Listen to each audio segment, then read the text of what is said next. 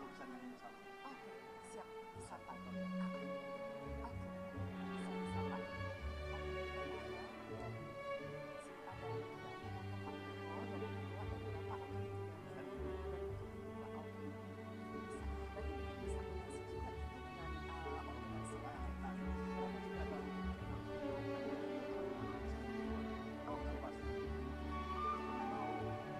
mau ngisi untuk dikasih. pada saat dikasih. Oh, pas saat dikasih. Oke, oke. Berarti nanti pihak organizer. Oh, sudah ada ya. Oke, siap. Makasih Bapak. Amin. Yuk.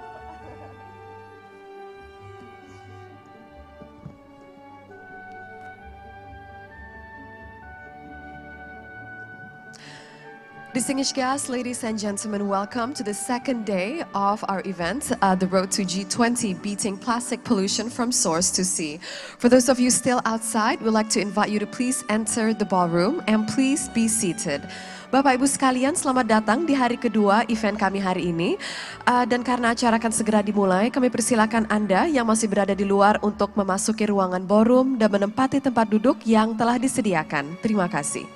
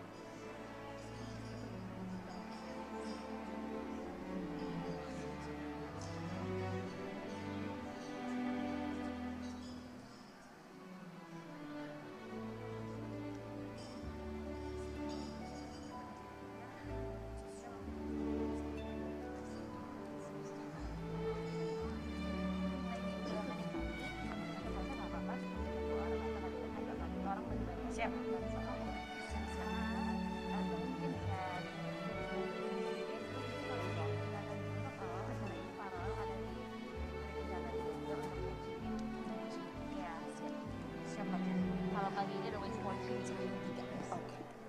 Pagi ini ada waste for change. Ada apa nih? Namanya waste for change. Waste for change. Siap. Oke. Jam 9 kalau ada. Jam 9 ya. Oke ya. Thank you.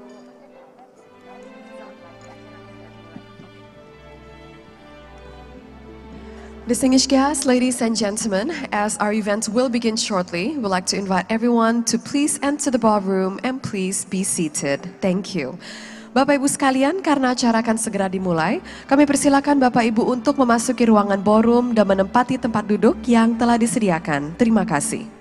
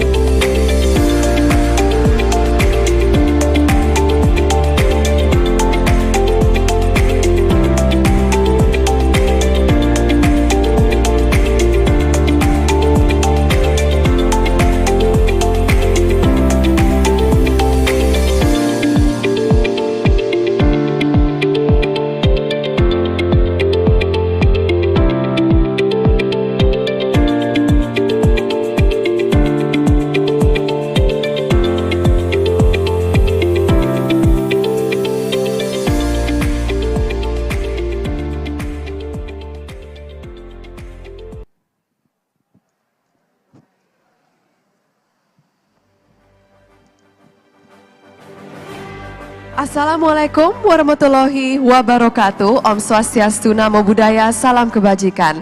Good morning, distinguished guests, ladies and gentlemen, and welcome to the second day of our event here today on the road to G20, beating plastic pollution from source to sea.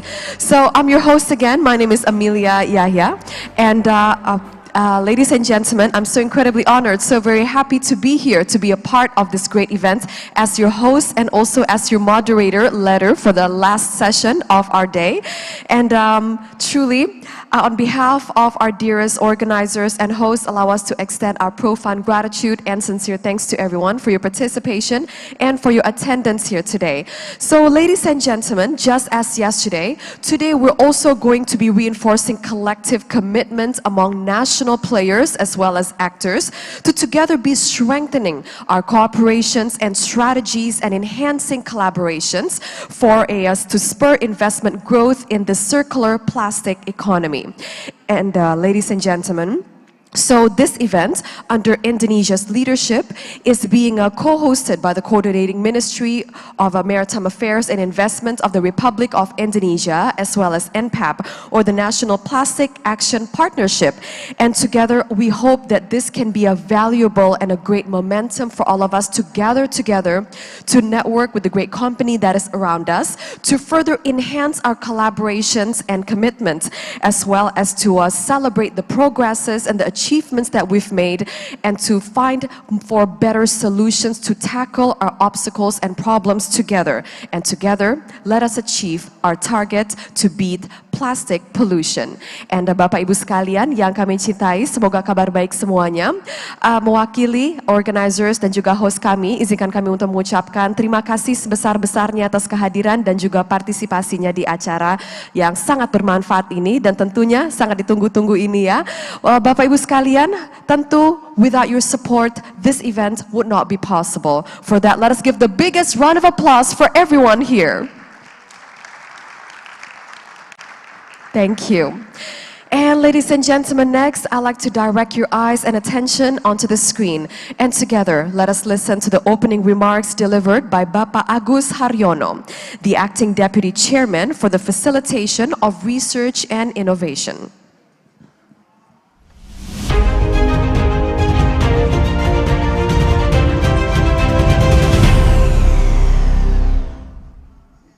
Good morning to distinguished speakers and participants to Road G20 Matrix Dialogue this morning.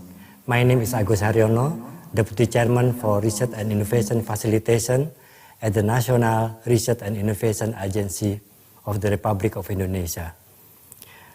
As we understand that since September last year, Indonesian Institute of Sciences, or LIPI, all the research center has changed its name into BRIN and also merged into the National Research and Innovation Agency.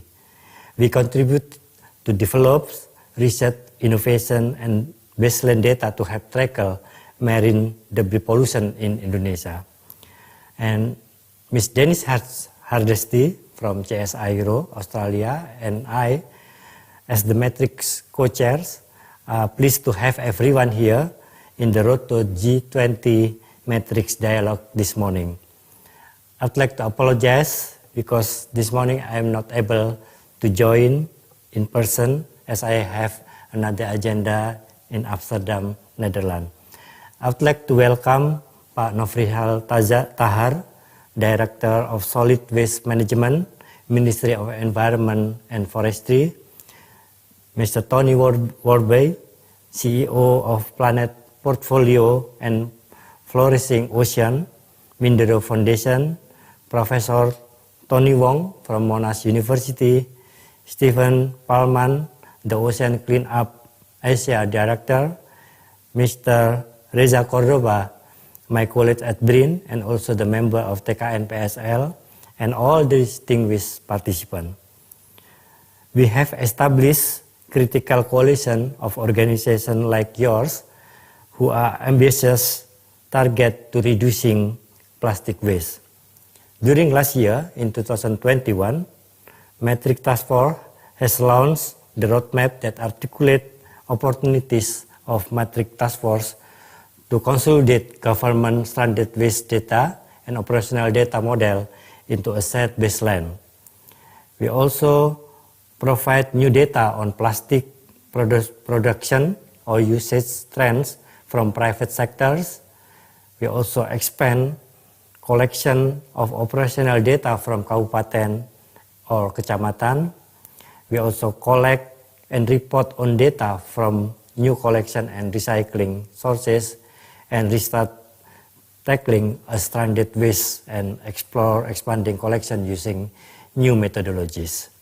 I am very grateful here to all speakers, participants, and NPAP members for their participation and contribution in today's dialogue. Metrics are critical in our overall efforts. Tackling the challenge of plastic pollution in Indonesia, like many other places in the world, is going to require a collaborative effort from public, private, and civil society sectors. And Metric Task Force help us to understand whether we are in the right track. This is incredibly important as we work to our goals of 70% reduction of marine debris in Indonesia. To meet our goal, we need to work together on creative and innovative solutions. And lastly, many thanks to your dedication, contribution, and commitment in reducing plastic waste in Indonesia. We invite participation to be active in today's dialogue. There will be panel session in this dialogue. Please feel free to put your question, input, comment, or also feedback in the chat box or directly in the panel session. I am hoping everyone has a fruitful discussion. Thank you very much. Enjoy the dialogue.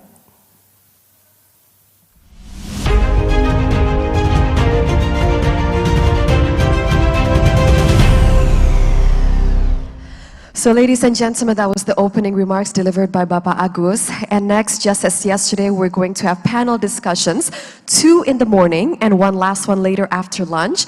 And also just as yesterday, we're also going to have a pitching session as well as exhibitions next door on Waste for Change. So please do not hesitate to go check them out. So ladies and gentlemen, when talking about beating plastic pollution, surely we must realize that the problem with plastic pollution never really starts from the middle of the ocean or in our rivers or on our shores, but it always starts from the source, and that is here at home on land. Therefore, we must find better solutions to solve it from here on land. And speaking of that, ladies and gentlemen, on our next panel discussion, which is our third of our event, let us talk about the measurements of Indonesia's progress to reduce plastic waste from source to sea. And this event, or panel discussion, will be hosted by the National Coordination Team of Sea Waste Management. So without further ado, allow us to welcome on stage our dearest moderator. Let's welcome Mr. Tony Warby, the Director of Planet Portfolio and Flourishing of Ocean Mideru Foundation, as our moderator. Thank you. Mr. Tony, the floor is yours.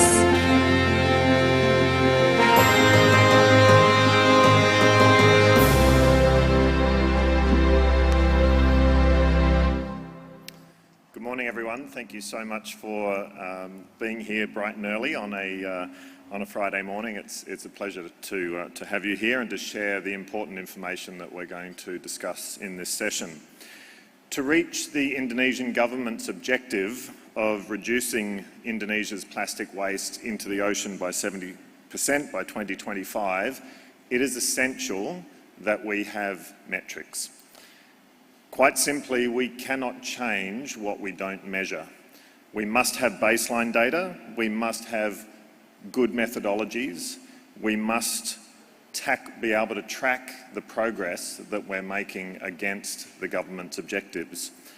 And we need the best minds committed to that campaign. We need great scientists, we need great communicators, we need great mathematicians and statisticians all involved in this work. I represent the Minderoo Foundation, and we take a great deal of pride on being an evidence-based philanthropy. We generate a lot of content. We have an ambition in the plastic space to eliminate the harmful effects of plastic on people and the planet. And we produce a significant number of reports, and through a partnership that we now have with Delterra, we're increasingly starting to work on the ground, including here in southern Bali. One of the projects that we have is called the Global Plastics Watch. We launched it earlier this year, and it is a way, it's effectively a digital platform that maps the world's plastic in near real time, and when I say plastic, I mean plastic dump sites in near real time using a combination of satellite data and artificial intelligence. It is effectively a living map because we're updating it frequently with near real-time data. And so Global Plastic Watch uses the satellite imagery, which gets produced on a regular basis, and can actually measure changes in the size of those plastic waste dumps over time. Uniquely, this is innovation with GPW, which is what we call the Global Plastics Watch, that we can use that real data, and it can be used as a baseline, and it can be used to help with the development of metrics that we'll be talking about today. We were very surprised when we started using Global Plastics Watch. Firstly, the sheer number of previously undocumented waste dump sites that we found with this tool. Over 4,000 waste sites were identified and validated in 112 countries that we've mapped to date. And this includes all of Southeast Asia, Africa, South and Central America, and portions of the United States and Europe. Many of the large-scale waste sites that Global Plastics Watch has mapped were previously undocumented, as I said, and the number of sites was much higher than expected. And one other statistic before we show a short video that demonstrates Global Plastics Watch is that 1 in every 5 waste sites that we discovered is located less than 250 metres from a waterway. And of course, those waterways are the vehicle by which a lot of plastic waste on land enters the ocean. And as we see the size of some of these dumps increasing and decreasing over time, quite often we know that the decrease in the size of the dumps is a result of that rubbish ending up in the waterways and flowing out into the ocean. So we're very much hoping that the Global Plastics Watch tool will be very useful for people in this room. We're very grateful to the Indonesian government for their support as we've developed and implemented the use of this tool. And I'd love to show you now a short video that explains Global Plastics Watch in more detail. Thanks.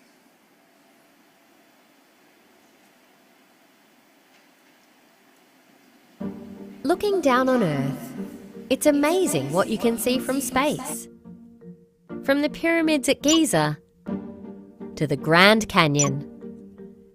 And now, because there is so much of it, we can see our plastic waste. Plastic pollution is everywhere, from our communities to rivers and in the oceans. It's one of the biggest and most urgent threats to our planet and our health. So big, in fact, that thousands of waste sites containing plastic can now be seen from space, in near real time, by using a unique combination of satellite imagery and artificial intelligence. This is Global Plastic Watch, a cutting-edge technology that detects formal and informal open-air plastic waste sites, guiding and measuring the effectiveness of waste management solutions. On Global Plastic Watch, you start your journey by selecting a country. Your search can be refined by distance to waterways, distance to populated area, and site size. You can also select individual waste sites and gain access to Street View, allowing for first-hand site observation, surface area changes, tracking the site's size and movement, proximity to water and site attributes, informing potential hotspots for plastic leakage into waterways and eventually oceans. Data that in the past has been largely modelled can now be measured in near real time, in a systematic and standardised way, all with Global Plastic Watch. And it's simple to use and anyone can access it. Browse Global Plastic Watch today and see what you can spot from space. Get informed and be part of the solution at globalplasticwatch.org.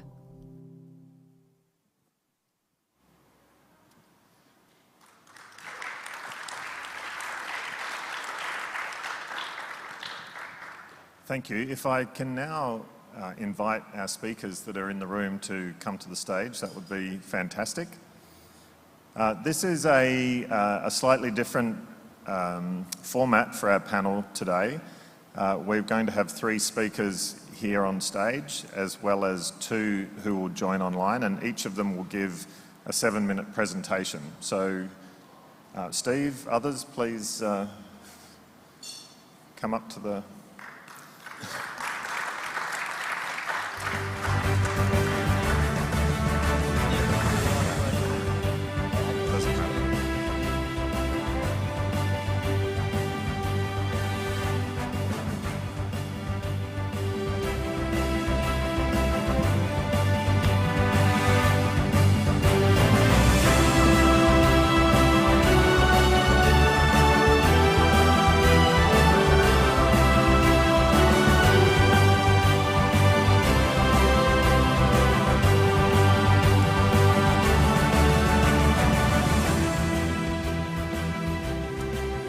So thank you all for joining us. If I can just start with some introductions. So furthest from my left, Stephen Palman leads the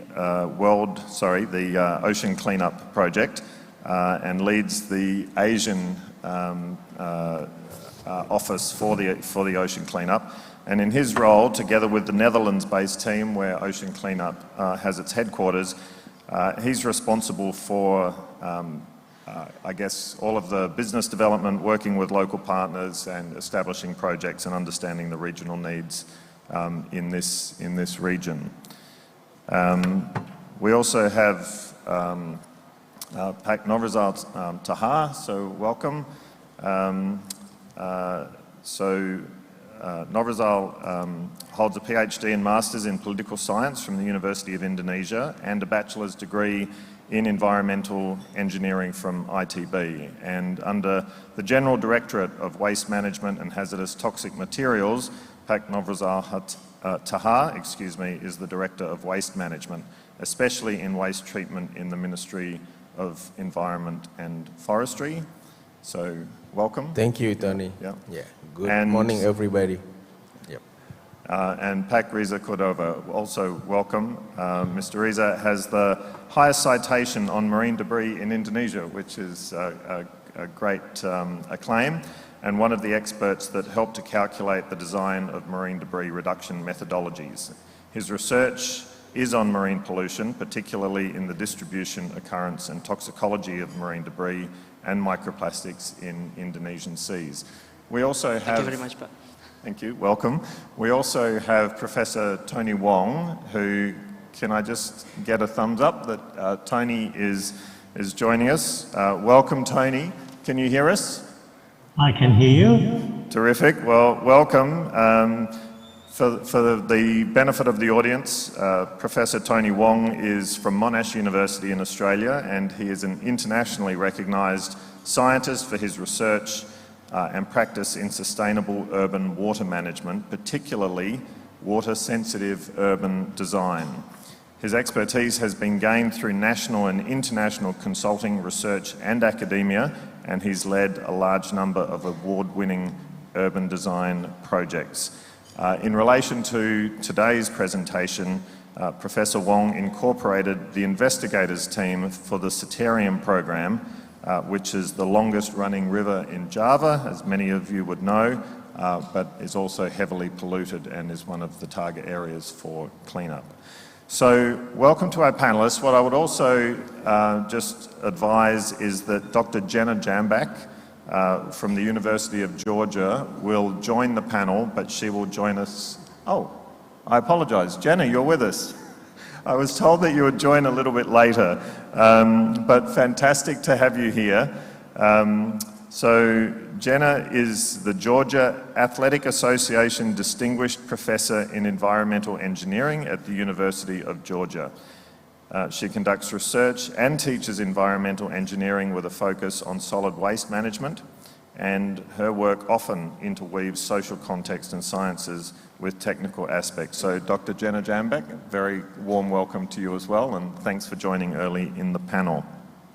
So the format that we'll have today is that each of the panelists will give a 7-minute presentation. We'll have 2 different languages as well, so please have your headphones at the ready, and then we'll go into a question and answer session towards the end of the panel, and there'll be an opportunity both for the people in the room as well as people online to ask questions.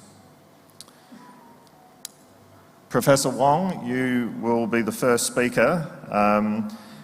Very excited to hear you speak this morning on what is needed to improve the Cetarium River from water pollution and the technical challenges that are being faced. So over to you, Tony. Thank you very much. And good morning. Selamat pagi. I'm delighted to be invited to present to you on the topic of what is needed to improve the Cetarium River from water pollution and its technical challenges. You will see from the image on the screen here that there are, in fact, many forms of pollution in the water environment, and they range from gross solids, what you can see, to pollutants that are dissolved in water, through, for example, industrial and domestic wastewater, including sewage and agricultural runoff and releases. Why I mention that is that in our efforts to look at source control in managing plastics or gross pollutants, the same technique could also be applied to address a whole range of other pollutants. And it's important for us to recognize that in the way we engage communities to influence the delivery or the discharge of pollutants into our rivers. These pollutants are generated from land use practices, particularly in urban settings such as cities and towns, and the many villages and peri-urban environments throughout the Cetarium River Basin.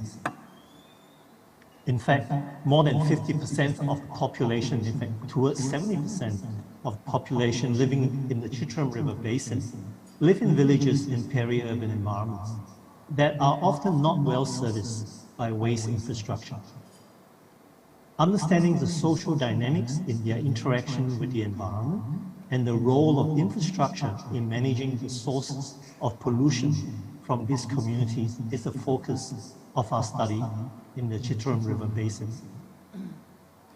To do this, we have focused our study in 2 villages within the Bandung Regency, the villages of Cibodas and Padamukti, with a combined population of approximately 21,000. We documented the existing waste practices and the quantity of solid waste that is actively managed in these communities. We do this to develop solutions to increase source control and the retention of solid waste and reduce the leakage to downstream environment. This schematic diagram maps how waste produced by residents living in the 2 villages are collected, disposed of, incinerated, or dumped. The source of this data comes from our survey within those villages. It shows that 59% of waste that we observe is disposed of in the Mekamutri Oxbow TPS, where it should be, followed by 25% of the waste that's incinerated in rudimentary furnaces. A real source of air pollution in the way that it's managed as well. However, what is really telling is the composition of the solid waste, and you can see the dominance of plastic in that.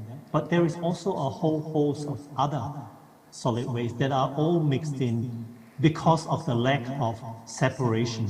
And if you can't separate the solid waste, it is the first barrier to effective source control.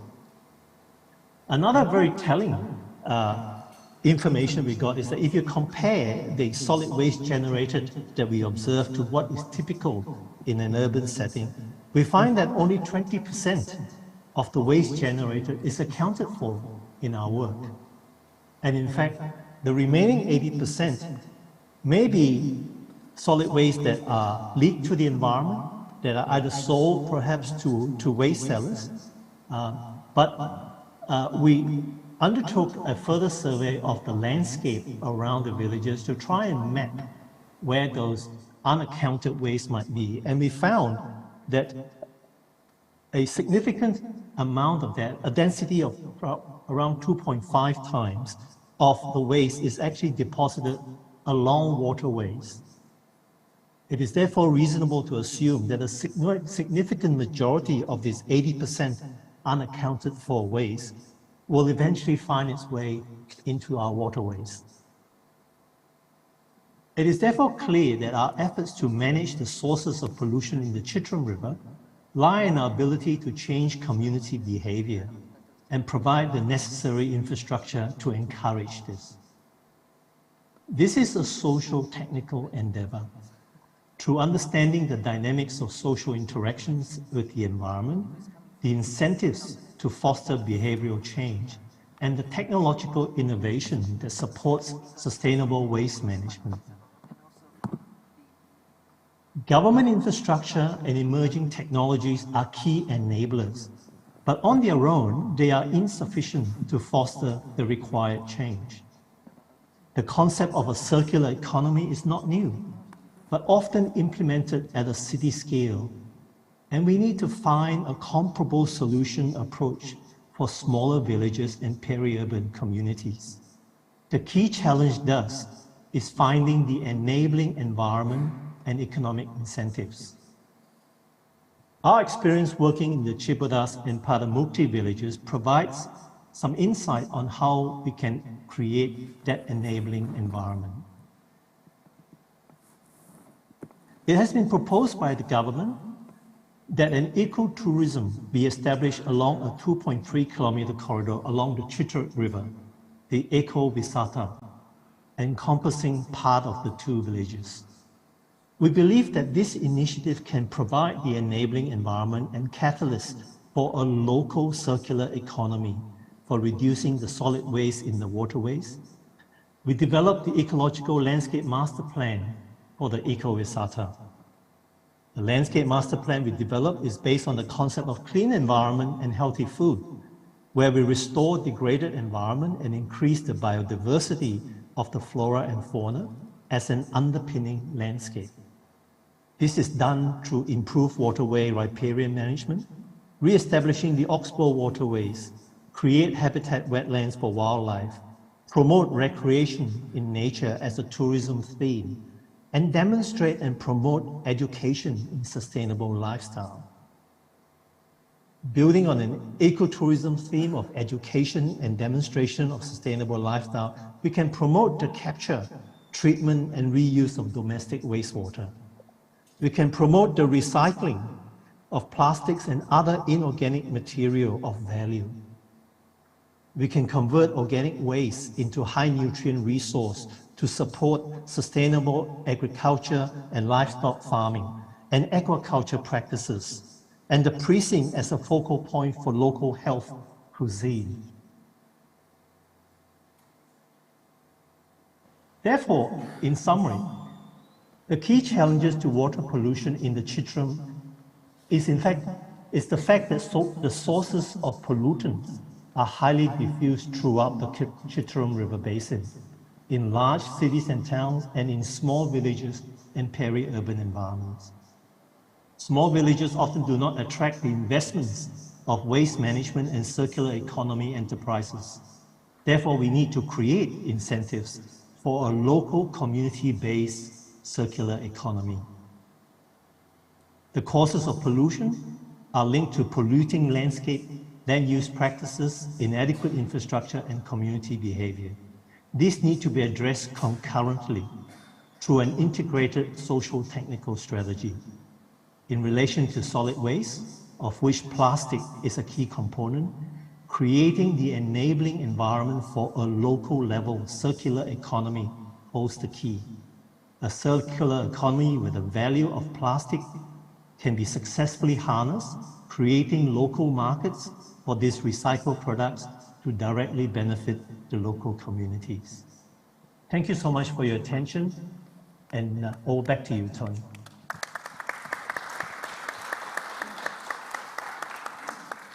Thank you, Tony. Some really insightful comments there, and I think it emphasises the importance that we were discussing in the room yesterday about taking a systems approach to solving the problems, and part of that system is right back to the very small communities and villages where a lot of the pollution actually comes from in the first place. So thank you. If you have questions for Tony, please jot them down and we'll have an opportunity to come back to them. I'd like to introduce now Stephen Parman, who's going to talk to us about a project that's titled The Largest Cleanup in History. Sounds exciting. Thanks. Thank you. Selamat pagi, everybody. Thank you for inviting the Ocean Cleanup to this event, Source to Sea. If you can pull up. Excuse me, I don't seem to be able to get audio from the floor. We can hear you. Can you pull up the first slide, guys? Okay, I can hear you now. Yeah, go on, Steve. Yeah? Thanks. Source to Sea. I think the slides will come up in a second, but this is not operating, and this is not operating. Well, doesn't matter. I know the slides by heart, but it's good that we have them at some point up the screen. We try to prevent the plastic from reaching the oceans, which is good, and everybody in this room is working very hard to achieving that. But there is already hundreds of millions of kilos already out in the ocean, right? So the Ocean Cleanup, which I represent in Asia, is here to clean the oceans. And I think it's fair to say that is a big challenge that we're up to. I'd like to take you through a few slides. I have so much to share, so I have to squeeze it down to a few slides and a few videos. And one of them is a message from our CEO from the Netherlands. So please, next slide. What you see on your screen is on the left-hand side, we have our machine in the ocean, the Great Pacific Garbage Patch. It's a big U shape that is pulled by two vessels through the ocean, collecting the plastic that is already out there. We are in the Great Pacific Garbage Patch. It's 2 times the size of Texas, or 3 times the size of Thailand, if you will. Proven technology, very happy. The last pilot phase was successful, and now it's a matter of scaling up. So with 12 of those systems, we hope to clean up 80% in the next decade. On the right-hand side, you can see the solution that we have designed for rivers. Because if we do not stop plastic from reaching the oceans, we can do that until we retire. So the second part of this screen is something that I will dive into a little bit deeper. So next slide, please. So as I said, the big U-shape device is pulled up and down the Great Pacific Garbage Patch and is operational and proven technology. So next slide. I think I have a quick overview of what we have collected in just a few days in the last expedition. It's just to show you what we find out there. It's out in the Pacific, up north, thousands and thousands of kilos, toilet seats, shoes, flip-flops, what have you. It's unbelievable. We take it to land and we analyze what we find to track it down, have better solutions in the near future. But first, we have to get it out of the oceans because it's harmful, and I don't have to explain how bad it will look like if we do not clean up the legacy that is out there for a few decades already. Next slide, please. The second solution that I just shared is about rivers. If we do not stop the pollution from reaching the ocean through the rivers, we are not successful. So the second part, or the second job that we do within the ocean cleanup, is designing a machine that fits most of the rivers, or most of the problems. Not all the problems, but at least we have found a solution that fits many of those to combat the plastic from reaching the oceans. So I have a video message from the CEO of the ocean cleanup, Bojan Slat, who explains in 3 minutes what we intend doing. Please, if you can click the video.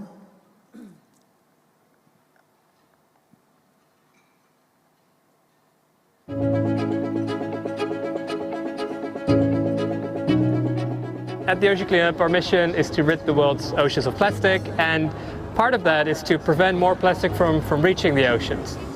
With our research, we found that rivers are the arteries that carry the plastic from land to sea. And what we found is that just 1% of rivers is responsible for almost 80% of all the plastic going to the ocean. So if we stop the plastic there, we have a really good shot, I think, at rapidly stopping more plastic from going to the ocean.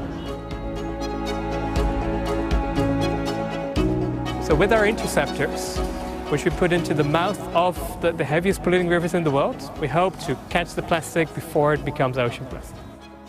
Now, 1% of rivers sounds easy. In a way, it's good news, but on the other hand, it's still 1,000 rivers. So that's a large number, and we want to do this in a matter of years. So, of course, on one hand, it's really important that we have solutions that are scalable, that we can just build many of in series. Of course, that's what's really ingrained in the philosophy of these interceptors. But at the same time, we've also come to learn that every river is different. As one of my colleagues always likes to say, if you've seen one river, you've seen one river. If you think about things like tidal differences, current speeds, the width of rivers, the depth, are there vessels or not, what kind of vessel traffic, do you have water hyacinths, so these green plants like you see in this river or not. So there's all these different variables, and ultimately if we want to be effective at closing the tap, we need to always be able to have an effective solution for every one of these 1,000 rivers. We need to have the right solution for the right river. And that's why we have this portfolio of different kinds of interceptors, where we can always choose the right solution for each of these different set of circumstances. So besides the interceptor original, we also have the interceptor barriers combined with an interceptor tender, which is a mobile solution, so you can service different rivers.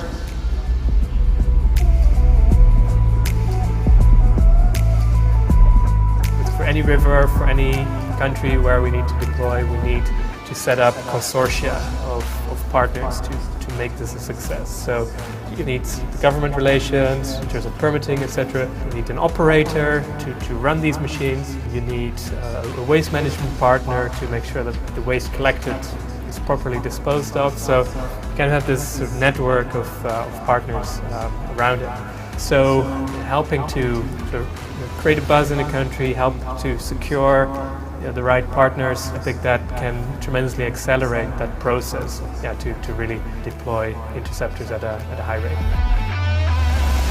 When I look at our team, I see a group of people that is extremely dedicated and has this mindset of, okay, we might not have figured everything out, but we'll find out along the way. We'll learn by doing, because ultimately these things may be difficult, but the ocean doesn't care whether we find it difficult.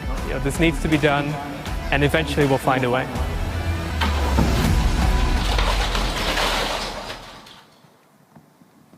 All right, thanks. The next slide, please. So talking about metrics in this session, the ocean cleanup likes to start at the top of the problem, of course. So we designed, or we established a 1,000 river model. You can see that on the screen. The bigger the bulb that you see on the map, the higher the likelihood that it is polluting rivers. So this is our priority list. This is how we get steered and set priorities. So next slide, please.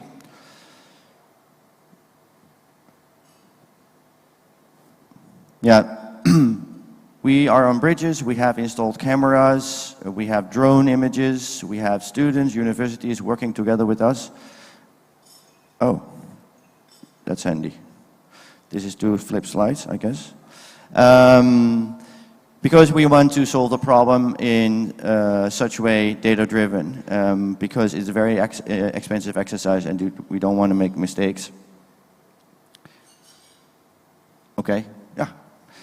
As mentioned by Bojan, we have nowadays we have a collection of 3 or 4 different interceptor solutions. The left-hand corner, an interceptor, the barrier. In the left corner, we have this mobile interceptor, and here below in the screen, we have this trash fence. We tested in Guatemala, and to be frank, it was washed out within an hour because as this is an actual picture of what came down and stopped by the fence. It is a lot of trash, and it was so strong and heavy that the foundation of the trash fence needed to be restored. We are working on it, but this shows that we like to, create technology that is actually solving the problem. We test, we iterate, we fail, and we fail forward and do it again. So next slide, please. This is where we are today in Asia. Vietnam, 2 in Malaysia, 1 already in Indonesia, and if you go to the next slide, I cannot click, it doesn't work. Oh, here we go. This is the plan in Indonesia. I will close off with this picture. We have 1 interceptor in the Tenggaran Drain. We are close to getting to the next steps in the Cisadana River, but that's not where we stop. We have the Batik plan, we call it Batik, and we have great ambitions to scale up in Indonesia with the help of the local authorities, the national authorities, with great help of the foundation and our funders, universities. This is going to be a long marathon, but the ocean cleanup is ready to take it on. Thank you.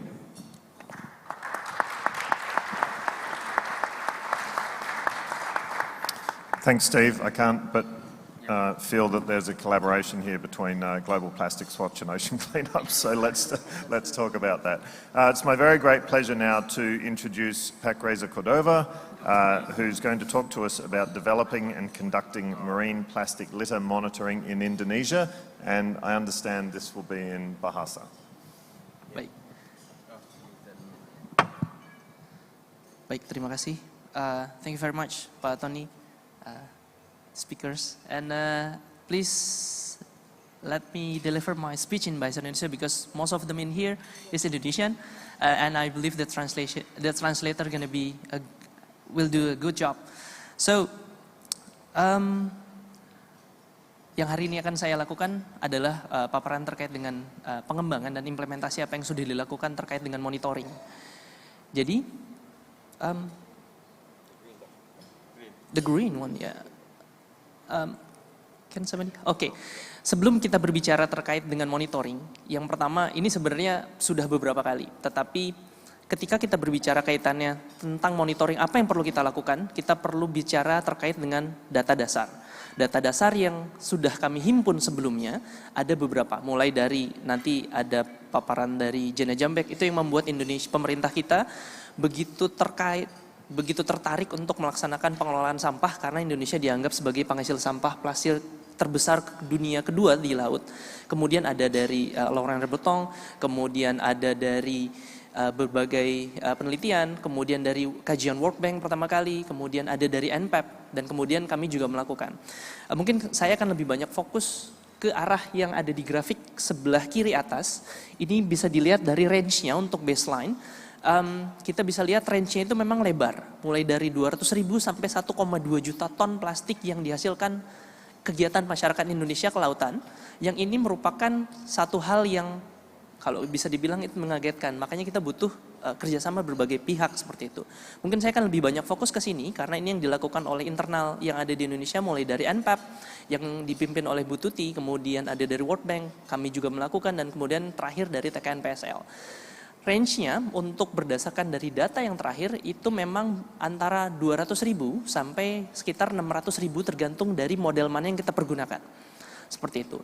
Nah, untuk mendapatkan data ini ada beberapa metode. Pertama, NPAP menggunakan metode base estimate dari plastik yang keluar dari kegiatan masyarakat Indonesia yang baseline-nya berasal dari datanya Pak Nofrizal dari SIPSN.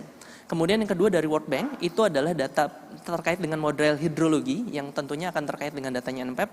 Kemudian kami di BRIN dan LIPI pada saat itu kami menggunakan model dengan data yang berasal dari sampah plastik terdampar yang ada di laut.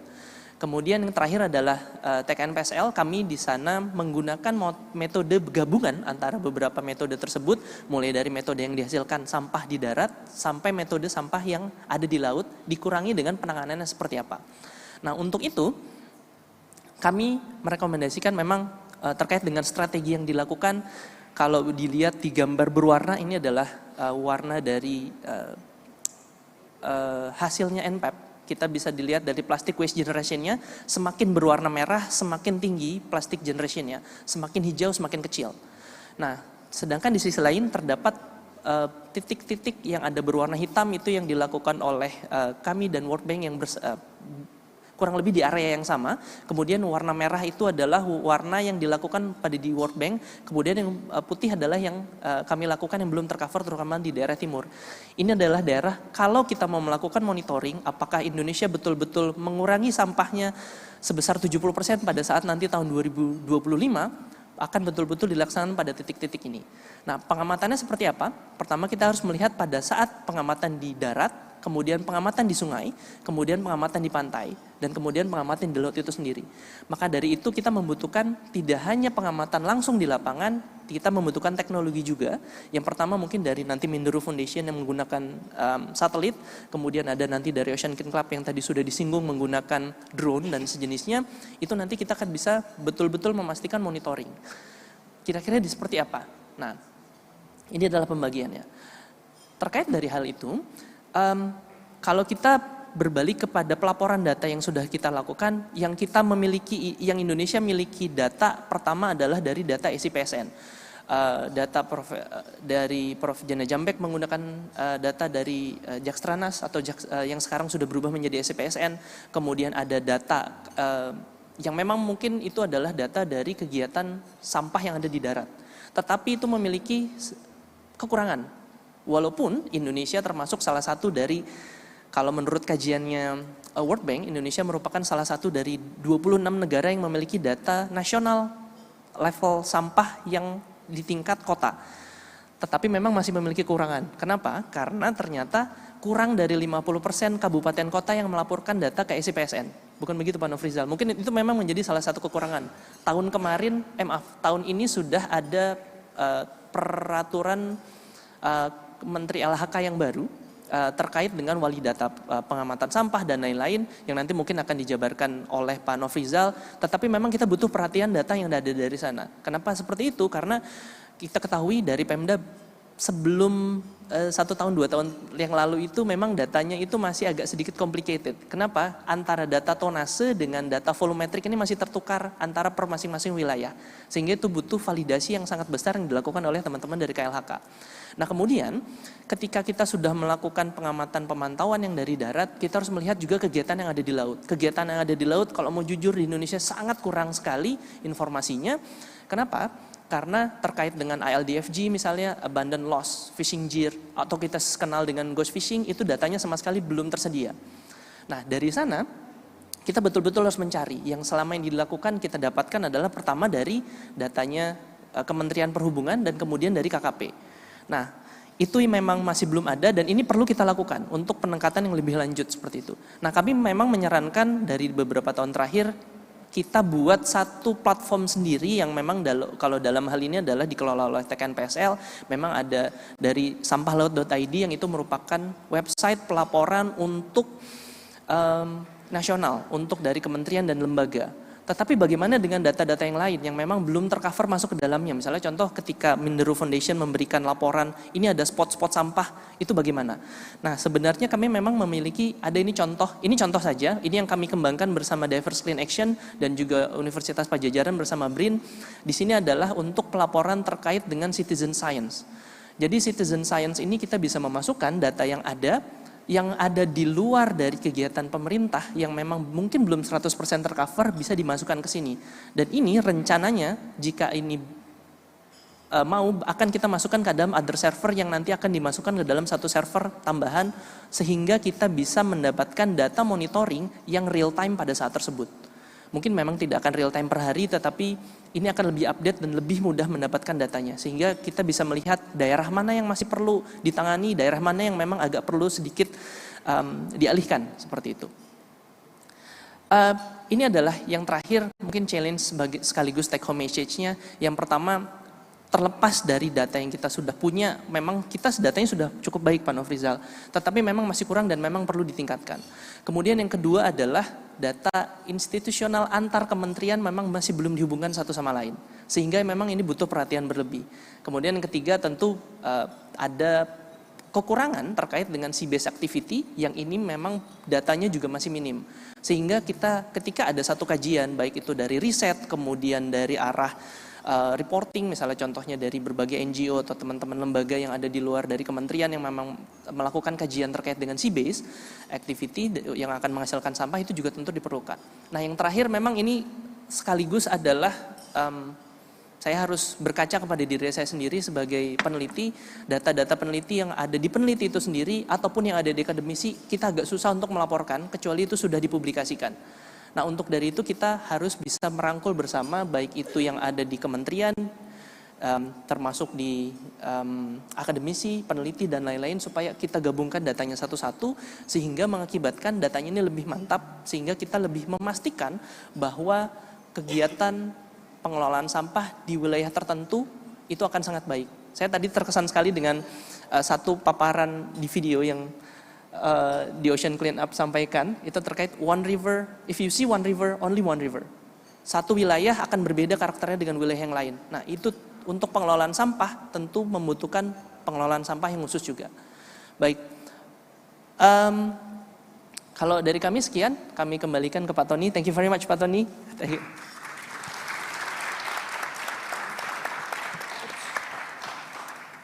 Thank you so much. I'd just make the observation that coordination of data between government ministries is not something unique to Indonesia. So when you nail that problem, I think you can take it to the world.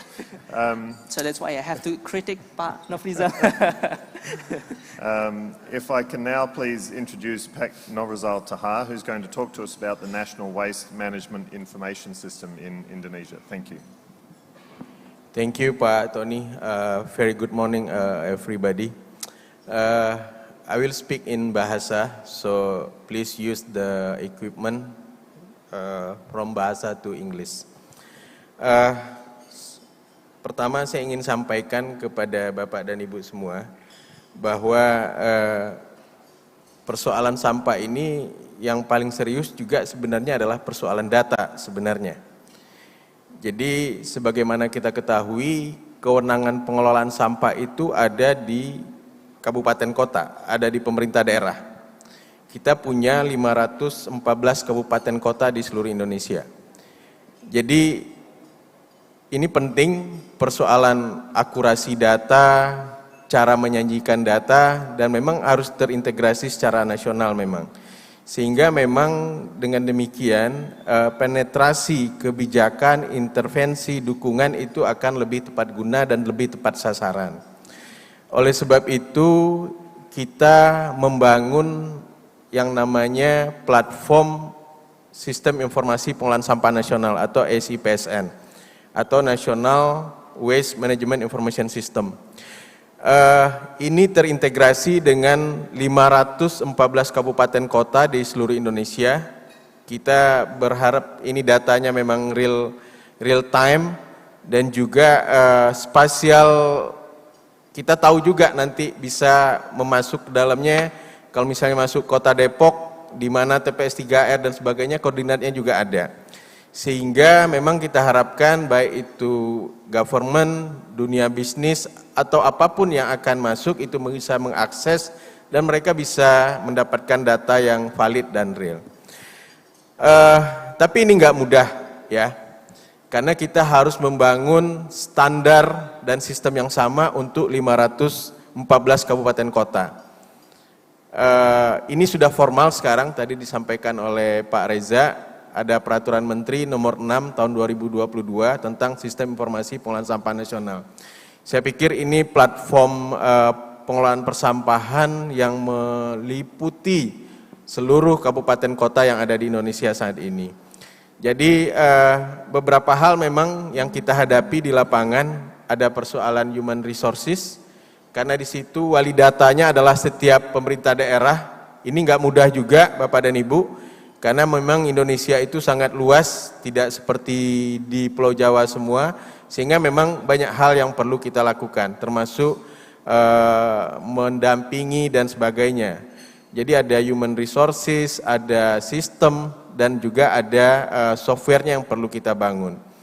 Jadi memang saat ini sudah terintegrasi 400 kabupaten kota di seluruh Indonesia saat ini. Dan kita juga menggunakan integrasi data ini untuk kita sampaikan kepada pemerintah daerah, karena kita juga punya program namanya Adipura. Adipura itu program mengawasi kinerja pemerintah daerah dalam urusan kebersihan dan keteduhan. Ruang terbuka hijau di situ juga. Sehingga memang daerah-daerah yang tidak mengintegrasikan datanya itu tidak kita monitor. Jadi ini memang dengan didorong seperti ini daerah akhirnya mengintegrasikannya. Tapi nggak mudah juga. Mulai bagaimana menghitung standarnya. Alhamdulillah sekarang standarnya sudah nggak beda-beda. Jadi ton per hari atau ton per tahun, ton per bulan. Kalau dulu masih ada meter kubik per hari, atau mungkin kami truknya cuma segini saja hitungannya daerah. Pokoknya sekian truk deh Pak gitu loh. Jadi masih macam-macam. Sekarang sudah standar. Jadi memang ini yang memang kita lakukan di nasional sekarang. Jadi beberapa waktu yang lalu juga media-media nasional, media internasional juga sudah menjadikan SIPSN ini sebagai basis data untuk melihat pengelolaan persampahan di Indonesia. Tapi ini berkembang terus karena memang kita harus terus meningkatkan, mengakurasi, mengkonfirmasi dan memverifikasi data-datanya. Berikutnya, saya pencet. Ya. Jadi memang kita harapkan memang dengan adanya SIPSN ini, kita bisa masuk melihat 514 kabupaten kota itu. Jadi misalnya kota Depok misalnya 500 ton per hari, 500 ton per hari itu kemana saja perginya, neracanya seperti apa, berapa yang ke dump site-nya, berapa ke yang TPS 3R-nya, berapa yang unmanaged-nya yang mungkin masuk sungai Ciliwung misalnya. Itu terbaca dengan adanya SIPSN ini. Itulah yang memang kita harapkan ke depan. Sehingga memang semakin akurasinya semakin baik ke depan ini. Yang berikutnya memang tantangan kita adalah tentu bekerja dengan teman-teman pemerintah daerah, karena memang wali datanya ada di pemerintah daerah. Saya sampaikan ini data bukan data ABS, ini harus data real yang disampaikan, karena begitu data ABS disampaikan, begitu kita verifikasi terjadi kekeliruan dan sebagainya, banyak hal yang memang tidak kita berikan dukungan. Misalnya kalau datanya ABS ternyata nggak valid, ya misalnya mungkin nggak kita berikan juga dukungan dana alokasi khusus misalnya. Hal-hal seperti itu kita lakukan. Sehingga memang kita harapkan juga pemerintah daerah itu menyampaikannya secara objektif dan real dan akurat. Inilah sebenarnya kondisi penting kita. Karena tanpa data yang kuat, berbasis data yang kuat, berbagai kebijakan dan penetrasi yang kita lakukan mungkin bisa nggak tepat sasaran dan tepat guna begitu loh. Misalnya kita lihat sekarang jadi di situ ada timbulan, ada komposisi, ada karakteristik, ada neracanya setiap pengelolaan sampah yang ada di daerah itu 514 kabupaten kota. Sekarang komposisi sampah plastik udah 17%. Kalau tahun 95 itu masih 9%. Jadi 2 tahun ini cukup signifikan juga peningkatannya dengan COVID ini. Jadi banyak menggunakan online shopping dan sebagainya, meningkatkan jumlah komposisi sampah plastik di kita. Berikutnya, mungkin ini yang terakhir yang ingin saya sampaikan, kebiasaan minta tolong. Ini yang terakhir saya sampaikan, kita juga membangun dengan ACPSN ini membuka diri untuk membangun kolaborasi dengan berbagai pihak tentunya, termasuk dengan teman-teman BRIN juga, misalnya Pak Reza untuk menghitung berapa sekarang performance pengurangan sampah plastik ke laut. Kita juga tadi disampaikan oleh Pak Tony, kita juga mulai diberikan akses ke Global Plastic Watch gitu ya, sehingga kita juga kita kan sekarang program Adipura, ini kan berjalan lagi ya, ini banyak teman-teman daerah juga hadir saya lihat. Selain ground check ke lapangan, kita sebenarnya punya data real time sebenarnya, teman-teman daerah. Jadi kita akan monitor sampai Desember, tadi disampaikan oleh Pak Tony juga, seperti apa landfill-landfillnya, kita tahu sebenarnya. Jadi kalau landfillnya disampaikan ini sanitary landfill, kita punya real datanya sebenarnya dalam kondisi dengan menggunakan satelit ini. Jadi termasuk juga illegal dumping yang kita punya dengan bekerja sama dengan kolaborasi ini. Jadi poin saya adalah, pertama adalah dalam pengolahan sampah ini persoalan data itu sangat-sangat penting karena ini sangat menentukan policy, penetrasi, intervensi yang akan kita lakukan. Itu yang pertama. Yang kedua, SIPSN ini memang mungkin saat ini yang paling komprehensif yang ada di Indonesia ya.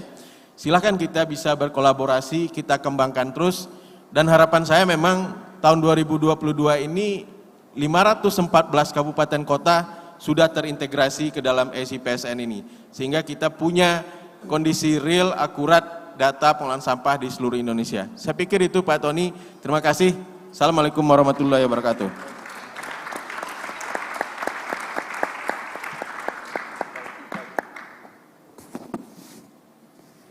Thank you, Pak Novroza, and also for reminding us that waste management is not just about plastic. I know we're here to talk about plastic, but there's a much bigger challenge as well. That brings us to our final speaker, Dr. Jenna Jambek, who I introduced earlier, is on the line, I hope, and able to hear me. We're really honoured to have Jenna join us to talk about the Circularity Assessment Protocol and to deliver a case study in Semarang. So Jenna, over to you.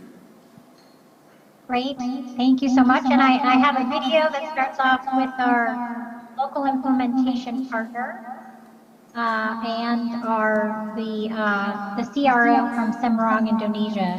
Are you guys able to pull up that video?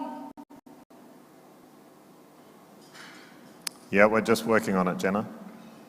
Okay. Local implementing partner represents Kemenko University. We are very happy to cooperate with New Material Institute, University of Georgia, to conduct circular assessment protocol of Semarang City. We really like the marine debris tracker. The marine debris tracker's application is easy to use. It can be operated by local people as well as our students. It can effectively encourage people to participate in waste management in Semarang and could be also replicated to other cities. Terima kasih. Semarang hebat. Hi, I'm Lutfi, Chief Resident Officer of Semarang City, Indonesia. It's become the great challenge in our city. Every day, we are producing approximately 1,251.7 tons per day of solid waste, and 17.2% from it are plastic. Several measures has been taken by government, NGO and community. As Circularity Assessment Protocols or CAP announced by Urban Ocean Program last year, Semarang took this opportunity to assess the plastic waste management.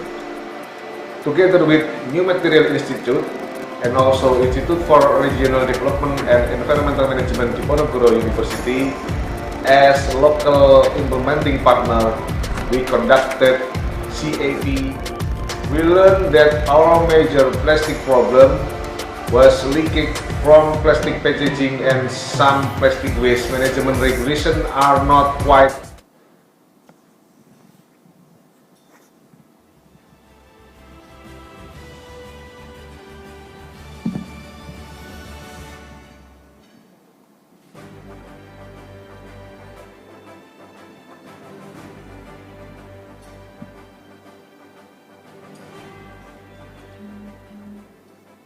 Okay. I'm going to share my screen.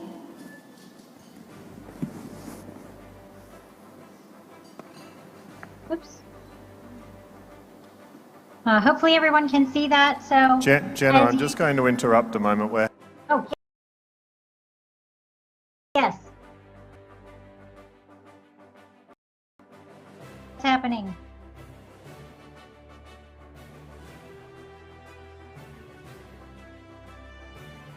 Can you guys hear me?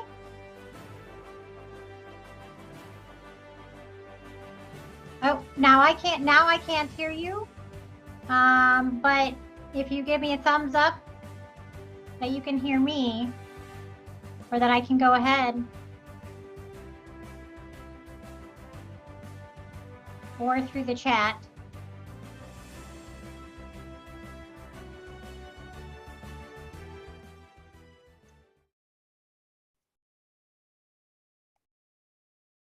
Okay, great. Thank you, thank you.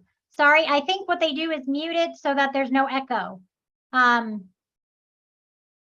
right, so this case study in Semarang was a part of a larger program called Urban Ocean. I really wanted you to hear from our local partners and the Chief Resilient Officer. My name's been mentioned a few times as a part of some of the global modeling work that I did. But several speakers have really said things that resonate with why I'm doing more work at the city and community level. It's because that's where sort of the front lines of this issue are. It's where communities have requested data so that they can make choices. It's the application of circular materials management and the circular material or circular economy at the city level. And that's where we came up with this circularity assessment protocol, which is really just a framework. It's a holistic picture. It's mixed methods. It's quantitative and qualitative. And so it's providing that picture of sort of this materials flow in a community, usually particularly focusing on single-use plastic or plastic use in municipal solid waste. And it's been applied now in 37 cities in 10 different countries around the world. This is how we approach it. Typically, depending upon the shape of the city, we'll at least take a 10 by 10 kilometer area and we stratify it by societal activity. And so there's a low, mid, and high activity areas. And then we go ahead and pick random locations within that for conducting the surveys and data collection so that we have representation across the city that's also random. Citizen science and community-based data collection has been brought up. So we use a tool called Marine Debris Tracker. It provides an easy tool for data collection for the partners, free, and the data is open. So it's been around for 11 years. We developed it here and the data has always been open. There's 6.5 million items logged around the world. For Semarang alone, there was 2,800 items logged within the city. So I'm going to touch on sort of those 7 spokes that were in the hub and spoke model that I showed at the beginning.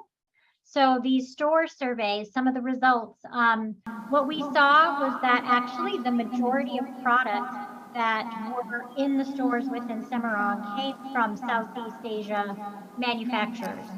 And there were a few parent companies that were multinational, but really those local manufacturers provide an opportunity to have conversations about product packaging design, which I think is important. In terms of how things are packaged in these stores, you'll typically see these items packaged in the majority of multi-layer plastic film, which is typically difficult to collect and difficult to recycle, and what we most often see leaking then out of a system. But you can also see that PET is a part of this, which typically gets recycled, and that there's also a paper component, which would be an organic waste stream. In terms of the qualitative components, our key informant interviews, we talked to the local implementation partner and us talked to 25 different interviewees. And sort of the opportunities that were identified here, I think you heard the CRO say they're were some challenges that people were trying to overcome in terms of sort of some of the communication between government and community members, as well as implementation of regulations that were on the book that were strong. But there was a really identified an opportunity to bring in youth and innovation and engage a wide variety of stakeholders. Especially there were a lot of sort of transient and commuter people identified that could be engaged on this issue. So looking at how at food vendors, what kind of packaging is used there you can see the majority is rigid plastic, primarily polypropylene and polyethylene. Those both can be recycled, although polyethylene has a larger market. But I think there's also, again here, a larger percentage of both paper and wood, and both of those are organic materials that are alternatives to plastic that we see being used. A key finding in sort of this category that's really single use versus reuse, we did see that there were some alternatives to plastic bags. There was paper bags, but then there were reusable bags. They were an extra charge, and sometimes that can be too much of a barrier for using those, especially when you get a plastic bag for free. In terms of collection, really looking at that village level or neighborhood level waste bags, those show promise in increasing collection and capture of waste in the waste stream. But collection was a bit fragmented and irregular in other areas throughout the city. The scope that we call end of cycle is really how things are managed. There's a large percentage of organic waste stream here, and segregation and transportation, and then there's just sort of challenges at that final stage level still. The last component is leakage. And this is data that is easy to compare around the world, so I'll show you some comparisons, but you can see that amongst those societal activity levels, it's actually a fairly consistent litter density that you'll see, especially when you see to some other cities. So it's all around 3 items per meter squared. And so with this data, you can get a map of these litter densities across the cities. You can look where it's higher and lower and look at various influencing factors. But what I think is interesting, as I said, you can compare this. So this is a total of 6 cities that were all in the urban ocean cohort. And this is a histogram. So this is the most frequent concentration that we saw of litter densities, and you can see that Semarang is actually on the lower scale, but this data is very much skewed to the right anyway, but so is Semarang's data, so you can see sort of where that falls in relationship to these 6 cities. I also think this chart is very important because I think there's been, sort of misconceptions about concentrations, and this is at the city level. Which is different, of course, than the country level. And I know we're sort of talking about that big picture, but I think there's a lot of contribution when we look at on what cities and smaller communities even are doing. So the SEA, those are all Southeast Asia city concentrations of litter density. So this box and whisker shows how sort of consistent the data is. So the larger the box and whisker means more variable data. And you can see that in a city in the US that we see much more of a high variability. And actually the Southeast Asia locations are quite similar. These are all cities in different countries. And they're different than what we saw in Latin America, and then SAS is South Asia. So I think that's illustrative and a nice comparison to look at the data that way. For more information and a complete report, I had to be very quick here. You can scan this QR code or go to our website, circularityinformatics.org, and see all of the urban ocean reports there. Thank you so much.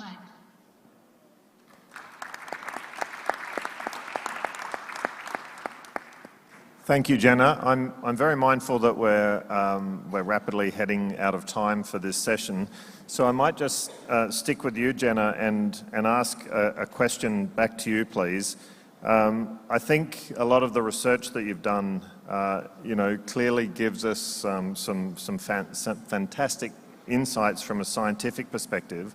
I'm interested in how that translates so that we can ultimately be developing some of the economic opportunities, some of the incentives that we heard are so important at a community level, whether it can help inform investment and business opportunities. Can you just comment on that for us? Sure. Well, I mean, that's one of the goals of I think producing science, and it seems all of the speakers here working on, compiling data are, have that goal. How can we inform decision makers, communicate this science in a way that is easily understood? Absolutely, I think informing, economic investment situations, obviously sometimes you need more economic data than we provide in some of the science investigations, but really I think that's exactly what we're trying to do. Great, thank you. Kemenkomarves, if I can come to you, again you talked, excuse me, about kind of almost the grassroots mechanisms that need to be put in place to help with waste management in Indonesia. And yesterday we talked a lot about blended finance opportunities. I'm just interested in what you see as an important next step from the Indonesian government's perspective in that space. We've heard perhaps there'll be the introduction of a plastics tax, for example. On one of the panels yesterday, we heard varying views about whether that is the right incentive or whether it's not. So I'm just interested in a little bit more of your thoughts on, how do we create those incentives, or the flip side of incentives, of course, is penalties. What is the way that we kind of start to change behavior at the local level? Thank you, Tony. Saya pikir untuk pengolahan sampah di Indonesia ini berbagai pendekatan kita lakukan, Pak Tony ya. Ya kalau di bola itu mungkin strategi Rinus-Michels di Belanda, total football kita lakukan. Jadi seperti saya sampaikan kemarin, ya kita bicara dari hulu ke hilir. Kalau bicara stakeholder, paling hulu produsen, teman-teman dunia usaha, itu sudah kita dorong dengan kebijakan IPR. Di tengah stakeholdernya adalah publik, masyarakat, kita, komunitas. Kita dorong juga public partisipasi sangat kuat sekarang dengan gerakan-gerakan bank sampah, social entrepreneur, TPS 3R, macam-macam. Di hilir kita juga dorong bagaimana meningkatkan enhance the capacity dari local government itu sendiri. Jadi berbagai hal kita lakukan, termasuk juga berbagai kebijakan kita keluarkan. Misalnya kita juga bersama-sama dengan Kementerian Dalam Negeri baru saja mengeluarkan 2 kebijakan baru. Pertama adalah Peraturan Mendagri nomor 7 tahun 2021 tentang retribusi pengolahan sampah. Jadi ini penting ini, karena memang retribusi inilah yang harusnya menjadi backbone pengolahan sampah di daerah. Karena konsep polluters pay principle, dan selama ini mungkin menghitungnya tidak dengan rasional. Mungkin masih, oh ya udah satu rumah tangga 2.000 per bulan, ditagihnya mungkin juga susah, bisa dapat bisa enggak.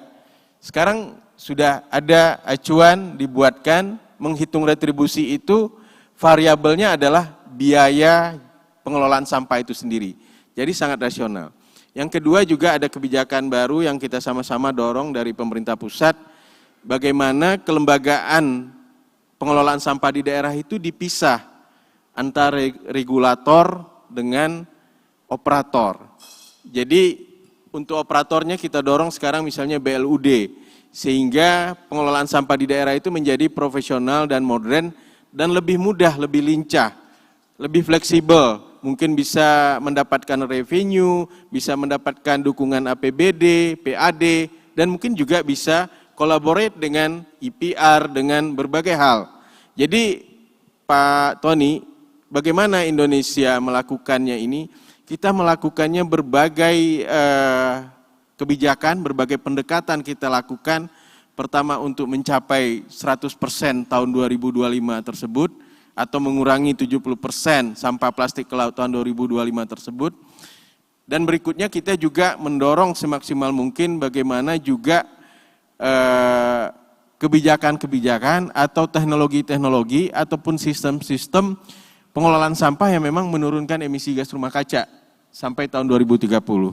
Jadi kalau tadi berbasis data misalnya tentang Global Plastic Watch, itu mungkin akan sangat berguna Pak Tony.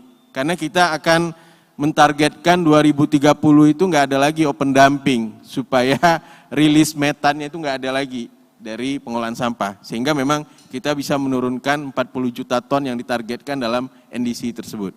Kira-kira begitu Pak Tony, intinya total football ini kita lakukan. Terima kasih. I love the level of ambition. Thank you. That's made my day right there. So thank you so much. Steve, if I can come to you briefly, you talked about 1,000 rivers and they're all different, and so you're tailoring solutions at the mouth of what must be some major rivers, and even the infrastructure. I can't imagine the pressure that was against the fence from all of that plastic that you showed. So can you just talk us a little more through particularly the challenges that you face in Indonesia and where the opportunities are that you see in this country? Sure. Yeah, if I have to summarize the challenges that I think everybody who wants to combat plastic in rivers is, every river is different. Plastic, of course, is plastic. Water is water, but the stream is different. Tidal are different. You have curves, depths. It's really unpredictable. So finding one solution that fits all rivers is not possible.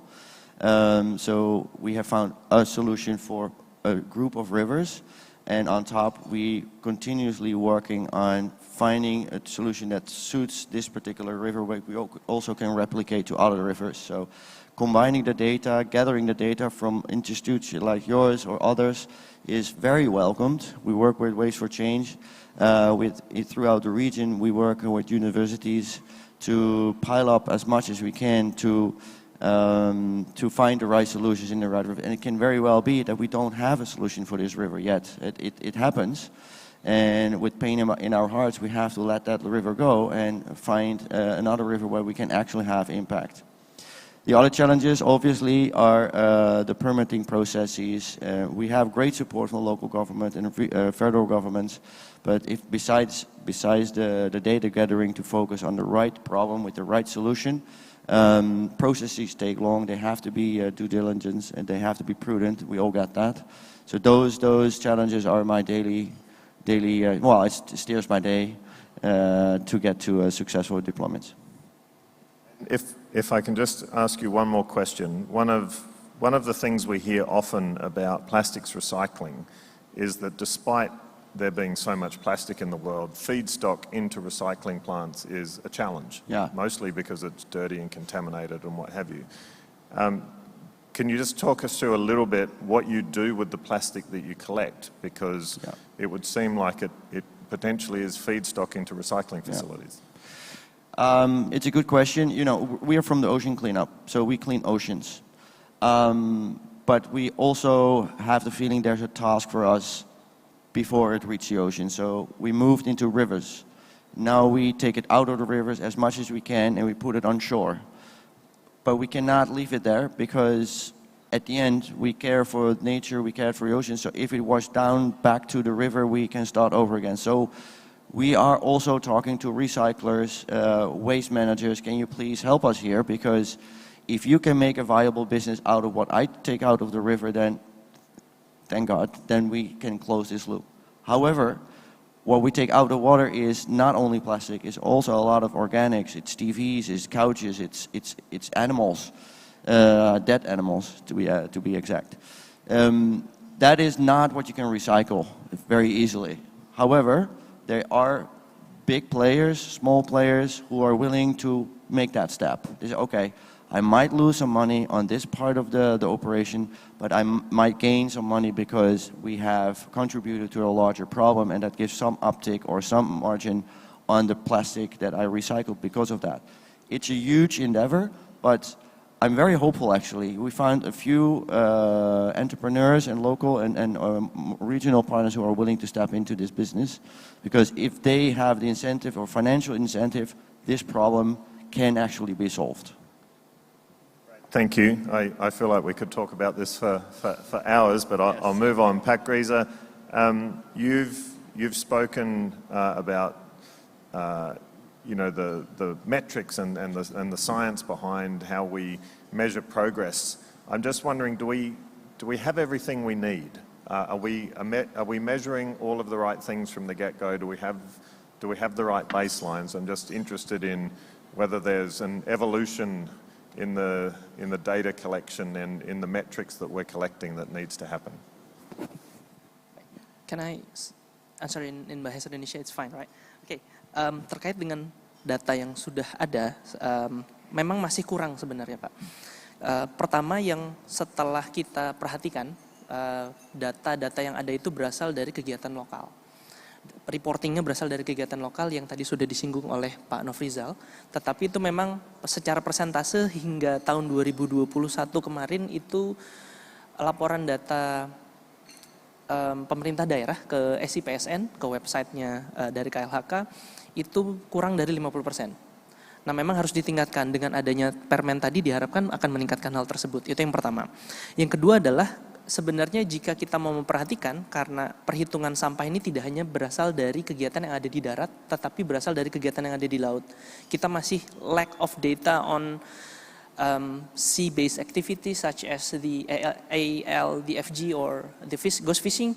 Kemudian dari kegiatan perikanan budidaya, perikanan tangkap itu masih kurang. Itu harus diisi. Nah, kemudian berikutnya adalah kalau kami pikir adalah terkait dengan data-data dari non-kementerian. Data dari Menderu Foundation, dari Ocean Cleanup, itu yang terkadang belum tercover oleh yang ada di laporan pemerintah. Dan itu perlu sekali untuk dimasukkan. Sebenarnya seberapa jauh sih jangkauan yang sampah yang didapatkan. Kemudian dari citizen science itu belum ada, dari teman-teman NGO belum ada. Kemudian contohnya dari kegiatan beach cleanup, itu belum 100% dilaporkan ke kegiatan yang ada di pemerintah. Itu masih ada gap di sana. Nah, justru itu yang perlu dimasukkan. Selain itu kalau kami pikir adalah terkait dengan finance. Kami berpikir finance ini akan mempengaruhi terkait dengan performa dari daerah tersebut. Di Indonesia anggaran daerah untuk pengelolaan lingkungan itu sebagian besar kurang dari 1% APBD. Seharusnya kalau berdasarkan dari hasil riset, anggaran untuk pengelolaan lingkungan itu untuk masing-masing kabupaten kota adalah di atas 5%. Tapi faktanya di Indonesia belum berlaku seperti itu, dan itu memang harus ditingkatkan. Jika itu sudah ditingkatkan, itu akan mempengaruhi dari faktor variabel pengurangan sampah. Nah, yang terakhir memang adalah, yang ini yang paling sulit kalau kami pikir itu adalah pengaruh dari behavioral change. Kami ingin masih mengkaji saat ini bagaimana pengaruh behavioral change terhadap pengelolaan sampah itu seperti apa. Itu memang butuh jangka panjang, butuh pengelolaan yang lebih tajam, riset yang lebih tajam supaya kita betul-betul melihat dampaknya pengelolaan sampah itu seperti apa. Mungkin ini memang tidak bisa dicapai dalam waktu tahun ini atau tahun depan, tetapi kita berharapnya dengan kerjasama berbagai macam pihak, itu akan bisa dicapai dengan cepat. Baik, terima kasih. Great, thank you. And I know we're right on time, but I'd like to just loop back for the final question to Professor Tony Wong. Tony, I hope you're still with us. We kicked off the session with your presentation. I'm just wondering if you could reflect, having listened to all of the presentations from the other speakers, appreciating that you probably didn't have access to the translation, so I'm sorry about that.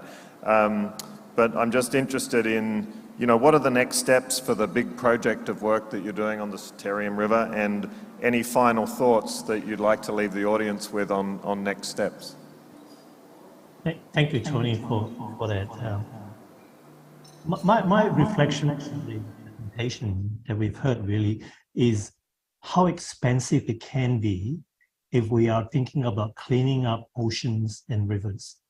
And that is really symptomatic of a failure in our policy in influencing land management of waste.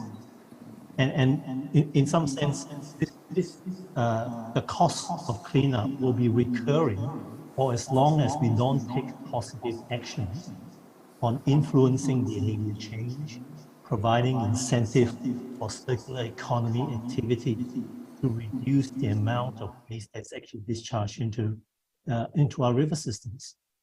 So I think that our solution needs to be multi-pronged, but our investment needs to really consider what we need to do to invest in community, to invest in social innovation, to significantly reduce the amount of waste. And it's not just plastic, but waste being discharged into the river.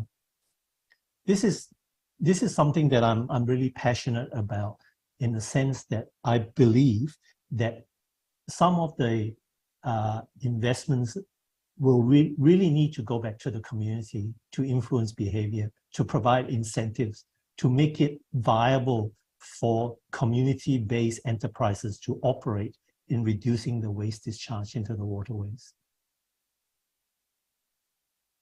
Thank you, Tony. I think they're wise words to finish with. We're not just talking about plastic, we're talking about waste. And of course, the oceans and rivers that we're cleaning up don't generate any of that themselves. It all starts with us and our practices on land, and that's where we need to focus our efforts. I've just had a note that we can take one question from the audience, if anyone in the audience has a burning question for any of the panelists. Lalit. Thank you, Tony, for a wonderful session here. I have one question which is valid for both Professor Tony as well as Stephen also. I'm glad you all mentioned that it's not only about plastic management. So since I come from a fashion supply chain background, and this industry, fashion supply chain, is really putting a lot of pollution into the rivers, as well, especially Citarum River. I'm close to it because 17 years I have done my work in Bandung. So what attracted me is that a lot of solutions are there for the waste management. So my question is, what is the solution for the dyestuffs, the textile industry in Bandung is getting into the rivers? And that is valid for not only Bandung, it is for a lot of other rivers which are close to the textile parks. So is there any solution being thought about that from Stephen, your side, or from Professor Tony Wong? This will be my question. Thanks. Stephen, maybe we'll start with you. We are concentrating on plastic, getting plastic out of rivers that flow, because we need the flow of the river to have the conveying belts in the interceptor be useful. That is the most important. We went to Citarum, we went to the dam. We are still figuring out how to help the situation there, because we have a similar situation on the other end of the world in Guatemala, where we have, let's say, a kind of a basin where it's all accumulating. We would love to help, but we do not have the technology today, let alone the pollution in water. We take plastic out. We don't have a lot of experience with textile, because textile is not floating, and we cannot take it out. So from the ocean cleanup on this moment, we are not there yet to help Bandung and the city of Bandung there. Ya, terima kasih. Mungkin pertanyaannya intinya begini, kita perlu kolaborasi yang sangat kuat ya, sangat besar. Pengalaman di Citarum dulu Gary juga yang meraise isunya. Sekarang bisa dilihat sebenarnya kualitas air di Citarum. Jadi merespon Citarum, kemudian Presiden juga menyiapkan satu satgas khusus ya. Di dalamnya termasuk teman-teman dari tentara juga ikut di dalamnya. Sehingga memang komitmen kolaborasi kuat itu yang memang kita lakukan, termasuk untuk menurunkan pencemaran dari industri tekstil tadi. Jadi memang termasuk juga pendekatan-pendekatan penegakan hukum yang kita lakukan, Pak, di dalamnya, termasuk juga memperbaiki standar, effluent standar yang kita perbaiki, sehingga memang baku mutunya juga lebih diperketatkan lagi, sehingga memang mungkin sekaligus poin untuk semua terkait dengan pengolahan sampah dan juga sampah plastik ini. Kuncinya memang kita harus melakukan kolaborasi yang sangat besar, sangat kuat, termasuk juga lembaga-lembaga keagamaan juga, hadir juga teman-teman NU di sini, teman-teman dari Mabes Angkatan Laut, dan juga kita juga terbuka, Pak Tony, untuk bekerja sama dengan lembaga-lembaga misalnya donor dan sebagainya. Pengalaman kita kan banyak, misalnya di Banyuwangi, di Kabupaten Malang ini juga banyak masuk dan sebagainya. Jadi memang kita harus melakukan kolaborasi yang kuat, karena di situ ngomong sampah bukan hanya persoalan teknologi, persoalan kelembagaan, ada persoalan sosial behaviornya, ada persoalan kelembagaannya, ada teknologinya, macam-macam di situ. Sehingga memang kita perlu kolaborasi, termasuk data ini yang paling penting. Makasih. Great, thank you. I think we'll leave it there because we've run over time. I'm very grateful for everybody's attention. I think the final point really highlights that, we focus a lot on the pollution that we see, but there's an awful lot of pollution running into the oceans that we don't see as well. And I would rate chemical pollution and the chemicals that leach out of much of the plastics as a key issue. That's for another time. Ladies and gentlemen, if you can please help me thank Professor Tony Wong and Dr. Jenna Jambek, who joined us online, as well as Pak Riza, Pak Novrizal, and Stephen. Thank you so much.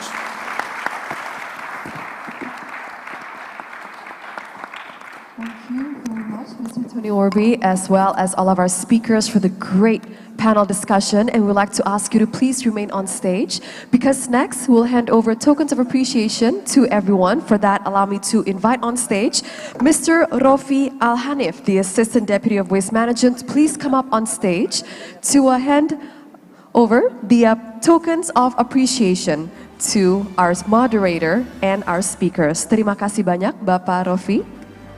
Kami persilakan Pak Rofi untuk memberikan token of appreciation atau cenderamata kepada moderator dan juga speakers kami hari ini. There you have it, ladies and gentlemen, the third panel discussion of the Road to G20, Beating Plastic Pollution from Source to Sea.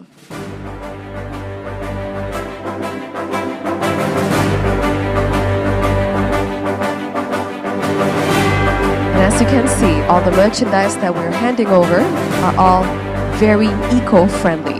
None is made out of plastic, or if they are recycled plastic. Ladies and gentlemen, let's give them a big round of applause.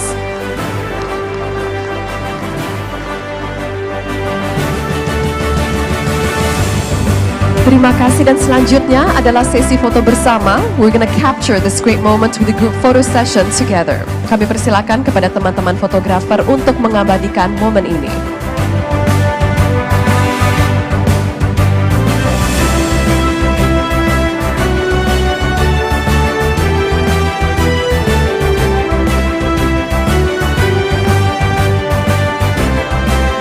Thank you very much, everyone. Thank you to our dear speakers for your great insights, and I'm sure everyone here has gained great knowledge from all of them.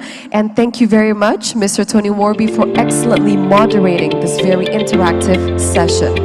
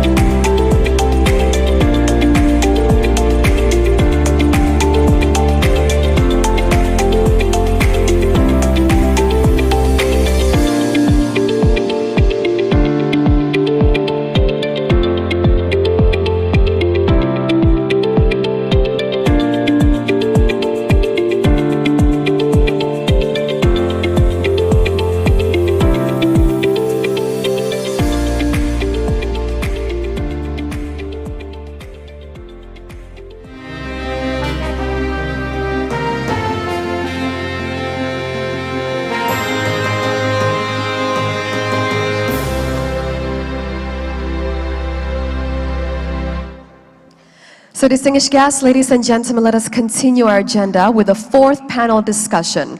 And ladies and gentlemen, when we talk about any plastic products, we know that there's no such thing as a waste. Whatever we throw, it has to go somewhere. So next, let us talk and highlight the importance of innovation. Ladies and gentlemen, let us talk about the insights, the opportunities, as well as the barriers from innovation. This panel discussion is hosted by the Alliance to End Plastic Waste, Second Muse, as well as Nestle. And please allow me to welcome our moderator, Mr. Simon Baldwin, the Global Head for Circularity for Second Muse. Let's give him a big round of applause.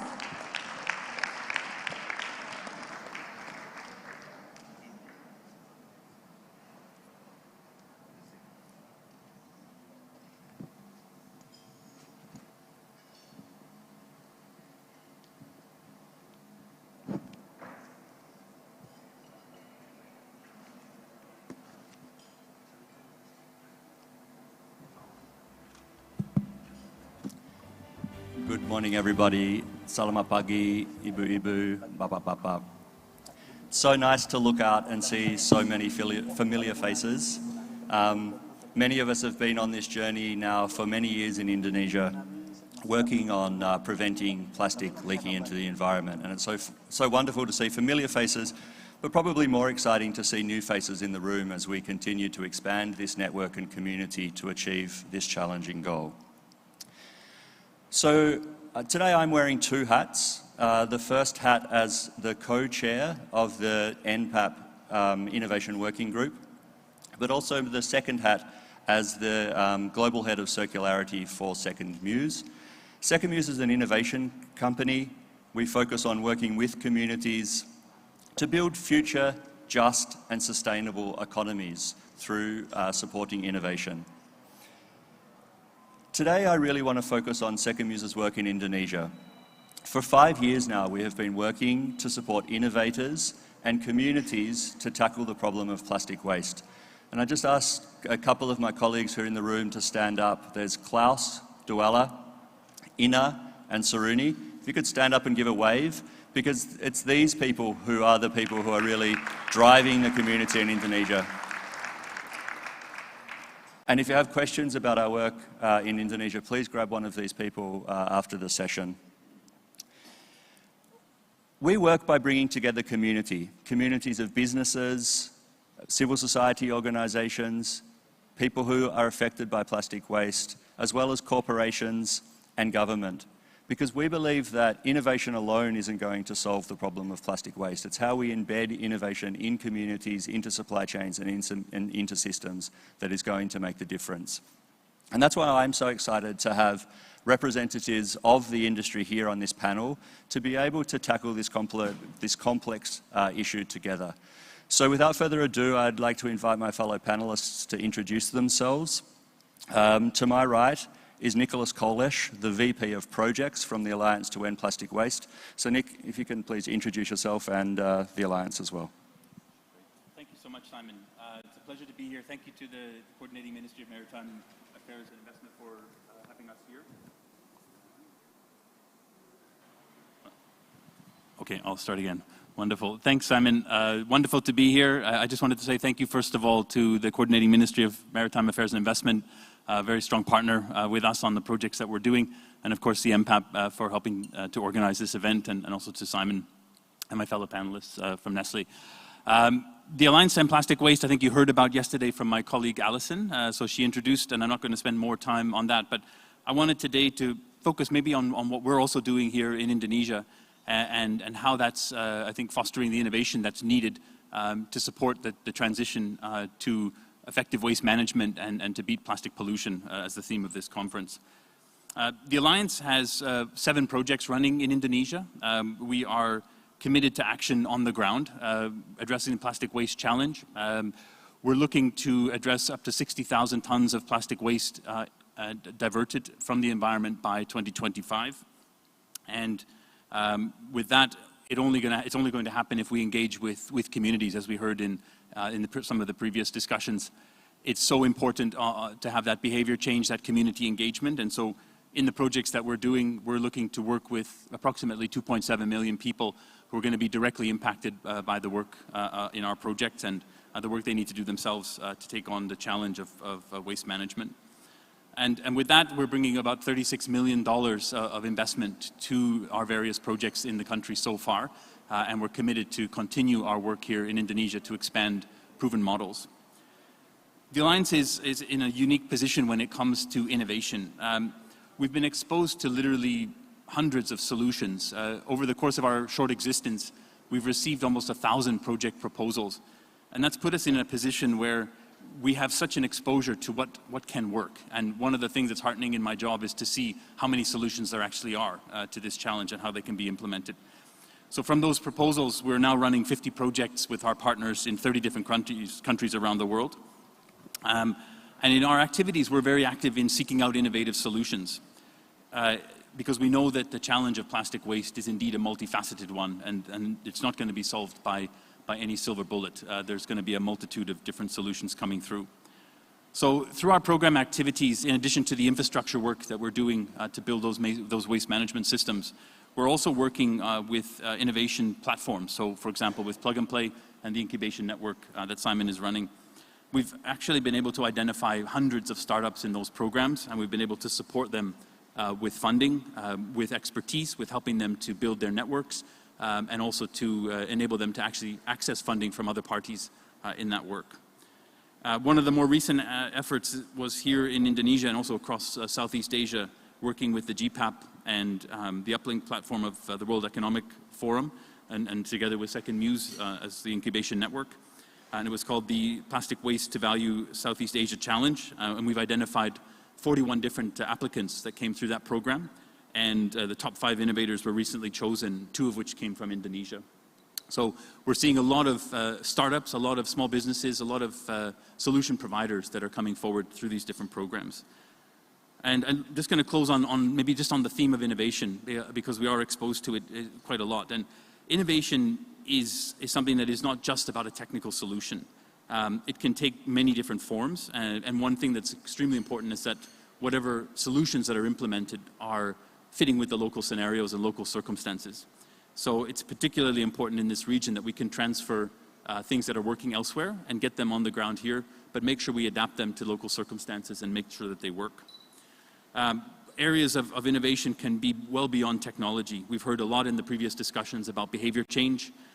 We've heard a lot about the system change that's needed to make sure that the waste management challenge is indeed addressed.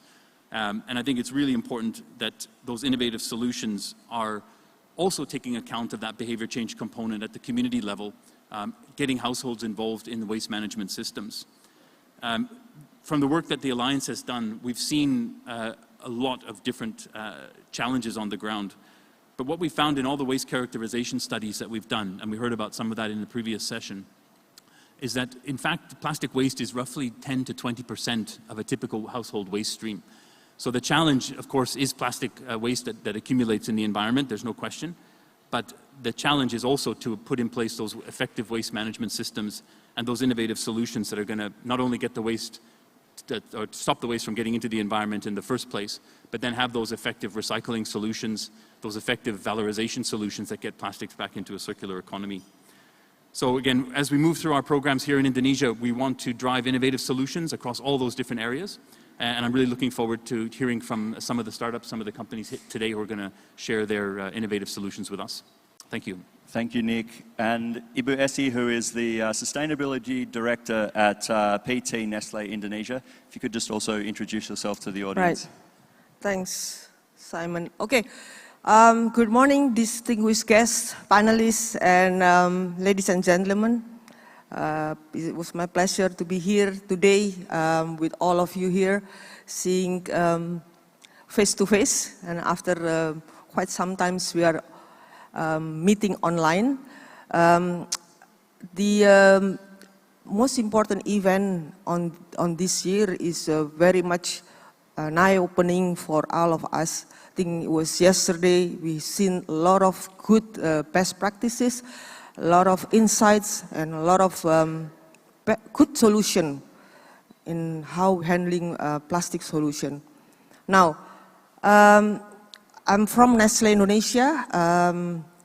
here we are not only producing food and beverages in Nestle Indonesia, we also, what's important is to ensure that our food and safety number one for our consumer, and as well as at the same time we are also contributing to the safeguarding the planet and for future generation as well. So I think with that I will elaborate a bit on Nestle commitment to combat the plastic on 2025. With that, I can hand over this to Simon, and we can continue with the other section. Thank you. Thank you, Bu, and thank you, Nick.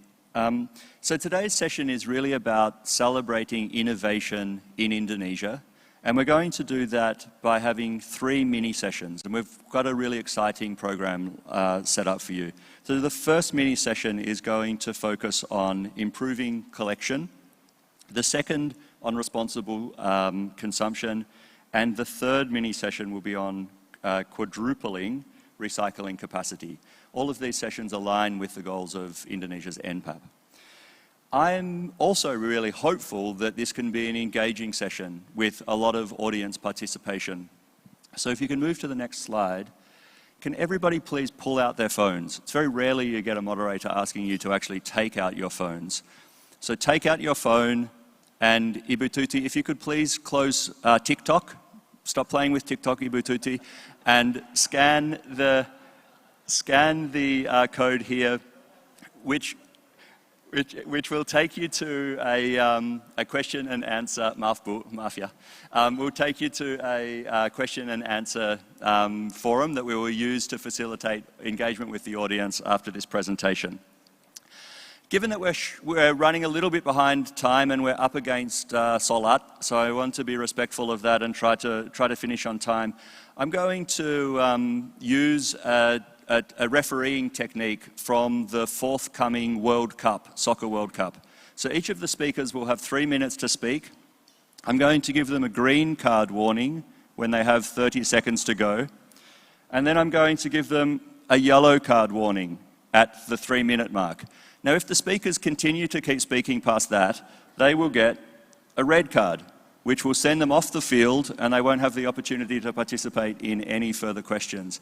Now, this is also true for our panelists. So if our panelists are hogging the ball and pretending to be Ronaldo and not passing it to their other team members, they also face the possibility of being excluded from the stadium. Well, thanks for not giving me the red card already. Not yet. You were close. So without further ado, I'm really excited to welcome the first 2 speakers, Mohammed, who is the co-founder and CEO of Octopus, to the stage, along with Toby from the Alliance to End Plastic Waste.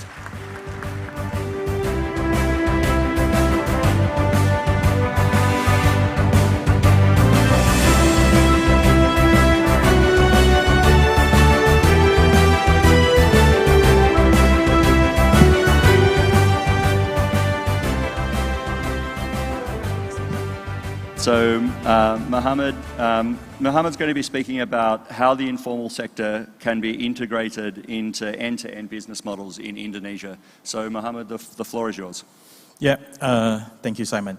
So yeah, well, the main challenge for plastic recycling in Indonesia is actually how we maintain the value to compete with the virgin materials.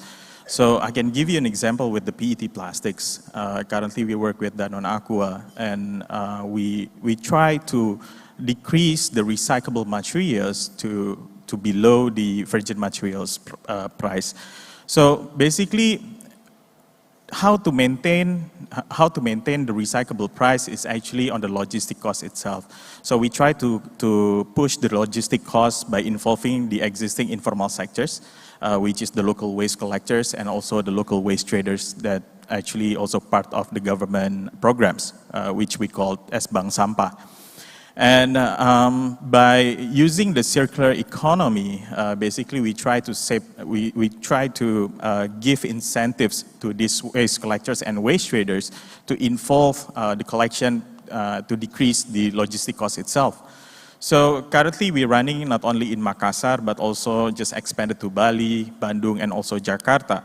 And our ecosystem is actually helped a lot by these local informal sectors. Right now, we involve more than 15,000 local waste collectors and more than 3,000 local waste traders, including the bank sampah. And half of this bank sampah, they currently having access to the financial institution.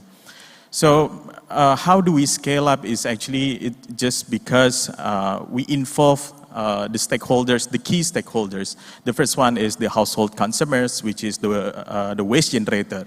And the second one is the local waste collectors. And the third one is the local waste traders.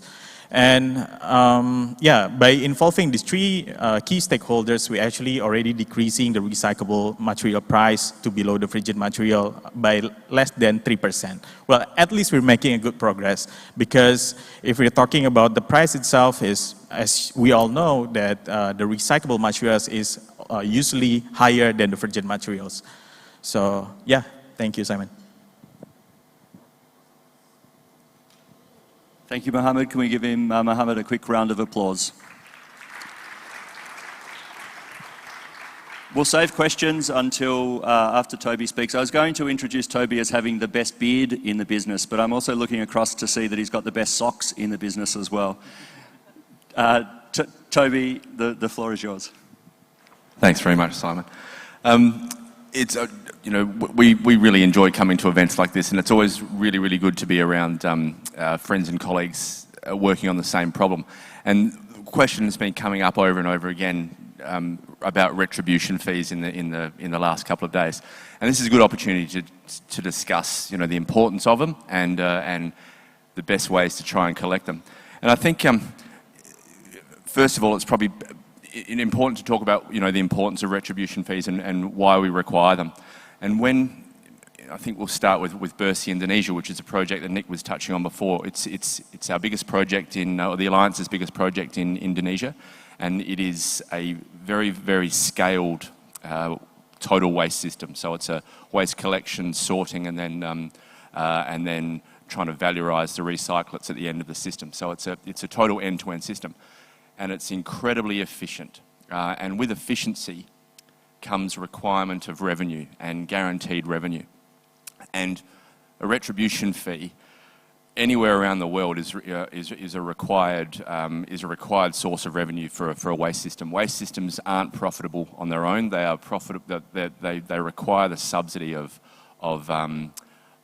constituents to pay for the system. And you know, in other parts of the world, you might be paying for these retribution fees via your household rates or your income tax or other ways. And that just doesn't exist here yet in Indonesia. Now, to give you an example of the sorts of pressure that the retribution fee is removing from a project like Bersih Indonesia, we require, I think it's between 60 and 70% of the revenue to come from the household fee for OPEX, and the other sort of 30 to 40% comes from the sale of recyclates to the end of the program. So it's incredibly important that we get the most that we can from this retribution fee. Now, I'm not going to get into the politics of retribution fees or where or how much they should be. I mean, we all have our thoughts on this, but the collection of them, I think, is incredibly important. So what's the best way to collect them? And I think the best way, first of all, is with the government mandating the fee. You know, this is a mandated system, a mandated fee, and then enforcing that afterwards. Now that would make things you know, a lot easier. And from there, how else can you collect it? And I think it's about options. You know, at Bersih Indonesia, we're servicing in the first part of the program, we're servicing 2.5 million people, and they're not all going to want to pay the same way. So I would suggest that we look at many options, and those options are things like digital solutions, partnering with current utilities, doing things like paying third parties to go door to door on a commission basis to collect funds. But the pressure here is huge, and I think my preference would be a quiver of all of them. You know, a number of different strategies and techniques that worked with the community. I think that's probably, I'll stop before I get a red. I was close. Thanks, Toby. I was actually petrified to have to give you the yellow card because you're the biggest person on the panel as well. So thanks very much, panelists.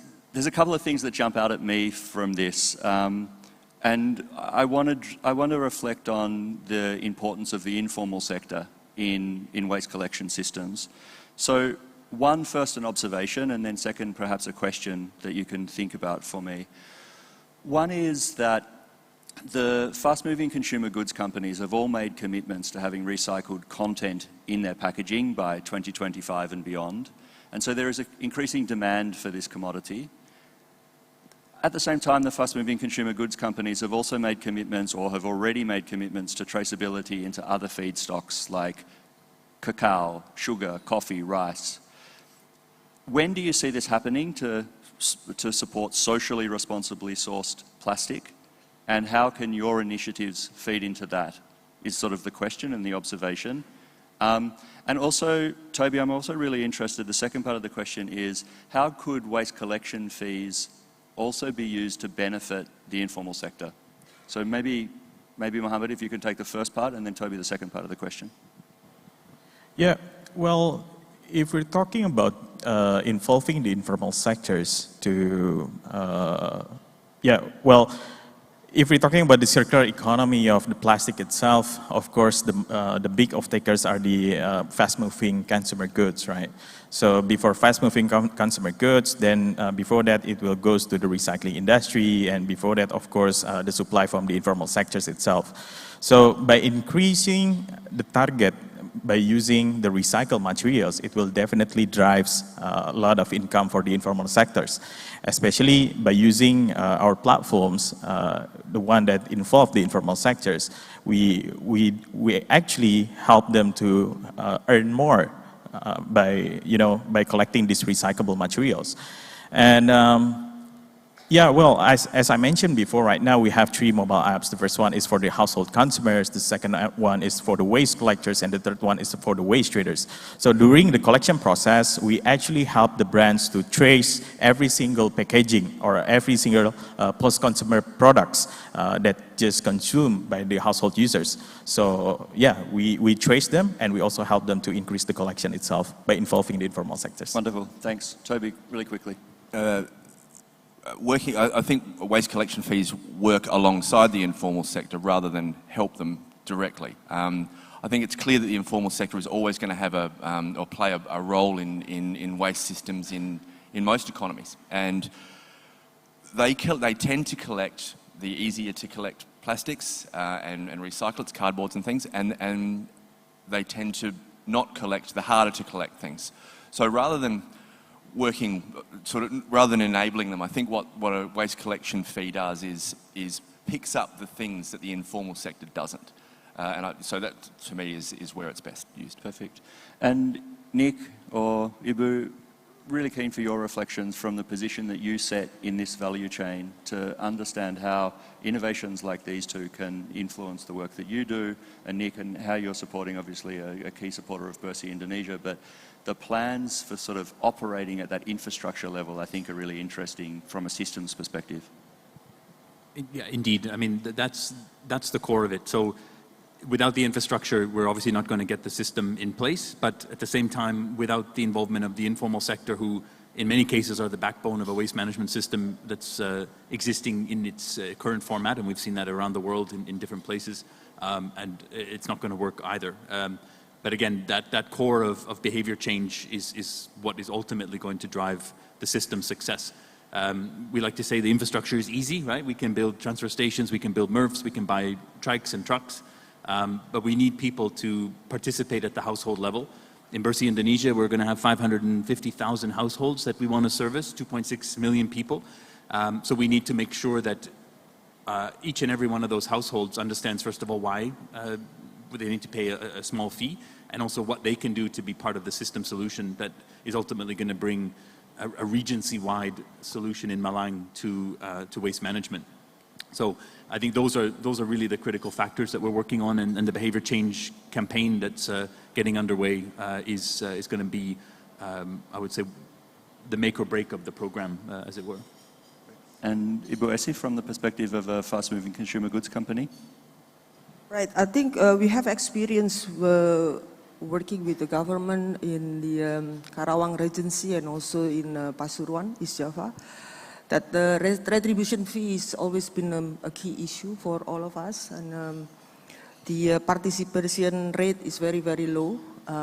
Now, when we say about the digitalization in terms of the contribution, I think it needs to take into consideration a rural area. Now, I mean, today in the rural area, I mean, people is very manual. Yeah. If take example of where Nestle involved in the TPS 3R, it's very much manual in a way that they have to collect door to door. Yeah, so this is something that to consider in the urban area is possible with the digital, but in the rural area, I like the mandate system fee kind of things, but needs to be considered in the rural area. Right. Great. I also want to thank the audience. I've actually got 16 questions that have come through on the app. So just in wrapping up, and maybe to you, Toby, the last question, which got the most upvotes. So you can upvote questions as well, and they're the ones that I'll prioritize. What does the government need to do to make universal fees happen? 30 seconds, here's your chance. Yeah, I'm going to stay apolitical here, but I think the government, they have already a robust, there's robust policies in Indonesia already, and I think we just need to utilise them. I think we need to make sure that the policies that are already in place are being rolled out and enforced. I think it's quite a simple process. Amazing. Thank you both, to Toby and Mohammed, for this really interesting initial session.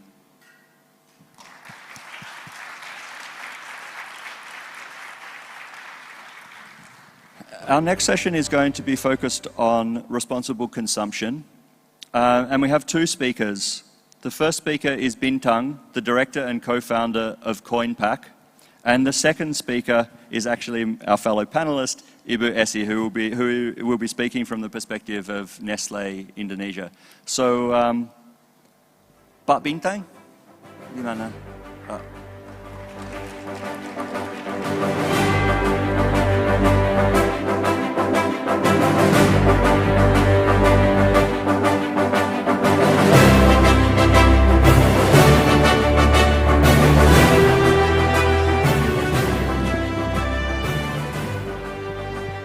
Mas Bintang ya, udah kecil.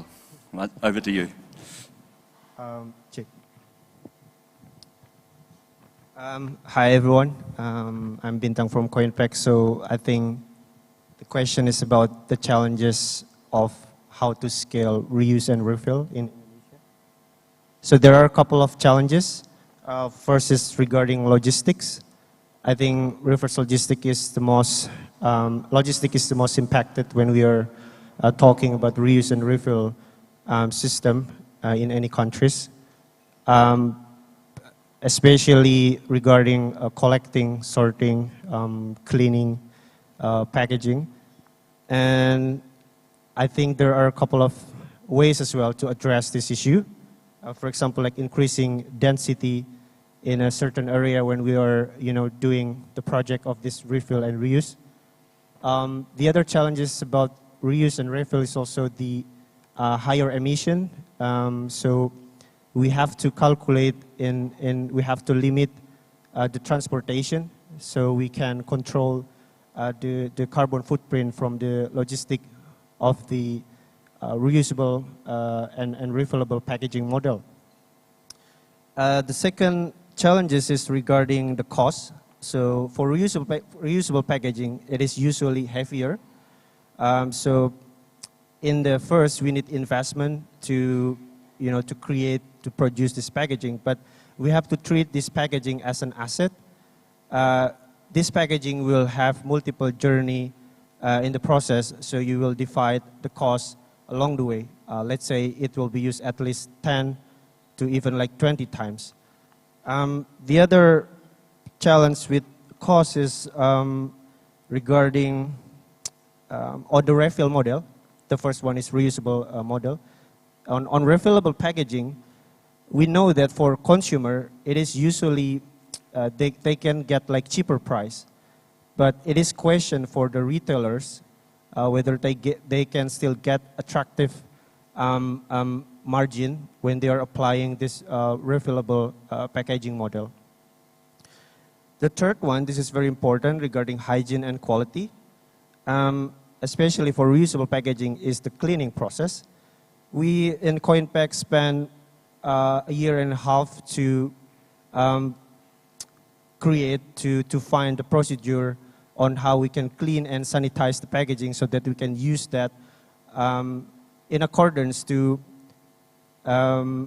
regulation or standard that is relevant. And this is also related to another problem where I think in Indonesia we don't have yet standard for reusable packaging. I think BPOM doesn't have this kind of standard for reusable packaging, especially for cosmetics, home care, or even like food packaging. The fourth one is convenience. We have to admit that during our pilot in Coinpack, return rate is also quite challenging, especially in the first pilot period. So you have to encourage, you have to attract consumer to be able to return the packaging conveniently. For example, like to increase the density of the drop points, you have to work with retailers, you have to work with, another example, Coinpack is working with Duitin, so Duitin helps us to promote our products as well as to collect our product. So it is more convenient to users to return their packaging. Last thing, acceptance in the supply chain. So brands, I think, want to have variety on their packaging, which is increasing the complexity of the logistics. So I'm personally wondering if we can later have like industrial standard to have like universal packaging where it can decrease the complexity of, the reusable packaging model in the supply chain. That's it. Thank you so much. Thank you, Bintan. Well done. Just skating close to the wind, but not breaking too many rules. Sorry just about the way that. we like it. Ibu, over to you to talk from the perspective of Nestle Indonesia.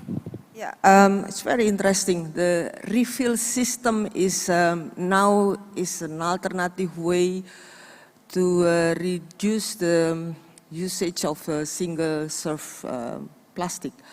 I think in Nestle you will see later on that Nestle Indonesia is piloting this alternative delivery system, and quite challenging because this is something new and nobody knows how to deal with it.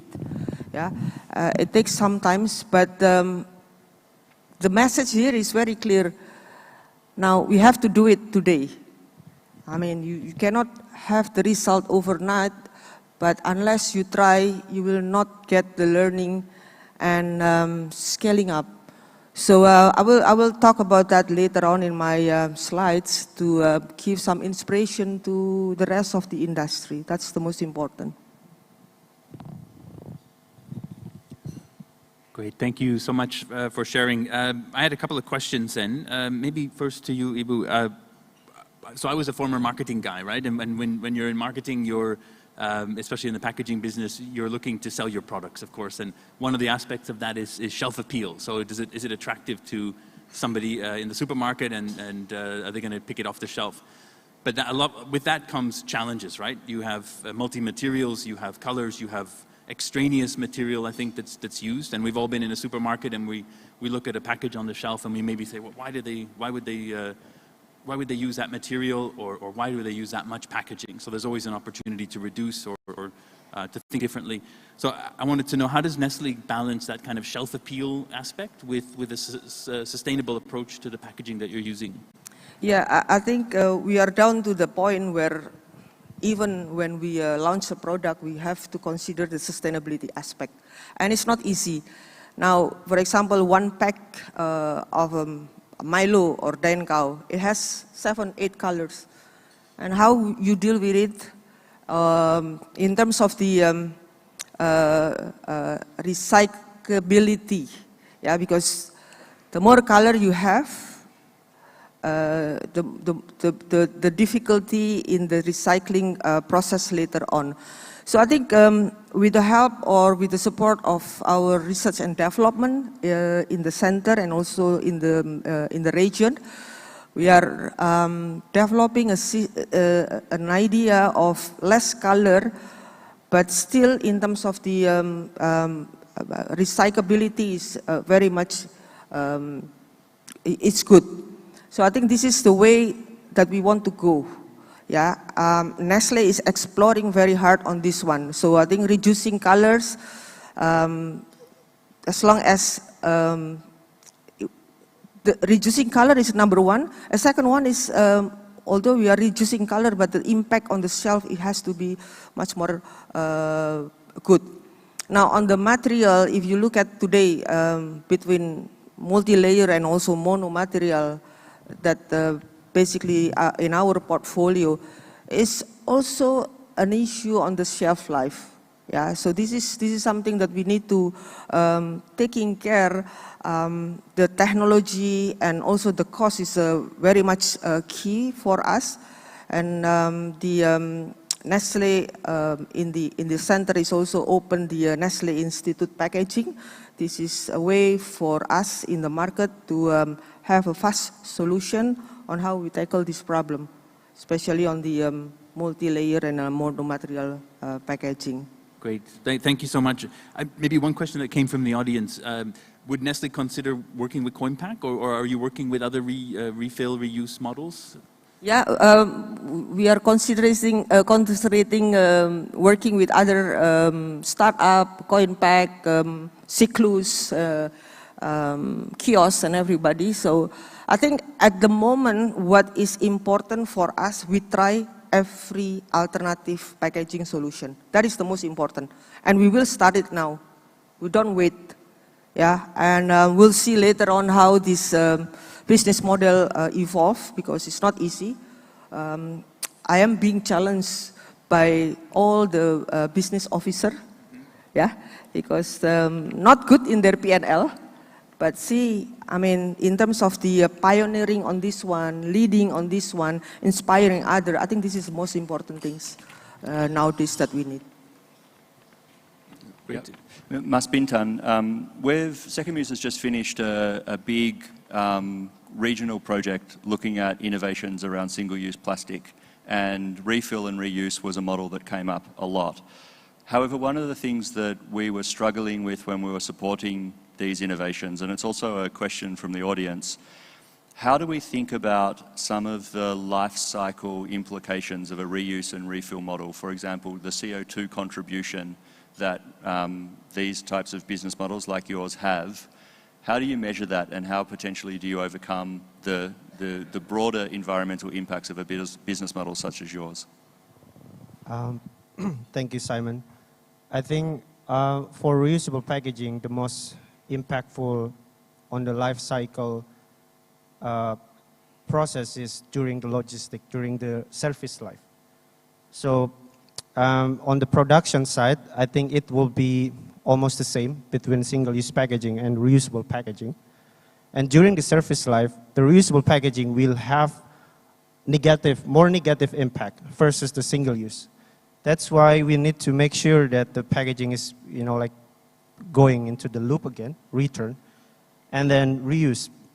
Now for CoinPack, we have done our internal LCA. Please note that this is not an audited LCA, but we have done that internally.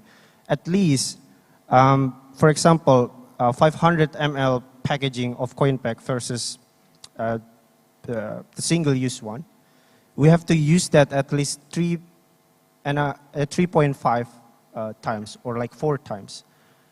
And you also have to consider in single-use packaging the end-of-life cycle, whether it is incinerated. That will make you, it will create more CO2 as well, right? But usually in the reusable packaging system, as you are collecting them, you can control them, so you can recycle them. So you have to see in the LCA step by step that probably reusable will have more negative impact. But in general, after you use that for a couple of times, for example, like in CoinPack 4 times, you will already outweigh the negative impact of the single-use packaging. Thank you. Great, thanks, thanks for that. Maybe just coming back to you, Simon, then, what do you think about what you've heard from these presentations, and what are the considerations that you think you could build into the second Muse approach going forward?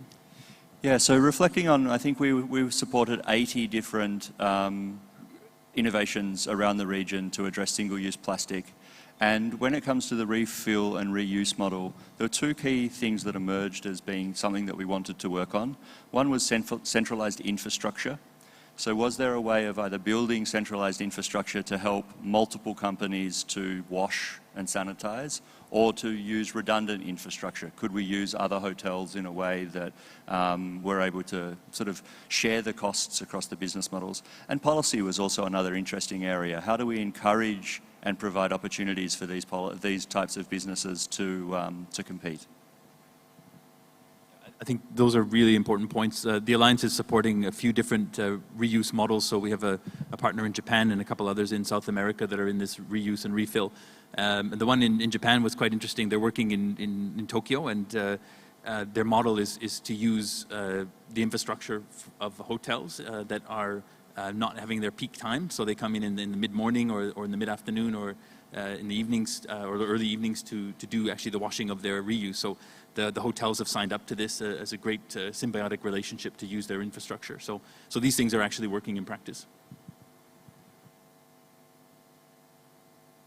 And I think it goes to the point that you were making earlier in your introduction too, that it's not innovation alone, it's innovation embedded into a supply chain, innovation embedded into a community, sharing of resources that's actually going to change the system as opposed to one company. So the potential that this panel led to a collaboration between Nestle and CoinPack is something that's very exciting. So please thank the panelists. Thank you so much.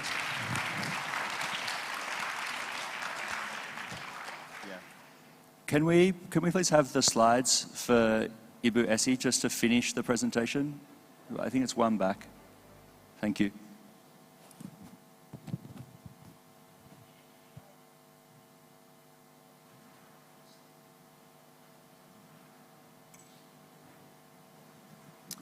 Right. Thank you, Simon. Now, earlier in the beginning, I mentioned that I wanted to share with all of you Nestle commitment. I think a few slides here, 2 slides only, align with the government ambitions to reduce plastic waste. We at Nestle have committed to make our packaging 100% recyclable and reusable, and also to reduce the virgin plastic by 1/3 by 2025. That is the most important. Right, that is a very strong commitment.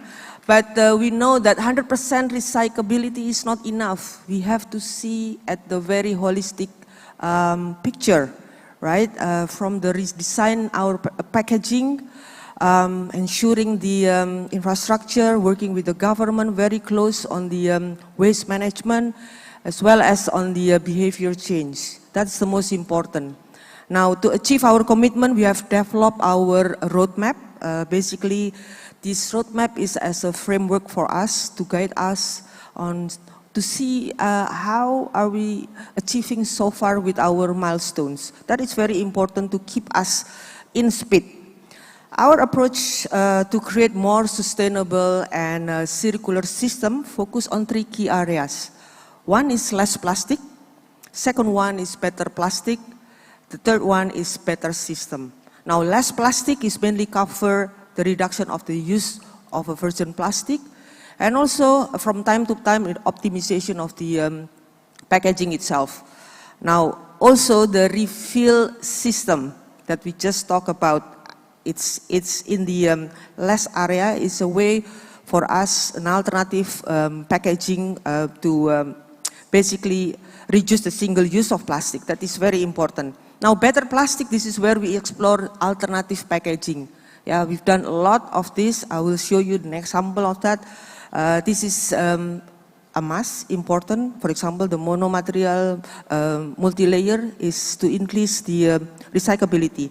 Better system here is to support on the better collection and also recycling, and driving new behaviors or raising the awareness of the importance of waste management, starting from our kids to the household. Now, next slide is the example. It's just briefly.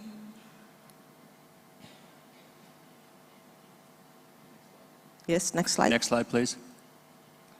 Right, yeah. So this is just pictures. Pictures tells a lot, yeah. I think I didn't put everything here, but what we've done in Nestle is a lot, right? Think we don't wait for someone to tell us, but this is our internal commitment to speed up in the commitment of 2025. Example, what we've done so far is a journey for us. Obviously, technology and costs remain our challenge. Yeah, I think we have made some good progress, especially on the packaging side. Yeah. Now, as a food and beverage company, we are packaging is play an important role to protect the product and also safety and hygienity. Right now, this is something that we have take a decision to take out the plastic straw, yeah, to be paper straw, yeah, and we are the first one in Indonesia to do it. So hope others to come to do it. I think that's the most important. The cost of changing that paper straw is 7 times more. So I'm going to be very open to you, and we are managing internally managing our P&L internally. But this is an important. When we got everyone using the straw, paper straw together, I think the economic scale you will get it, and prices will not be 7 times. Now, alternative delivery system, we started with Cyclus, our partner, last year. Yeah, the consumer, this is pilot project. The consumer acceptance is very, very positive, and we are now refining the business model, and will roll out this year, end of this year again. Right now, quickly on the less plastic. Less plastic means we need to find alternative packaging material. Now, the issue on the multi-layer to mono material. But we've done some already, yeah. Not all of us, all of our SKU, but some we have done, and we are very, very proud of that. And at the same time, we educate on the consumer. So on the effort of less plastic, we are testing a refill system, yeah. Right, already. Now, better plastic. Now, better plastic, we have it, and a better system. At the end of the day, it's an effort for us to work with the government. Yeah, we take an active role to support the infrastructure. We have TPS 3R, we have 12 at the moment, and we need to develop more with the government in other areas as well. So this is our pledge for 2023 and 2024 and 2025. I think that will be all. We all know that the education or behavior changes remain important for us, so we will continue giving an awareness of the importance of waste management through our brand and as well as a corporate Nestle. Thank you very much. Thank you, Ibu Esi. Lucky Indonesia didn't make it to the World Cup this year because you nearly got your second yellow card. Thanks. All right, so to the final panel, and I know we're running up against Solat, so we'll try to get through this quickly so people can make it to prayer in time. But the final panel is really focusing on how do we quadruple recycling in Indonesia, a commitment of the NPAP. So I would like to invite our two speakers, Reza and Faye, to the stage to talk about their interventions, their innovations, and how they're contributing to this NPAP goal. Please welcome.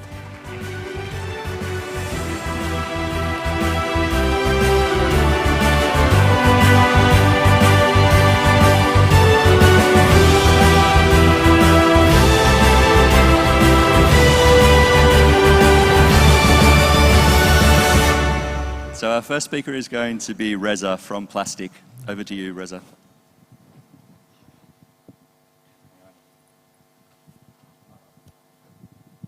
Hi, everybody.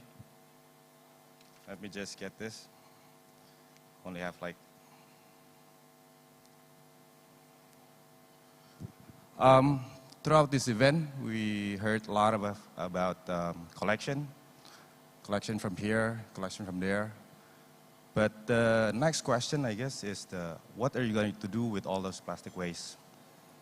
We at Plustic, we see this as a problem because if you see this collection, they're actually just trying to collect the high value ones, plastic bottles.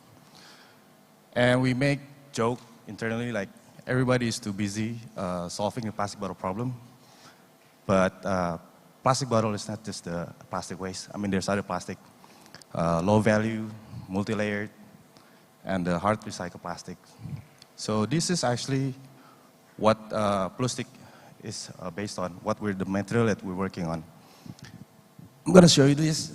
This is actually our product, pavement blocks. They are made from 100% mixed plastic waste. I don't know if you can see, but this glitter part is actually from aluminum foils, from instant coffee packaging, shampoo, sachet, and everything. So, hang on. I need to.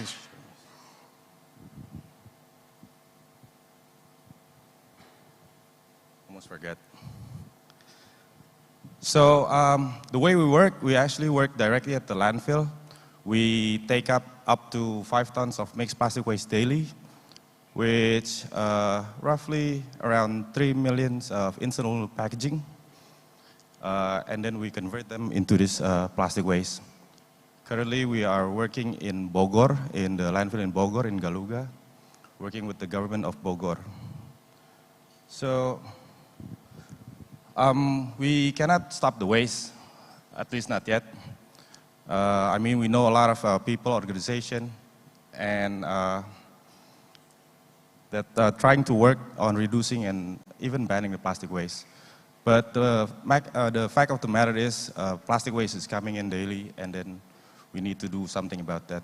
That's why Plustic is concentrating on landfill and take up those mixed plastic waste and convert it into new non-single-use products. Thank you.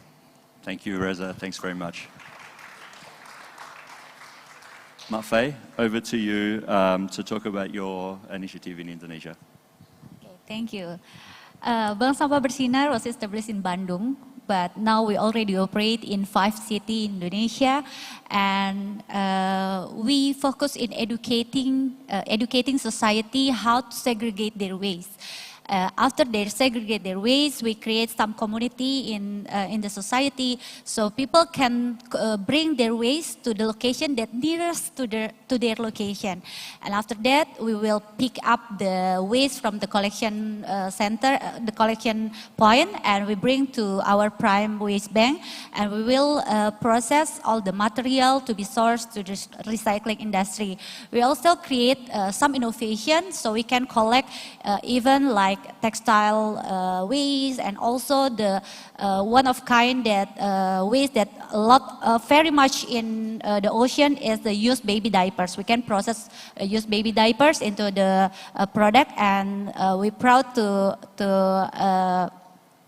introduce to you that we already submit all the product to the industry. That's Bank Sampah Bersinar. Wonderful. Thank you so much. Thank you.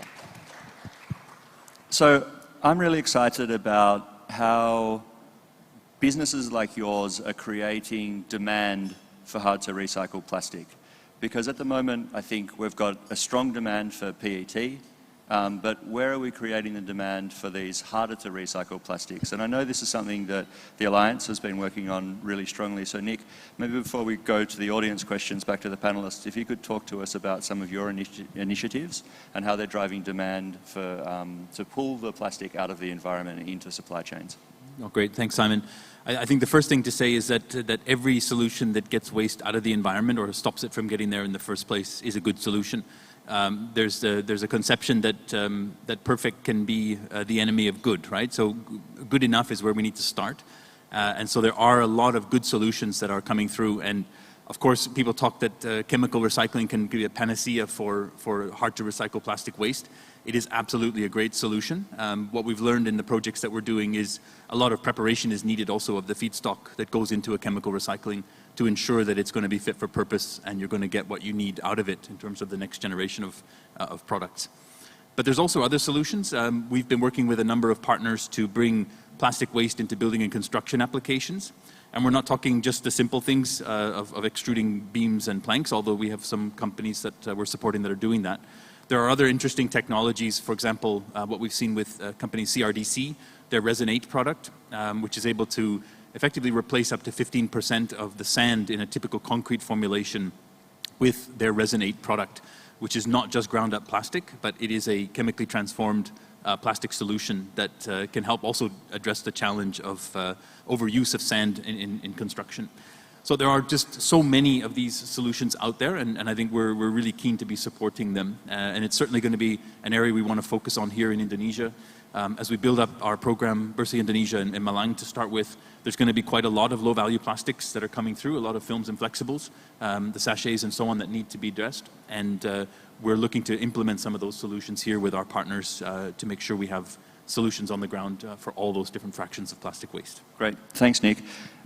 Reza, the first audience question to you, and then also one to you, Faye. The first one is, how price competitive are your products compared to what's standard, what's currently used in the market? Plastic recycle, it's actually a lot expensive than the normal one. But that's why when we make this design, it's hollow. Instead of making it solid, which is going to cost more, so we make it hollow. With this design, it's light and still strong. We did a test at the lab. It's 1.2 tons when they break. But I mean, this is a new product. I mean, the acceptance level of product made from recycled plastic in Indonesia is very low. And then when they start comparing the price, you have this, like, they don't want to buy it, you know, because it's too expensive. But we're still working on this. Like, this is not the only product that we're going to make. I mean, we can make unlimited product, endless kind of product. So we're still working on that and then break the market, like how to sell and then make people accept these kind of products. Right. And I imagine at scale, you will also get price efficiencies as well.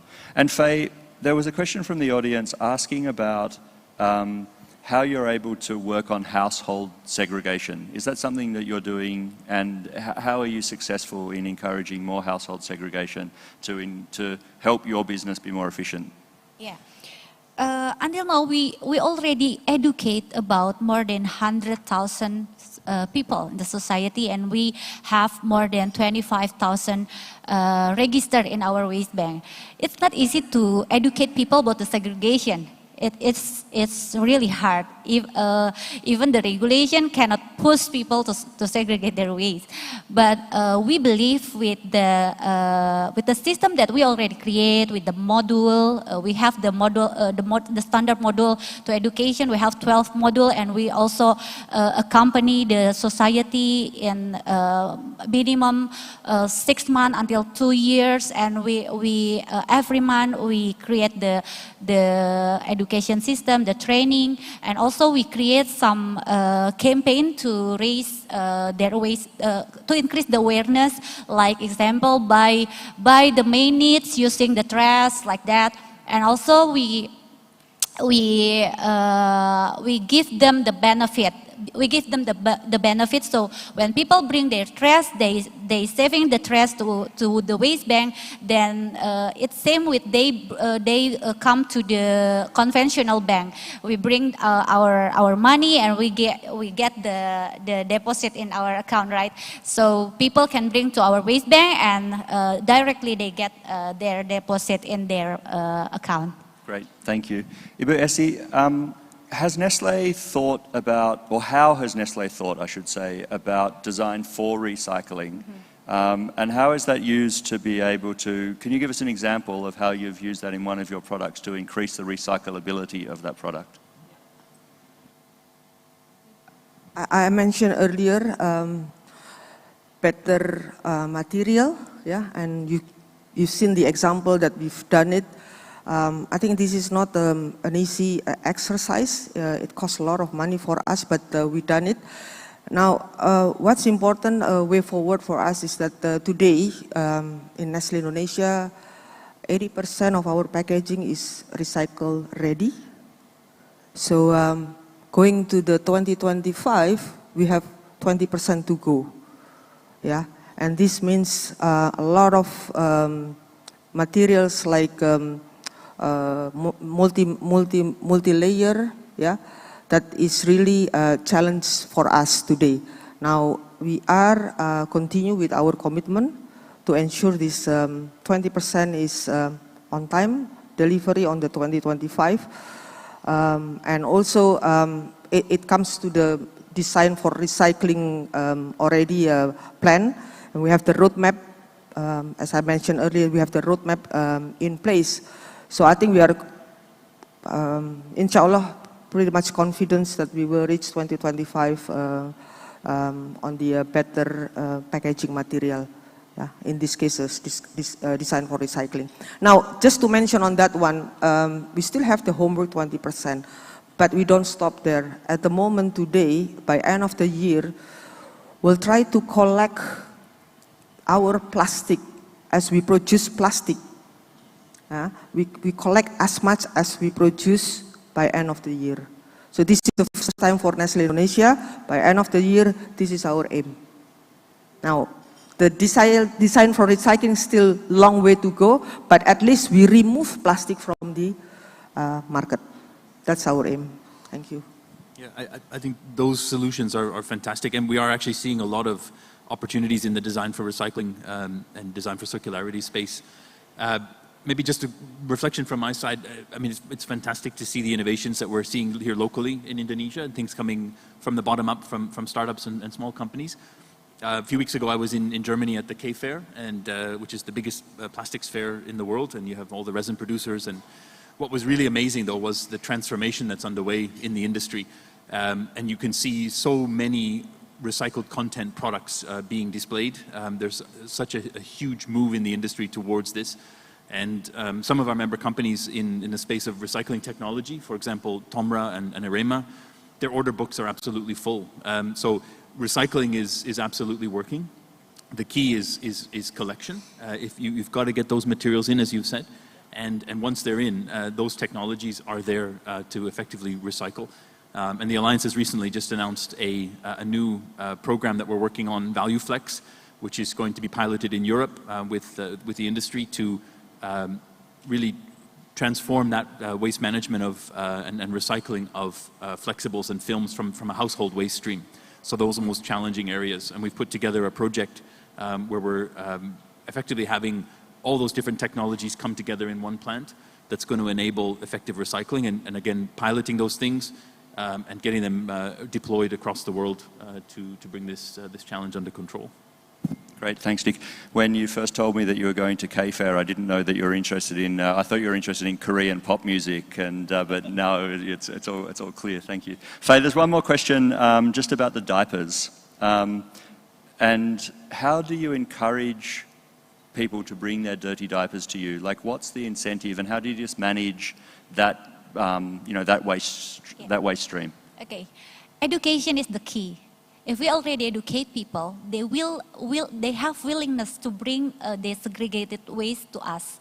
So now we already process about more than 100 tons used baby diapers, and moms already educate by us, so they will treat the waste before bring to us. Especially there is no poop.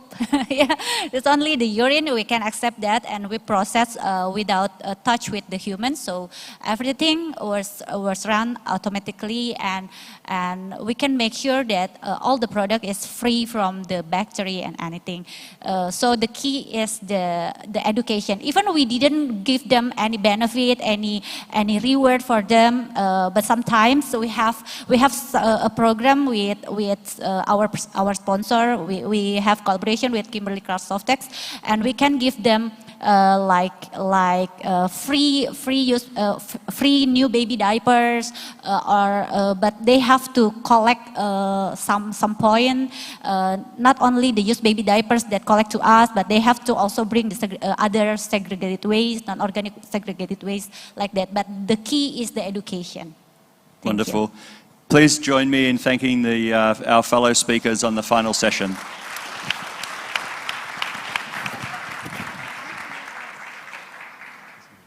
So I promise to try to not get in the way of Salat. So inshallah, we will wrap this up really quickly. And thank you for your attention and for listening.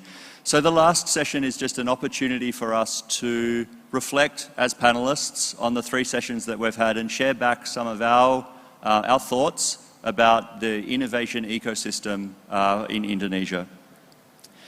So as a company, Second Muse is really excited about taking 3 core pillars moving forward towards innovation.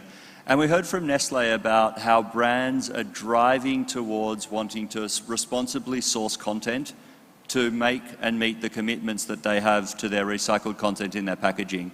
And we see this as a huge opportunity to support the informal and the formal sector to be able to collect material more responsibly to ensure that the livelihoods of waste workers and intermediaries and the benefits that they're creating, both for our corporate partners but also the environment, flow back down into the waste stream. So we will continue to work with creating value across the value chain and making sure that that's distributed to the earlier stages, often forgotten parts of the value chain as we innovate more fully. We also see small to medium enterprises as being a critical part in including and embedding into some of the bigger infrastructure projects that are happening around the region. We've heard from the World Bank, the ADB, as well as the Alliance to End Plastic Waste, investing in big infrastructure projects that are needed to create innovation across the value chain. And we are committing to work with the small to medium enterprises who can provide feedstock into these systems, but also the startups like plastic, who are taking hard-to-recycle plastics out of those value chains and creating them into value-added products to sell back into the marketplace. And thirdly, we're doubling down on our commitment to upstream solutions. We all know that we need to find ways of stopping plastic actually getting into the environment and entering the marketplace. And there's a commitment from brands as well as small startups to be able to think about business model innovation, alternatives to single-use plastics that are able to kind of turn off the tap, if you will, to reduce the amount of material that we have to clean up and put into recycling. So that's from our perspective. I'm really excited to continue this work here in Indonesia and as well as the region. And I'm going to hand it over to my fellow panelists to just hear their reflections to sum up the session. Over to you, Nick. Great, thanks, Simon. So indeed, I think we've seen a lot of great solutions. We've experienced them ourselves, of course, in the Alliance. But a lot of these things are not going to happen unless the government is on board, both at the local level, at the Regency level, and at the national level. And I think this event, not just this panel, but this whole event has shown, I think, the leadership that the Indonesian government is taking on this challenge. And it makes it easier for organizations like us to work in a country like this when that top-down direction, that top-down leadership is there to drive change. And all of these solutions are only going to work if we collaborate and work together effectively to get them implemented. Collaboration is key. That's what the Alliance says. We do it across our membership with 73 member companies in our network. We do it with all of our strategic allies, and we do it also with the governments now that we're working with increasingly across the world. And so we can be that conduit, we can be that laboratory of solutions, the ones that can identify and bring forward innovations that can ultimately bring the change on the ground that's needed. But we're not just talking, we're doing, right? So we are implementing, we have action, we're spending money on real solutions. There's a lot of papers published out there. I have an incredible folder full of all of the papers that have been published in this space. It's incredible how much is written. If there was a ton of waste for every page that was written about the challenge, we would be well on our way to solving it. So we are focused on action on the ground, and we're really, really keen to be working here in Indonesia to bring those solutions forward. So I think with that, I'm just happy to be on this panel and to have shared this opportunity. Right, yeah. For us, 2025 is around the corner. Obviously, it's in front of us. In Nestlé, we cannot wait. I think we will continue our commitment faster with speed, because the speed is the key. The second one is that we wanted to strengthen our collaboration with all the stakeholders that involved, and we've been doing that, and it was very, very good, especially with the government. I think we need to strengthen that collaboration more and more. We've seen a lot of good best practices, solutions in front of us, and today, in the last 2 days, I think we gained a lot of information and networking. This is where I've taken notes some and meet with others. So this is the things that I'm going to take back and make my action plan for Nestle. So I think this is the most important. We cannot, the last message is that we cannot do it alone. I think we need all the multi-stakeholder to work with us. Nestle is part of the iPro Foundation, where we all together finding the solution of the plastic in Indonesia. So with that, I thank you, Simon. I think we're looking forward to another discussion or another meeting in this kind of a forum. Thank you very much.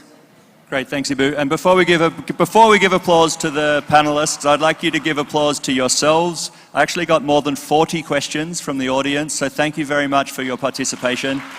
Thank you all. We didn't get a chance to answer all of them, but please grab the panelists or the speakers during the lunch break and continue the dialogue and the conversation, because that's what we are here for. So now, also to thank the panelists and all of the speakers from previously as well.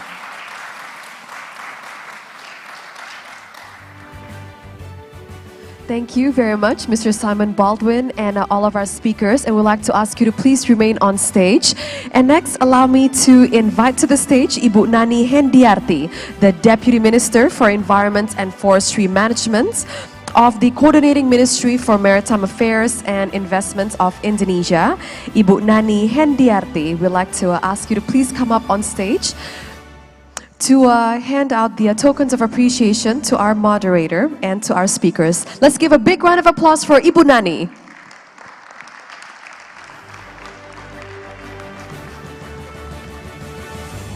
And we also like to ask to all speakers that was in a panel discussion 4 to please join everyone on stage. Thank you very much. And for all speakers that were in a panel discussion number 4, we'd like to ask you to please join everyone on stage.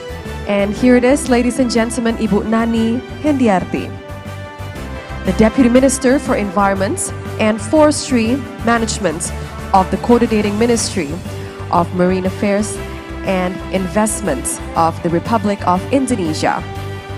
Handing over a token of appreciation to our wonderful moderator, Mr. Simon Baldwin.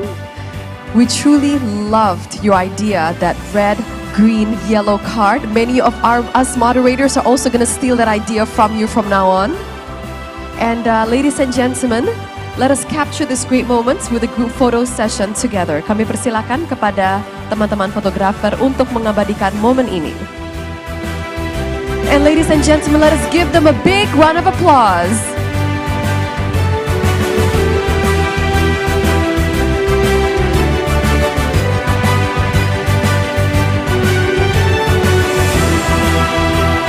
So there it is, ladies and gentlemen, panel discussion number 4, highlighting on innovation, the insights, the opportunities, as well as the barriers from innovation. We'd like to sincerely thank our speakers for sharing their great insights and innovation ideas with all of us.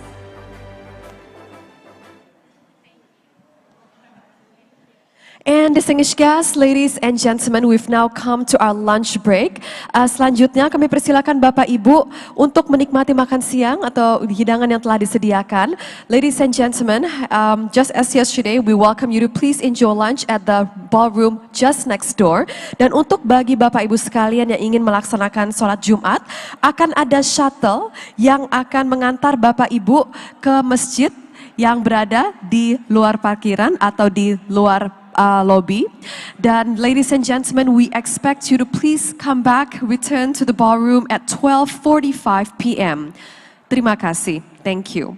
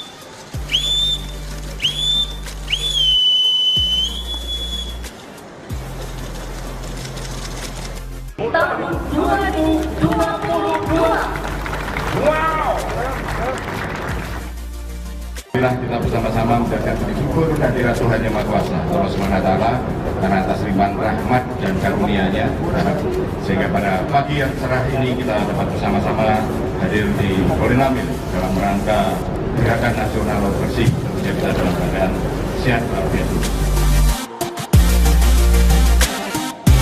Menyelenggarakan gerakan laut bersih nasional 2022 yang dilaksanakan secara serentak di lokasi Indonesia. Jadi tadi Pak Prajudo menyampaikan pada Bapak yang akan melaksanakan sholat Jumat dimohon untuk lobby ballroom karena akan ada shuttle yang akan mengantar ke masjid untuk sholat Jumat. Sekali lagi untuk Bapak-Bapak yang akan sholat Jumat, mohon untuk ke lobby ballroom karena akan ada shuttle yang mengantar untuk ke masjid terdekat untuk sholat Jumat. Terima kasih.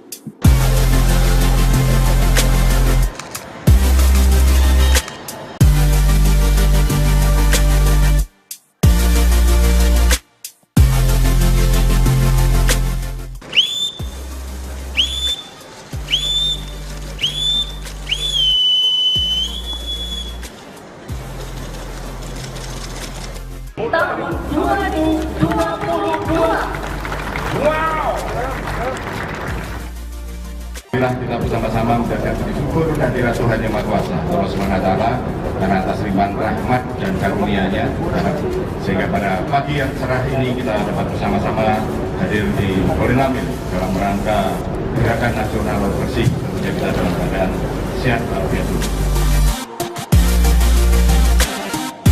Menyelenggarakan gerakan laut bersih nasional 2022 yang dilaksanakan secara serentak di lokasi Indonesia. Jadi tadi Pak Prajudo menyampaikan kalau kita kerja sama-sama kompak, tidak ada yang tidak bisa diselesaikan. 3, 2, 1. There we go. Dengan demikian, mari kita mulai dan semangat.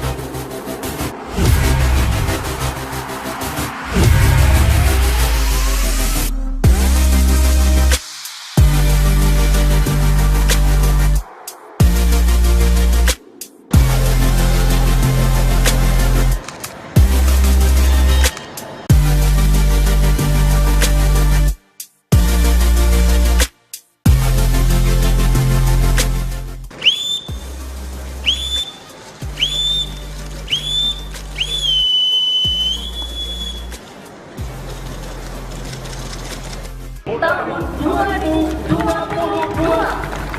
Wow. Kita bersama-sama menjaga syukur kehadirat Tuhan Yang Maha Kuasa Allah SWT karena atas limpahan rahmat dan karunia-Nya, sehingga pada pagi yang cerah ini kita dapat bersama-sama hadir di Kolinamil dalam rangka gerakan nasional laut bersih. Tentunya kita dalam keadaan sehat walafiat.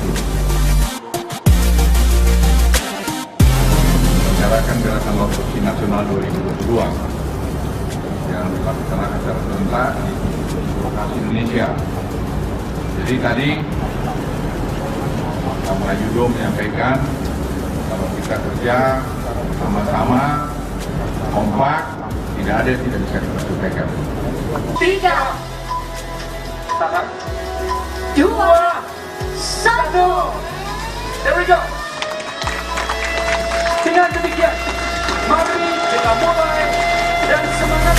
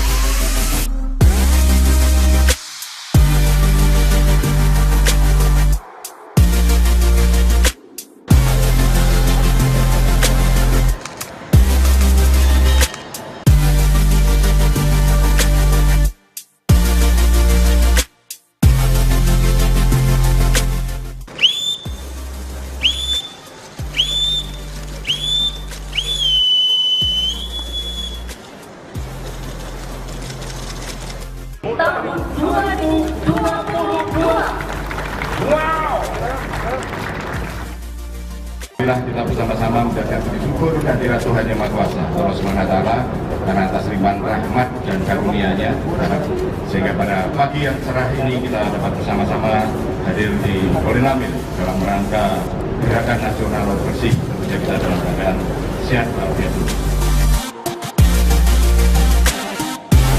Menjalankan gerakan laut bersih nasional 2022 yang dilaksanakan secara serentak di lokasi Indonesia. Jadi tadi Pak Yudo menyampaikan kalau kita kerja sama-sama kompak, tidak ada yang tidak bisa diselesaikan. 3, 2, 1. There we go. Dengan demikian, mari kita mulai dan semangat.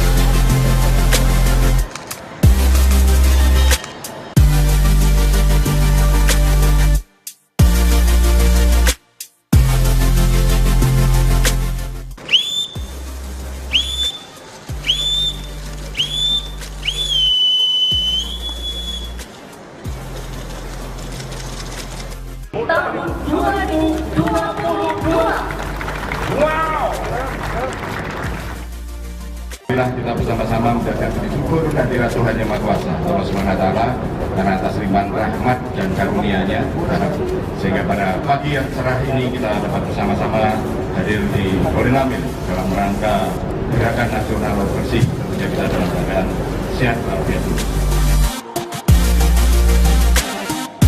Menyelenggarakan gerakan laut bersih nasional 2022 yang dilaksanakan secara serentak di lokasi Indonesia.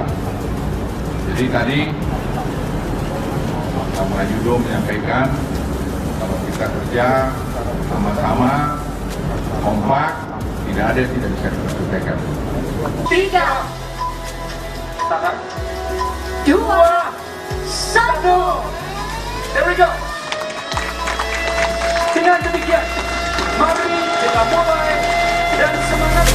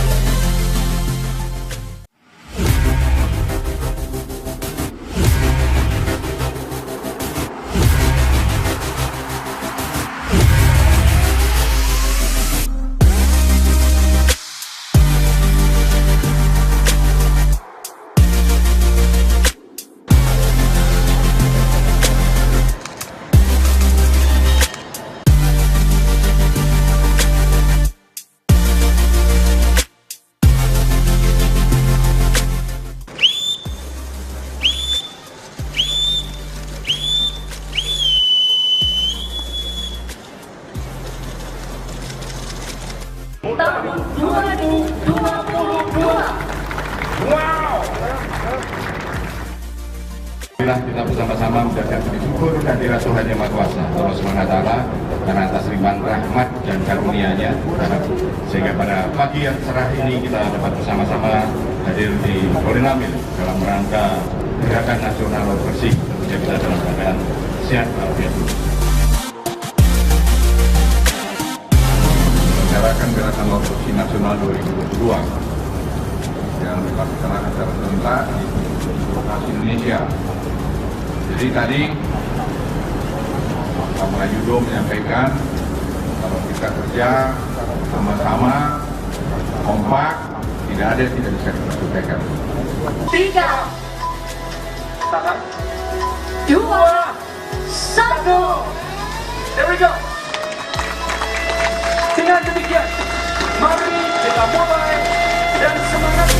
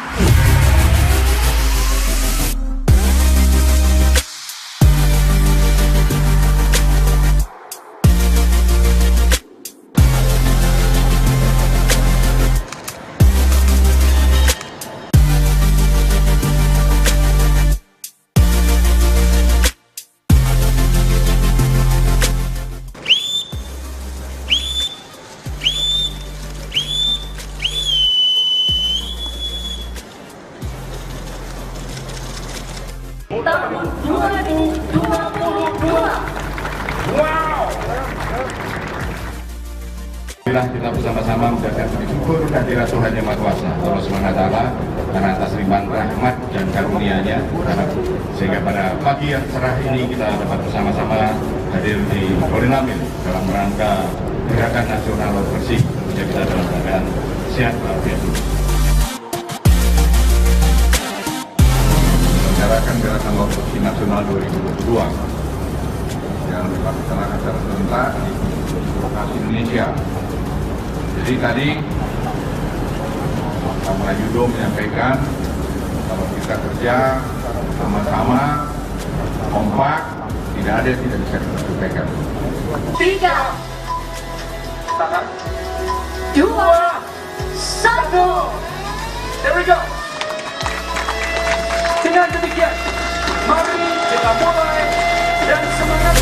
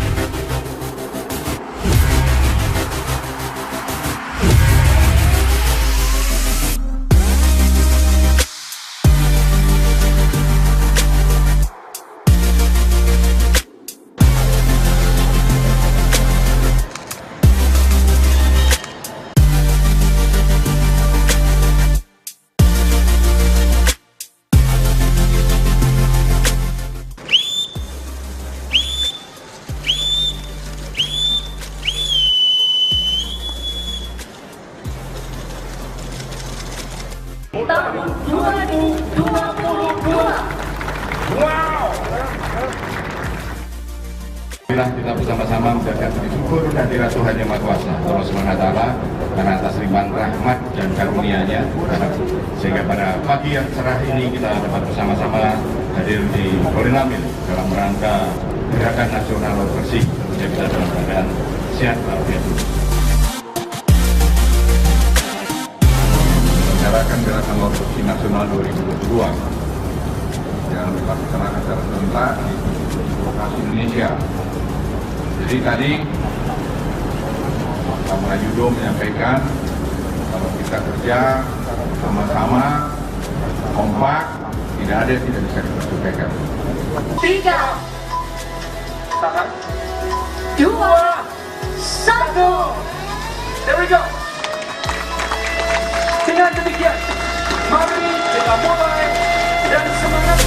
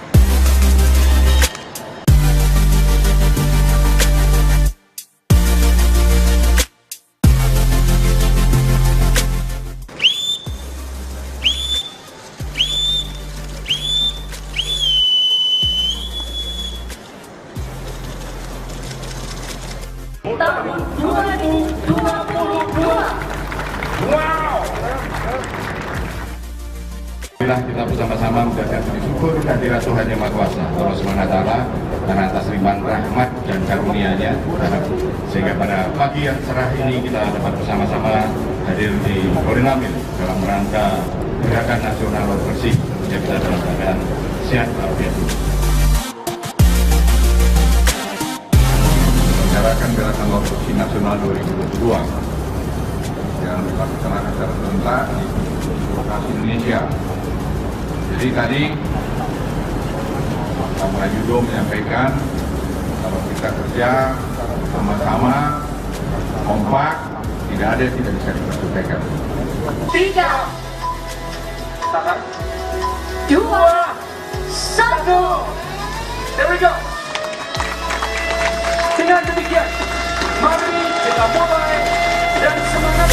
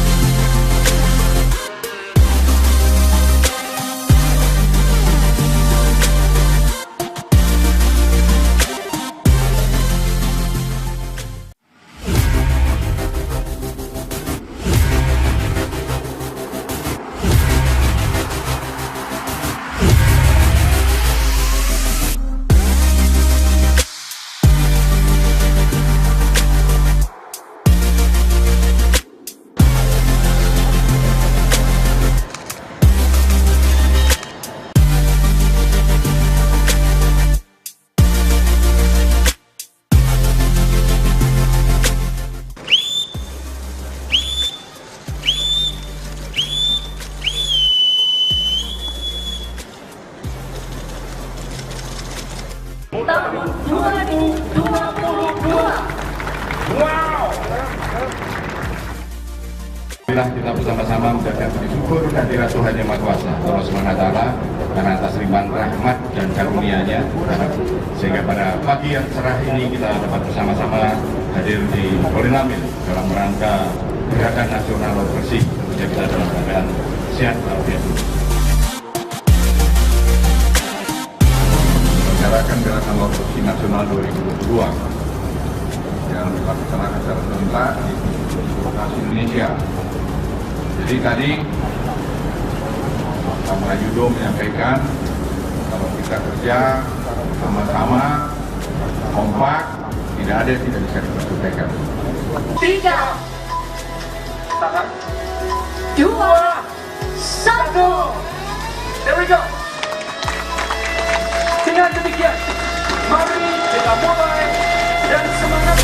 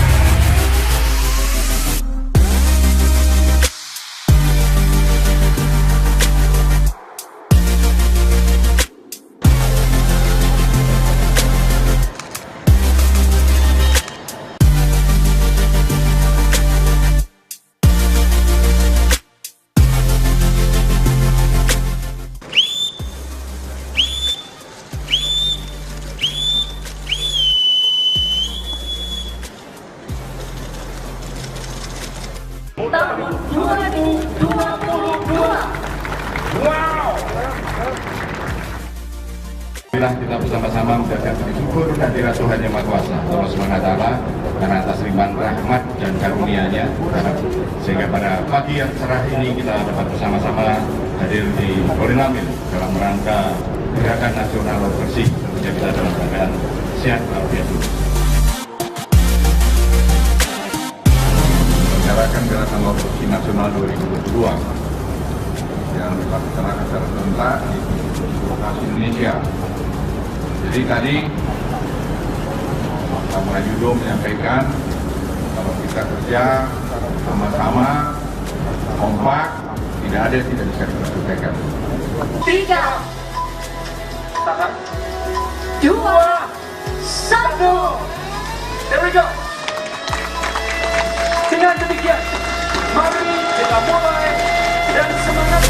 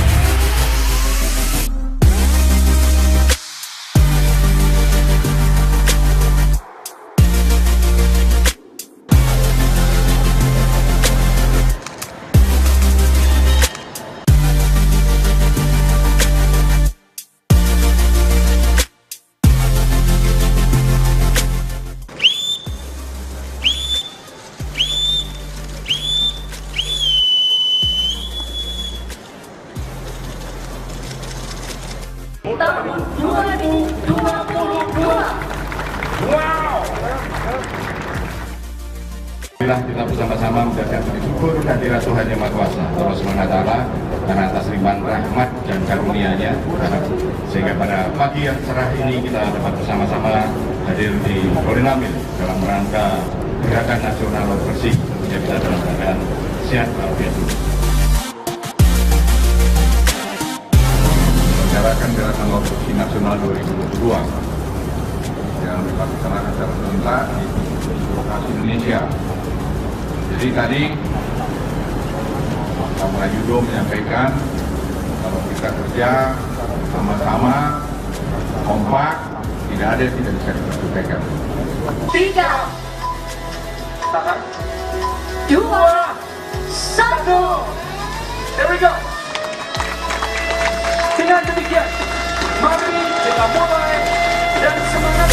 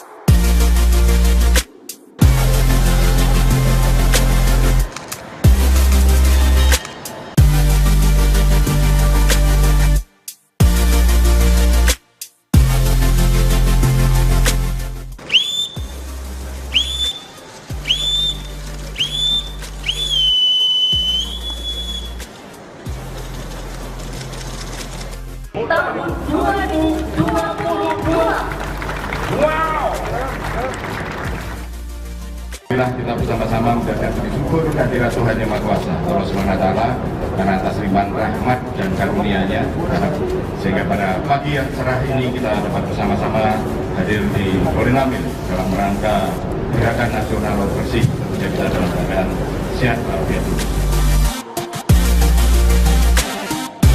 Menyelenggarakan gerakan laut bersih nasional 2022 yang dilaksanakan secara serentak di lokasi Indonesia. Jadi tadi Pak Yudo menyampaikan kalau kita kerja sama-sama kompak, tidak ada yang tidak bisa diselesaikan. 3, 2, 1, there we go. Dengan demikian, mari kita mulai dan semangat.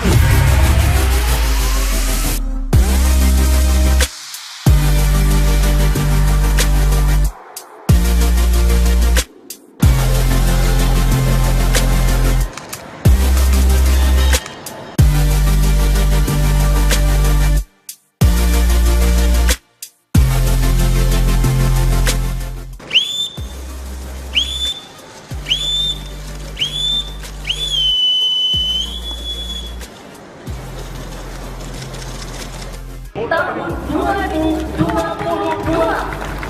Wow.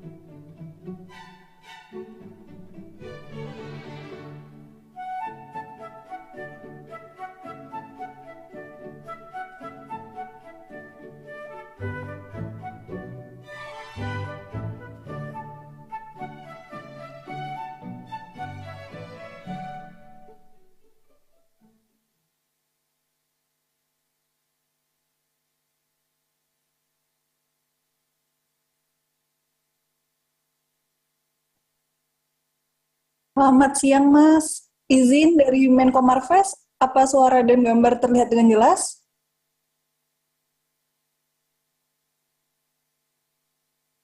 Kok mau digabung?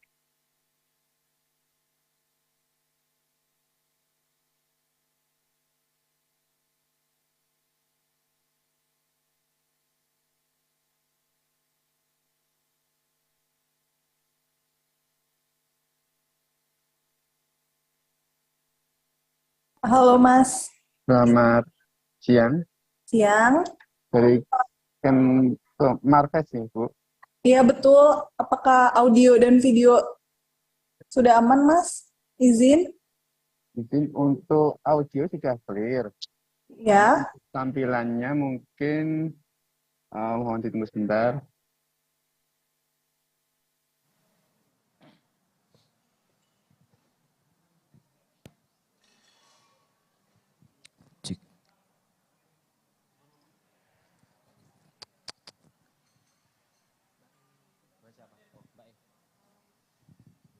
Halo Marves Team, bisa terdengar? Terdengar. Dari ruangan bisa terdengar Marves Team? Terdengar jelas, Mbak.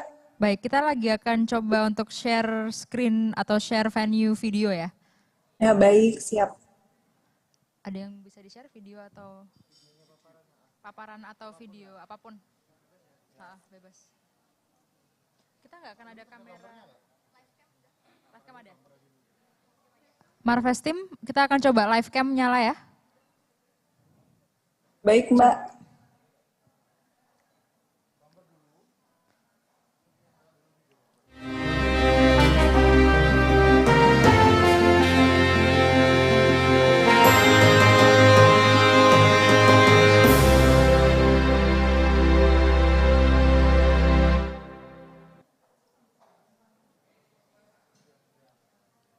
Duh.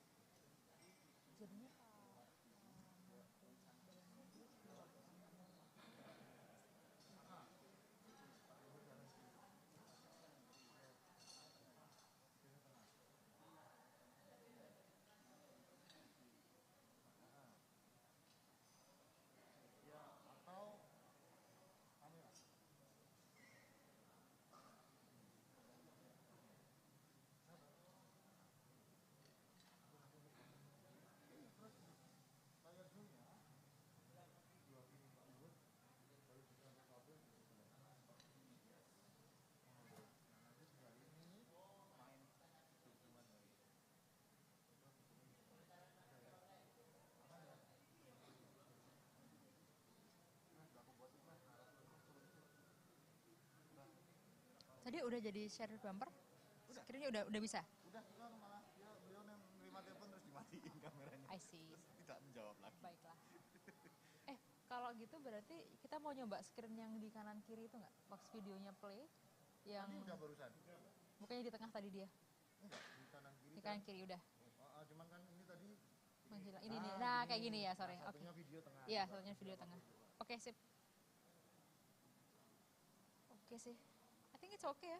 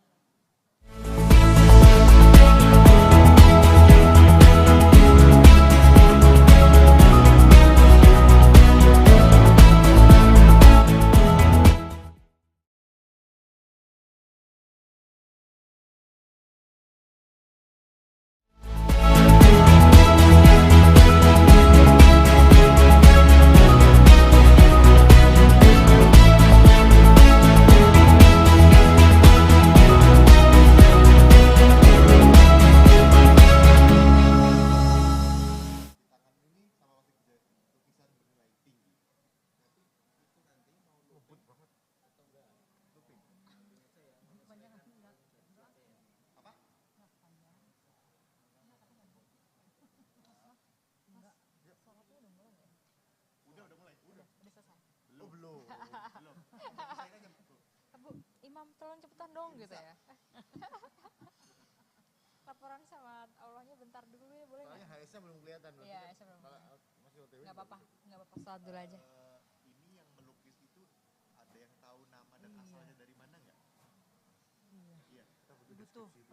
Mbak. Ini saya udah buatin naskahnya, cuma belum ditranslate. Aman ya, ini kalau gitu mikrofonnya aku balikin. Ya, kalau di Inggrisin pasti lebih pendek kok ini. Ini buat hidup dulu. Ntar kehilang. Aku udah share ya nama-namanya. Sayang. 2 ya. Lihat description YouTube.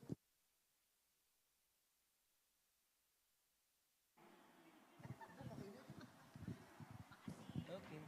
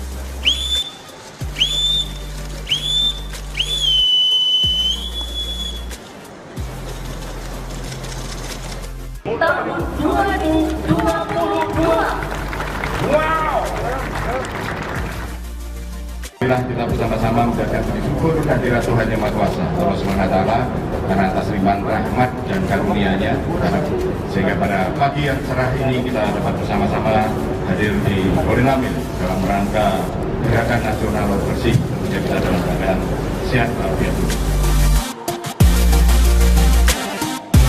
Menyelenggarakan gerakan laut bersih nasional 2022 yang dilaksanakan secara serentak di lokasi Indonesia. Jadi tadi Pak Yudo menyampaikan kalau kita kerja sama-sama kompak, tidak ada yang tidak bisa dipercayai. 3, 2, 1. There we go. Dengan demikian, mari kita mulai dan semangat.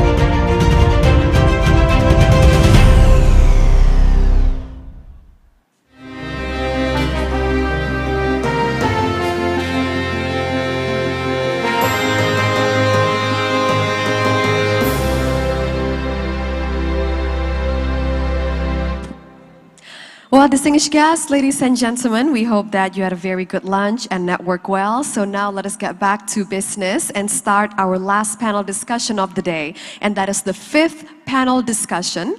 And ladies and gentlemen, this session is entitled Enabling Change for Good, Reducing Plastic Waste Through Behavioral Change, as well as the nudges that work. It is going to be very interesting. And ladies and gentlemen, so this session is being co-hosted by Unilever Indonesia, as well as the Indonesian-German Development Cooperation. Together, we're going to discuss the various ways on how to implement for a better behavioral changes, especially those that we need to start from an early age for children. Therefore, we'll have the Ministry of Education later, as well as the problems that needs to be tackled, the problems that need to be solved, as well as those that needs improving in the waste management, as well as circular economy. And ladies and gentlemen, so we'll have two very interesting segments today. So the first segment is a little bit different compared to the rest of the panel discussions that we had previously, and that is we will have an open mic session session with 5 very inspiring speakers. They're the presenters that I will later invite on stage. Together, they'll be sharing their insights, what they learned, their experiences, as well as the problems that needs to be tackled, and they have tackled together in terms of waste management. And ladies and gentlemen, the second segment, we're going to start with our panel discussion. I'm going to invite the experts, the speakers to come forward and join me to be talking about on how to enable the behavioral changes and the nudges that are effective enough that they should work. And ladies and gentlemen, without further ado, I'd like to direct your eyes onto the screen. And next, Ladies and gentlemen, next, please allow me to welcome on stage to deliver her welcoming remarks. Please allow me to invite to the stage Ibu Nurdiana Darus, the Corporate Secretary and Head of Sustainability and Corporate Affairs of PT Unilever Indonesia. So glad to see you again, Ibu.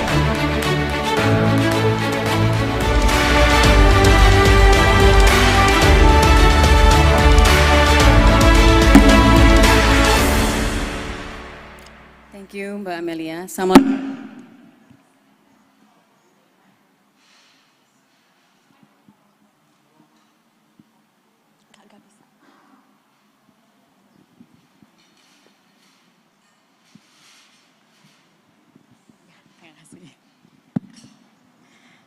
Thank you. Assalamualaikum warahmatullahi wabarakatuh.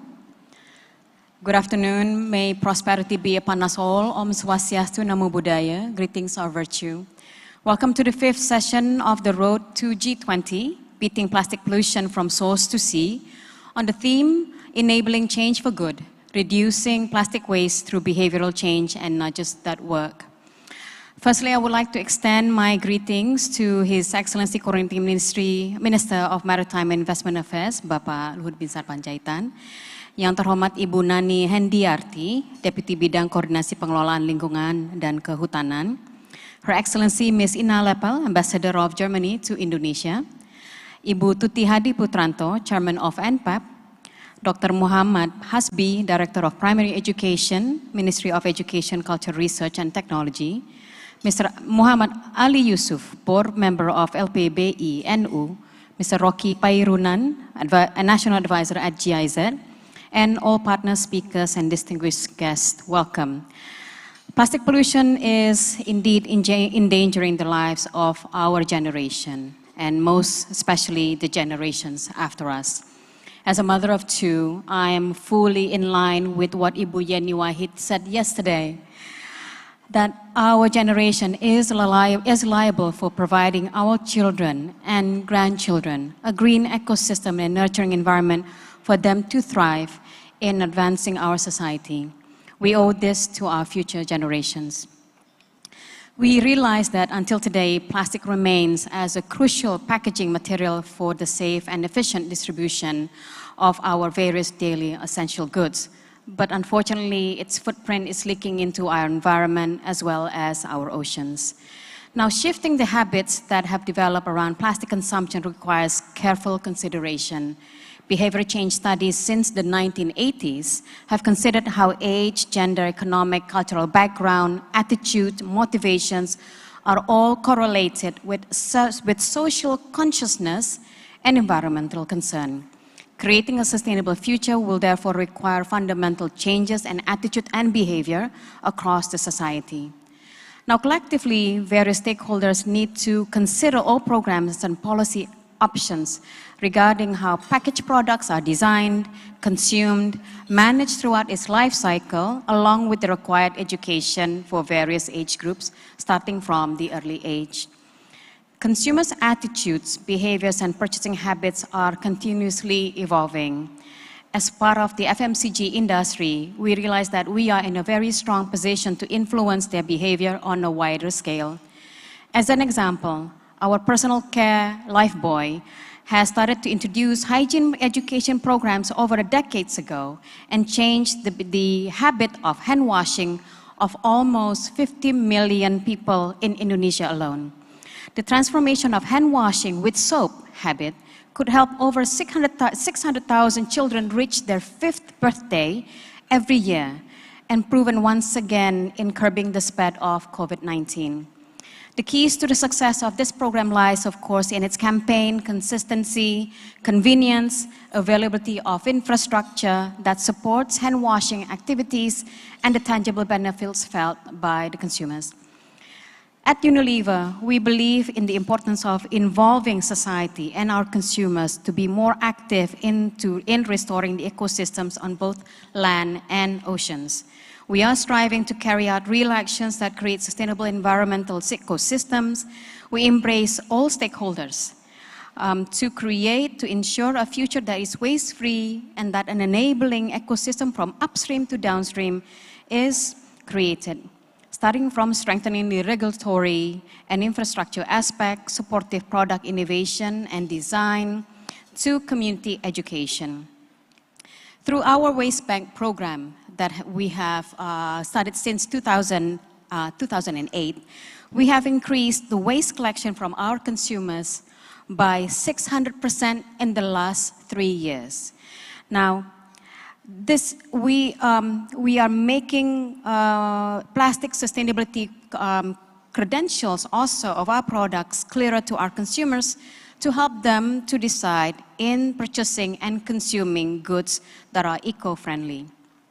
We also have launched the Generasi Pilah Plastik campaign to invite over 2 million people to become part of the generations who care about the environment and are more responsible for the packaging they use, especially plastic packaging.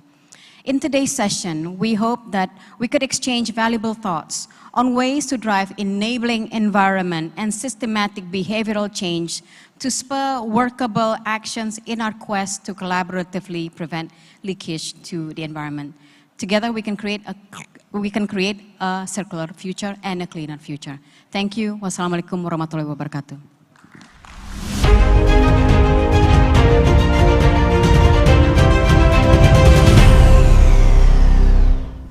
Thank you very much, Ibu Ade, for always inspiring us, and thank you for the great, very insightful welcoming remarks. And distinguished guests, ladies and gentlemen, so next I'd like to direct your eyes onto the screen and let us welcome Her Excellency, Mrs. Ina Leppel, the Ambassador of the Federal Republic of Germany, to deliver her welcoming remarks.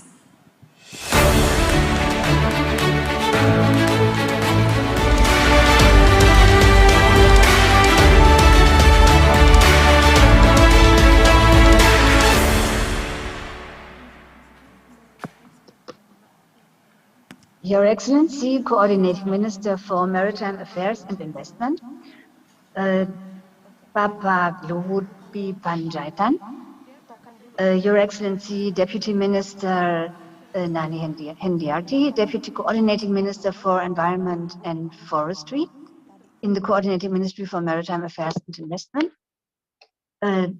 Dr. Mohammed Hasbi, Director for Primary Education, and from the Behavioral Change Task Force co-chairs, LPBI and you, Mr. Ali Yusuf, Mrs. Tirza Mafira from Zero Waste Alliance Indonesia, and Mrs. Nuriana Darus, Head of Corporate Affairs and Sustainability, Unilever.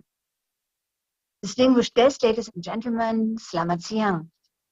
I'm honored and delighted to be joining you all today and appreciate the enthusiasm of all stakeholders to collaboratively beat plastic pollution in Indonesia. Let me start by thanking the Coordinating Minister of Maritime Affairs and Investment, the Honorable Luhut P. Panjaitan, for the invitation and his dedicated commitment to leading the multi-stakeholder effort to solve the plastic waste problem in Indonesia. I would like to take this opportunity to reaffirm that the German government, through its development cooperation, remains committed to team up with Indonesia as a strategic partner in the protection of healthy lives on a healthy planet and to tackle global challenges such as climate change, biodiversity loss, waste, and pollution.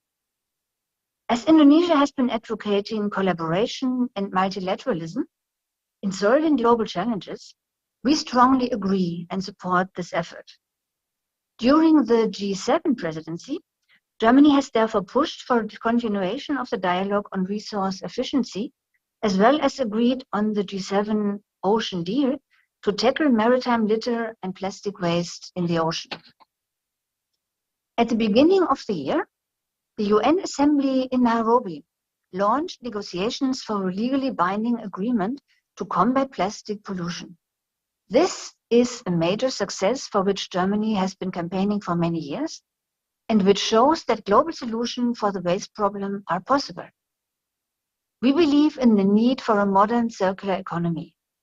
With closed material cycles, with smart product design, this new form of circular economy enables smart and intelligent value creation and at the same time secures our livelihoods. The German federal government sets the political framework for this in Germany. In order to close most material cycles, we are developing a national circular economy strategy. This strategy aims for reducing the primary use of raw materials and is designed to unlock the potential of the circular economy for climate and biodiversity protection. We especially encourage the implementation of the polluter pays principle, including the Extended Producer Responsibility Instrument, also known as EPR instrument.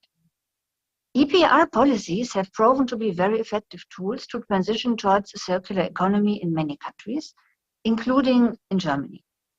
Germany was one of the first countries in setting up extended producer responsibility systems for packaging in the 1990s. German law puts extended producer responsibility into practice, in particularly for packaging, electronic and electrical equipment, and batteries to avoid waste and increase recycling.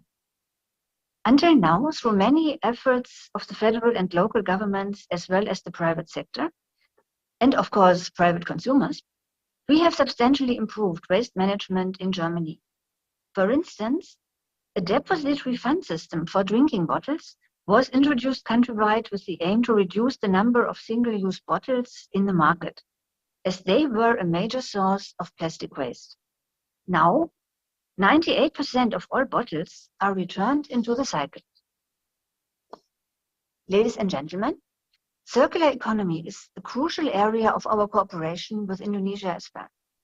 Through multilateral and bilateral development cooperation, the German government has committed itself to support the establishment of circular economy systems and Indonesia's target of achieving the reduction of marine plastic debris by 70% in 2025.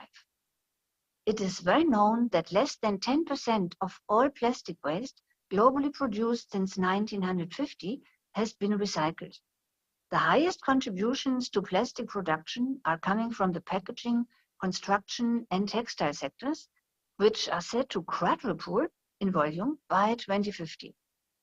To address this complex yet very urgent issue and push forward the progress towards achieving the SDGs, Germany underlines the relevance of the commitment, not only of the public sector, but by all key stakeholders from the private sector, civil society, academia, and philanthropy. Germany will continue to support initiatives in Indonesia, building on multi-stakeholder platforms, such as the National Plastic Action Partnership. Germany supports Indonesia to create a clear and comprehensive policy framework, as well as a roadmap for plastic circularity in Indonesia. Only such a guiding policy framework can incentivize individual companies to implement and scale up their initiatives, making sensible long-term investments into green technologies. In order to further accelerate these initiatives and to raise the ambitions, Germany is ready to be a strategic partner to the Indonesian government to facilitate the development of such an enabling regulatory framework. For this process to take shape, we are willing to support the Indonesian government in bringing together the various actors from key institutions, the private sector, civil society, academia, and philanthropy, so that meaningful and tangible progress can be achieved. In closing, I would like to express again my special thanks to the Coordinating Ministry of Maritime Affairs and Investment, the Honorable Luhut B. Panjaitan, and the Government of Indonesia for the leadership of the G20 this year, and also to the NPAP for facilitating a multi-stakeholder forum like this one. We look forward to working with all partners here today in translating the pledge from all actors and the exciting discussions in this forum into action to reduce plastic pollution in Indonesia by 2025. Thank you very much for your attention.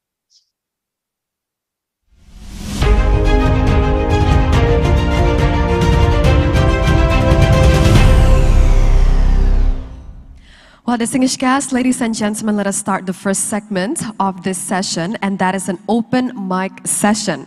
We'll have 5 very inspiring speakers whom I will invite to the stage, and they will deliver their messages, what they learned from their experiences, implementing the real-life solutions of the great fight against plastic pollution. So, ladies and gentlemen, allow me to announce you the names, and we will invite to the stage Ibu Maya Tamimi from Unilever, as well as Tiza Mafira from GIDKP, and Bapak Eric Nathaniel and View, and Bapak Anijoyo Prakoso, the co-founder of COO of Duitin, also Ikadek Bayu Saputra from Bank Sampah Gema Pelita. And ladies and gentlemen, these great presenters will have 4 minutes each to present their presentation. So for the first one, allow me to invite to the stage Ibu Maya Tamimi from Unilever. Let's give her a big round of applause.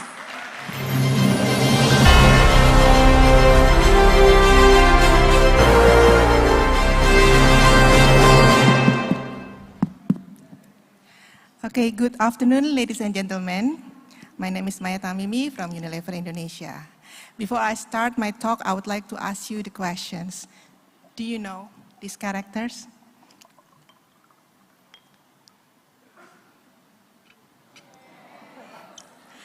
Well, I know that most of us know here who is it. It's the Superman, right? Next, do you know these next characters? Okay, I believe some of you may know and some maybe don't know. This is Luh Ayu Manikmas, defender of the environment, a character in a story written by Iputu Supartika with Bahasa Bali. In the story, Luh Ayu Manikmas fought a monster who was angry because some villagers throw their waste to the river and do not treat the environment well. The plot of the story is made simple for kids, in which the detrimental behaviors are demonized by bringing Balinese cultural values and wisdom.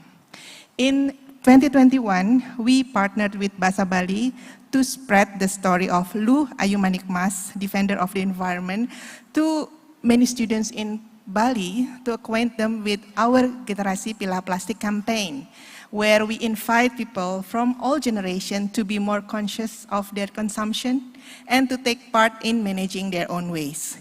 In our program with Bahasa Bali, we challenge students to come up with ideas to combat the waste condition today while exploring the local wisdoms of Bali. In Unilever, we believe that on our purpose to make sustainable living commonplace. We collaborate with our stakeholders to make it happen. We also understand that we need to involve our consumers and the society. And with the communication channel we have, we invite people from all generations to be more conscious of their consumptions and to take part in managing their own waste. A series of campaigns has been conducted through direct engagement with the communities, which includes some of our program, Sekolah Sehat program, Green Pesantren program, Youth program with Bahasa Bali, and also the program with the community in general. We also conduct campaigns through digital platform engagement and webinar series to involve more people to the campaign. In 2021 only, our Generasi Pilah Plastik campaign has reached more than 2 million students, 376,000 santri, and more than 500,000 social media users. Of course, we also do something on the post-consumer part where we improve our plastic collection through engaging and developing the waste bank, TPS 3R, and aggregators. And this is actually an expansion of our program that we already started since 2001. We also increased the digital searchability of waste banks by working with Google My Business and providing smart drop box in public places to collect plastic waste. And we also working with startup Duitin to facilitate waste pickup system. On the upper stream, we also explore a new way to provide product without the use of packaging through refilling system. For this, we have worked with Saruga, Kios, and Cyclus. After all, we believe that behavior change is key element in protecting the environment. Lu Ayu Manik Mas is our one way for us to promote circular economy through local wisdom, promoting a harmonious relationship between human and the nature. We commit to support this effort in this behavior change space and invite you to be part of Generasi Pilah Plastik. Creating a waste-free world may be our common dream. Realizing this would need collaborative effort, not only from one single superhero, but many heroes. And I believe that the heroes are all in this room. I'm Maya Tamimi, thank you.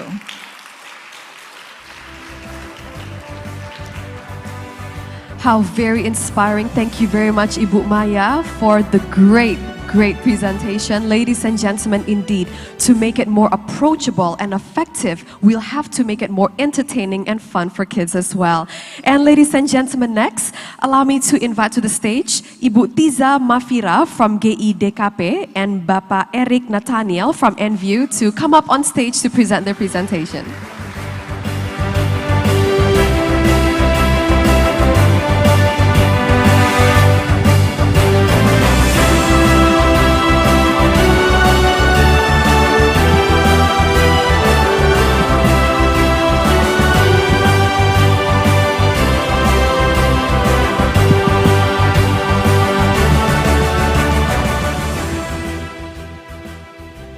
Om Swastiastu.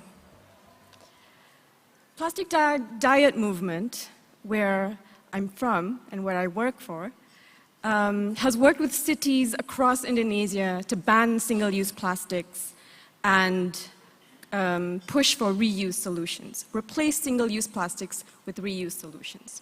Our latest initiative is called the Jakarta Reuse Movement. And I'm not talking about only campaigns to bring your own bags when you're shopping or bring your own tumblers or shop at bulk stores. Although we do fully support those initiatives and we do campaigns to support those initiatives as well. But we believe that the future of consumer goods packaging is reuse. I want to go to a supermarket and purchase a bottle of shampoo, or I want to order food from online delivery and finish that and dispose of it, knowing that it will be washed and reused. I want to purchase coffee in this hotel and drink it on my drive to the other side of the island, drop it at a completely different coffee shop, knowing that it will enter the reuse system, be washed and reused. By the way, a huge applause for the NPAP committee who have managed to make an event that showcases reuse solutions and has no single-use plastic at all.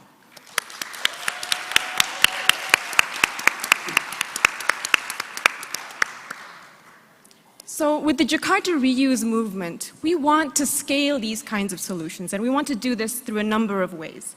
First of all, we want to make reuse solutions accessible. It should not be limited to premium markets. It should not be limited to eco-conscious consumers. It should be available in every restaurant, every supermarket, every warung. It should feel convenient to the consumer. We want it to feel like we don't want the consumer to feel burdened by having to change their lifestyle in so drastic a fashion. So it should feel like regular shopping. This requires a lot of back-end work. It requires a lot of reverse logistics. So that's why we're conducting consumer behavior analysis and studies and multiple discussions with governments, corporations, reuse solutions, and even BPOM, Indonesia's Food and Drug Agency. Second, we want to integrate reuse into a circular infrastructure. This might mean the city provides collection points for reuse. This might mean the city repurposes garbage trucks. So instead of collecting garbage, they collect empty receptacles and containers for washing. This might mean that some of the waste banks are converted into shared washing facilities across the city. So we're creating enabling conditions for a reuse ecosystem that's widespread, that's efficient and cost-effective. Companies, of course, need to invest in this reuse supply chain. So we're creating policy recommendations for the city government to create safe reuse standards and an enabling environment for reuse to thrive. So make no mistake, this is not destined to be niche.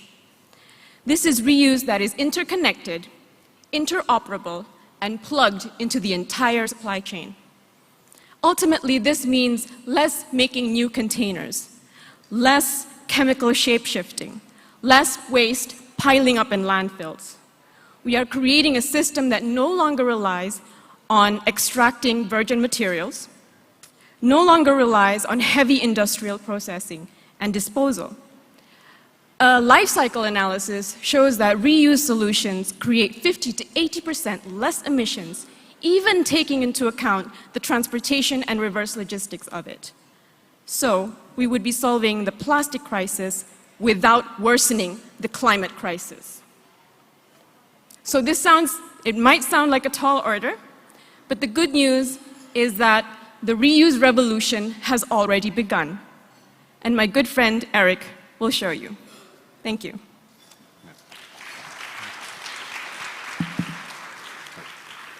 Thanks, Lisa. So NVU does multiple programs worldwide. That's okay. I'll keep it on. Yeah. So NVU does multiple programs worldwide, and in this region, specifically on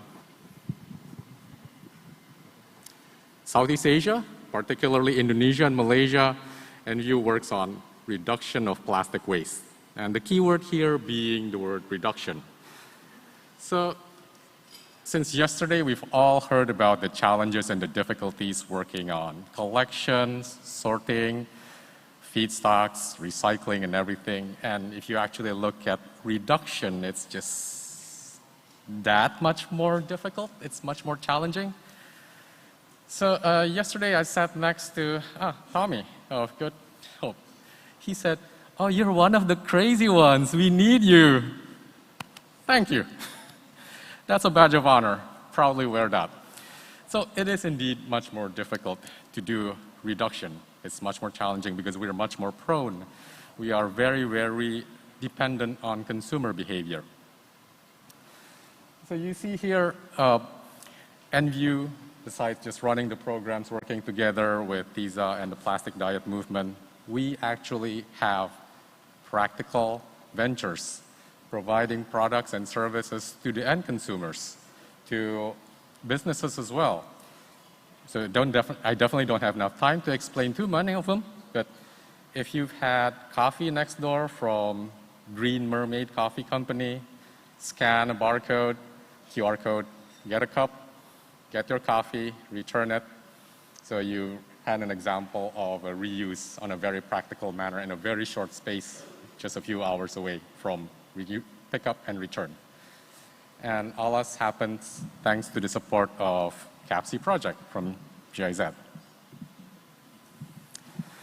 But just to share some of the learnings that we've had from running these projects for the past few years. The first thing is just being present and available in the market, making the solutions available is already a very good, powerful start, and it's a big nudge. We've gotten responses from consumers saying "You're the answer to our prayers." I really wasn't expecting people to be praying for reuse and refill stuff, but it happens apparently. And the next thing I would say, if you're copy-pasting a solution from abroad, from a different country, think again. Copy-paste, pretty risky. If you copy, at least paste special, paste matte formatting, at least communicate in a local tense, local language, and be as ridiculously local as possible. I think that's much more effective. Using high-tech solution works. Using high-tech solution doesn't work. Too long to explain, ask me in a different session. So in the end, I would also like to share that some of the basic stuff that's very, very guessable, you would all understand about it, just having policies, that's of course very powerful. Just making things cheaper, that's also incredibly effective and without any doubt, although not without any risk. If you're just relying on just making reuse cheaper, you're still prone by somebody who can always undercut your prices. Making things better works. Making things easier. And that goes back to Tisa's point.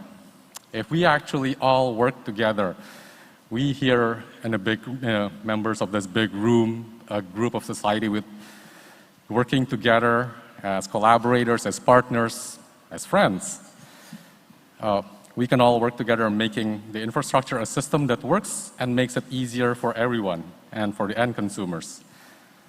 And that'll make reuse and our mission together work better, and we can get closer to it. So I'll end it at that. Thank you.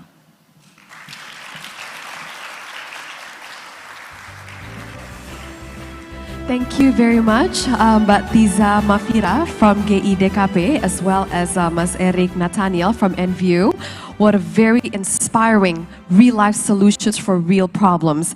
And ladies and gentlemen, next, allow me to invite to the stage Bapak Adijoyo Prakoso, the co-founder and CEO of Duitin, to come up on stage. Let's give him a big round of applause.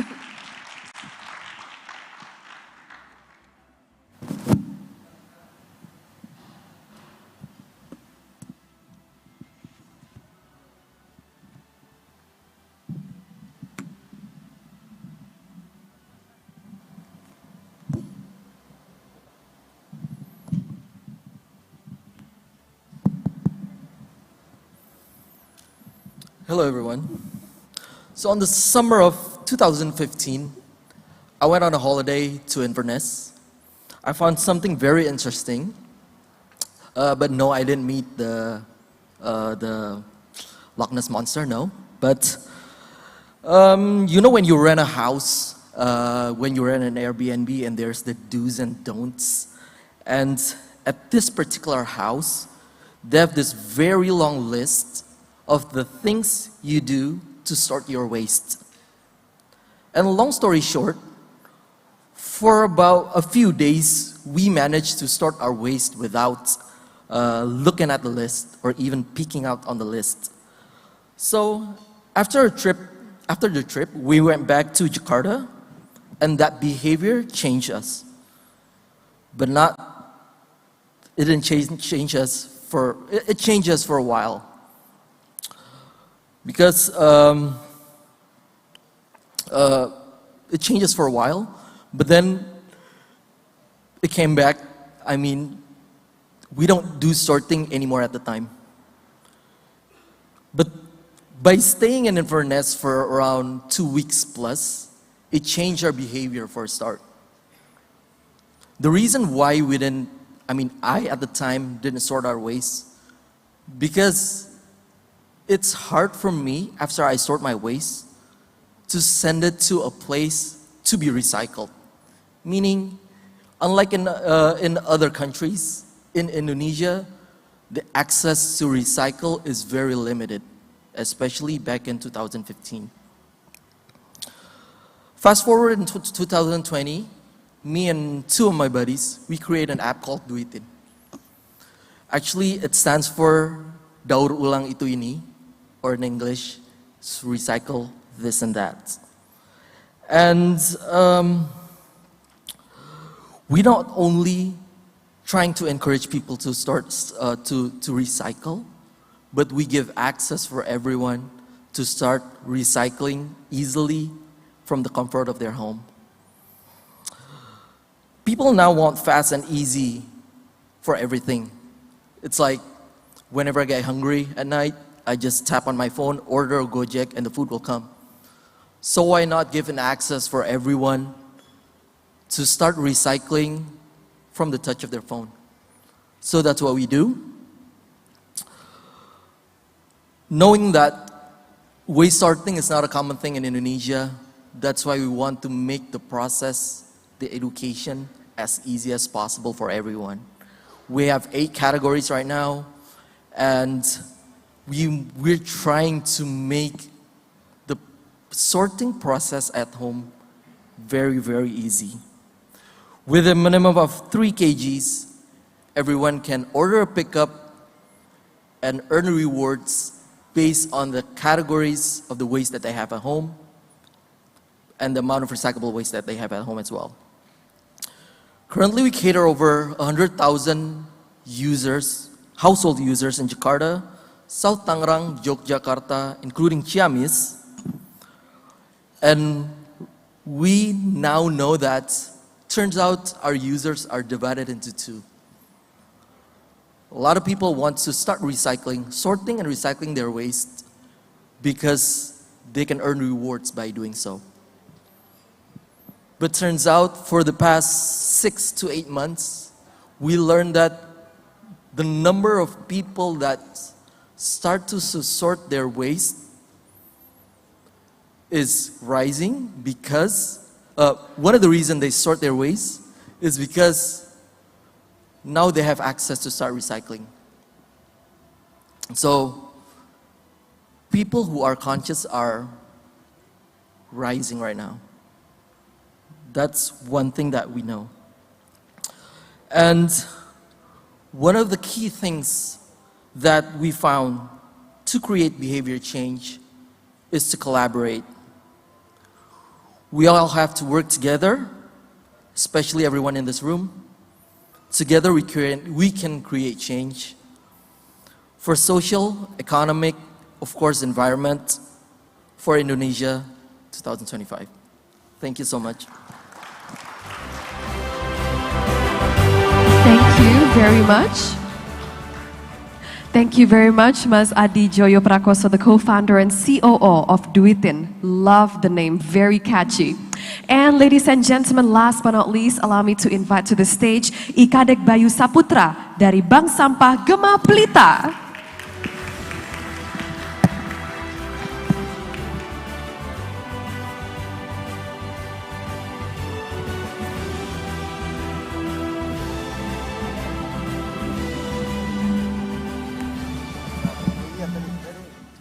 Om Swastiastu.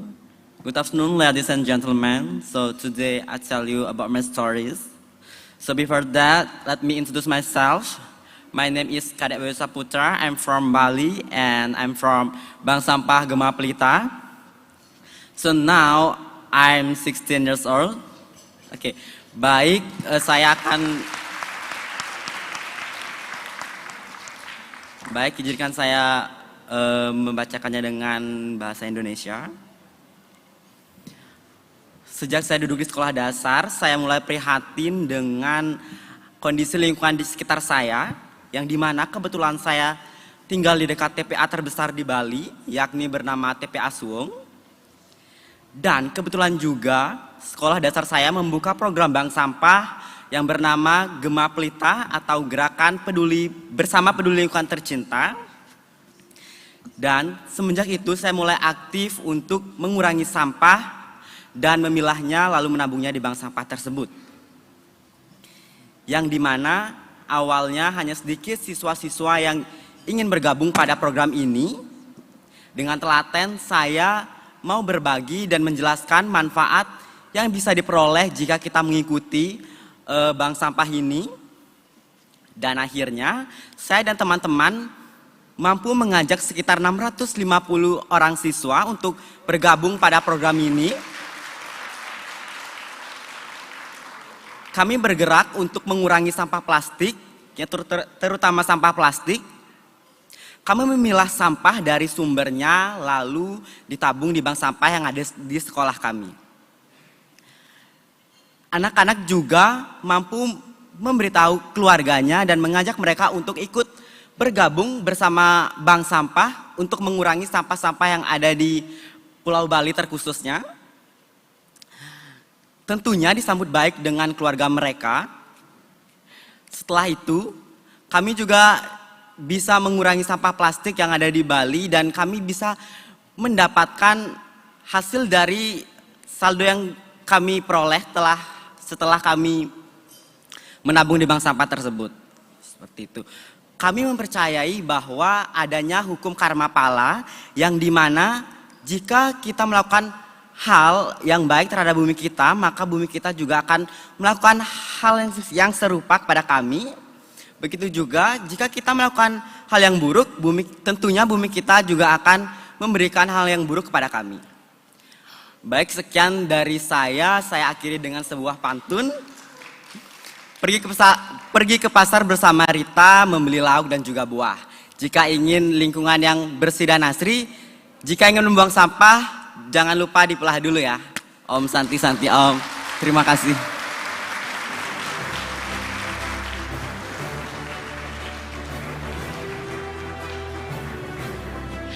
Terima kasih banyak, luar biasa sekali ya Kadek Bayu Saputra. What an inspiration to us all, indeed. Waduh, luar biasa sekali. Terima kasih banyak for inspiring us. And ladies and gentlemen, okay, let us now start with our next panel discussion, which will be our last panel discussion. And it is going to be on enabling change for good, on reducing plastic waste by through behavioral changes as well as the nudges that work. And on this session, we're going to invite great speakers from various and diverse backgrounds as well as institutions, be it from the academia as well as for those from the government, from private institutions and from industry players as well. And together we're going to discuss on how behavioral changes, especially those that's we implement from a young age, truly is something that we should be putting forward. And ladies and gentlemen, with this, I would like to thank our dearest organizers to set up the stage. And together, really, as we've seen from the open mic session just now, motivating people truly needs a lot of engagement, commitment, and innovation.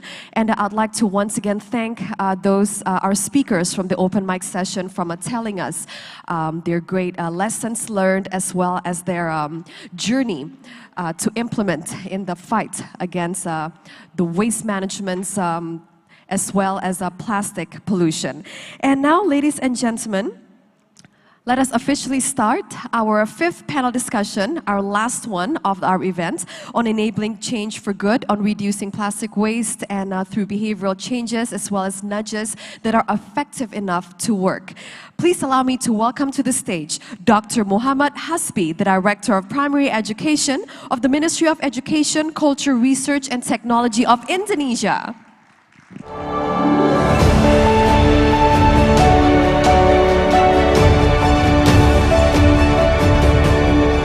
Terima kasih banyak Pak Hasbi. And ladies and gentlemen, please also allow me to invite to the stage Bapak Muhammad Ali Yusuf from the board member of LPBI NU or Nahdlatul Ulama. Let's give him a big round of applause. Terima kasih Bapak. Dan selanjutnya, izinkan saya juga untuk mengundang ke atas panggung. Allow me to invite to the stage Ibu Nurdiana Darus atau Ibu Ade, the Corporate Secretary and Head of Sustainability and Corporate Affairs of Unilever Indonesia. Terima kasih Ibu Ade. And ladies and gentlemen, next, allow me to invite to the stage Bapak Rocky Pairunan from the Indonesian German Development Corporation. Terima kasih Pak Rocky. And I also like to invite Ms. Tri Tito Karnavian, Ketua Umum OASA.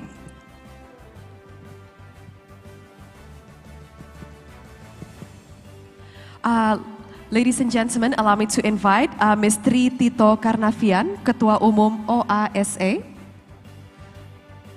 Baik, mungkin, oke, nanti saya akan mendapat informasinya dari pihak, sepertinya ladies and gentlemen, just received information from our organizers that Ms. Tri Tito Karnavian, as well as Dr. Yosefina Anggraini, the anthropologist and a researcher from the University of Indonesia, are both unfortunately unable to attend. And I'd like to first say hello to our dearest speakers. Selamat datang Bapak dan terima kasih Ibu. And so I'd like to start by I guess hearing your opinions with regards to the open mic session from our amazing speakers just now. And I would like to ask you regarding, have you been exposed to innovations that have been expressed during the open mic session? And what are your opinions regarding those innovations? And I'm going to ask from the ministry first, from Bapak Hasbi.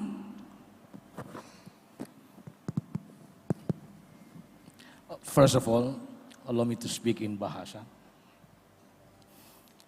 Saya ingin menyampaikan ucapan terima kasih dari Pak Mendikbudristek, Bapak Nadiem Anwar Makarim, dan juga Bapak Iwan Syahril PhD yang pada sore hari ini berhalangan hadir, dan saya mewakili beliau untuk menyampaikan ataupun pikiran-pikiran beliau terkait dengan tema kita pada siang hari ini. Dan tadi sudah sama-sama kita lihat paparan yang disampaikan oleh champion-champion yang telah bekerja dengan sangat baik dalam edukasi ataupun dalam penanganan sampah di berbagai tempat. Dan tentu ini menginspirasi kita semua bagaimana ini kemudian kita bawa kepada taraf yang lebih luas, lebih tinggi lagi, terutama bagaimana kemudian kita bisa membawa ini ke dunia pendidikan sehingga bisa menular kepada peserta didik kita yang ada di seluruh jenjang, tidak hanya di masyarakat tapi juga di setiap jenjang yang ada di pendidikan, baik itu pendidikan anak usia dini sampai ke jenjang pendidikan tinggi. Saya pikir itu. Terima kasih. Terima kasih banyak Pak Hasbi, dan selanjutnya saya akan tanya kepada Bapak Ali mengenai I would like to ask with regards to from the point of view of Nahdlatul Ulama, seeing the innovations being expressed by our speakers just now. What are your opinions on that? It's about open mic. Yeah, thank you very much.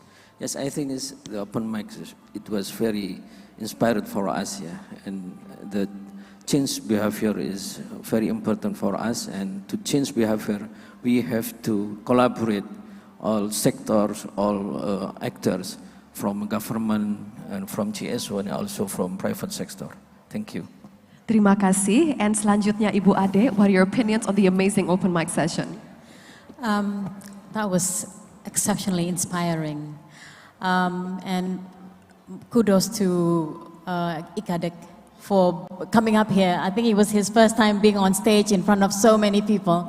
He was really nervous, but we seen his passion, the way that he explained the reason why he was so active in the waste bank, and he brought along 650 of his friends, and that's the future of what we want. And all the programs that were presented here during the mic session, those are just the beginning, the tip of the iceberg, I would say.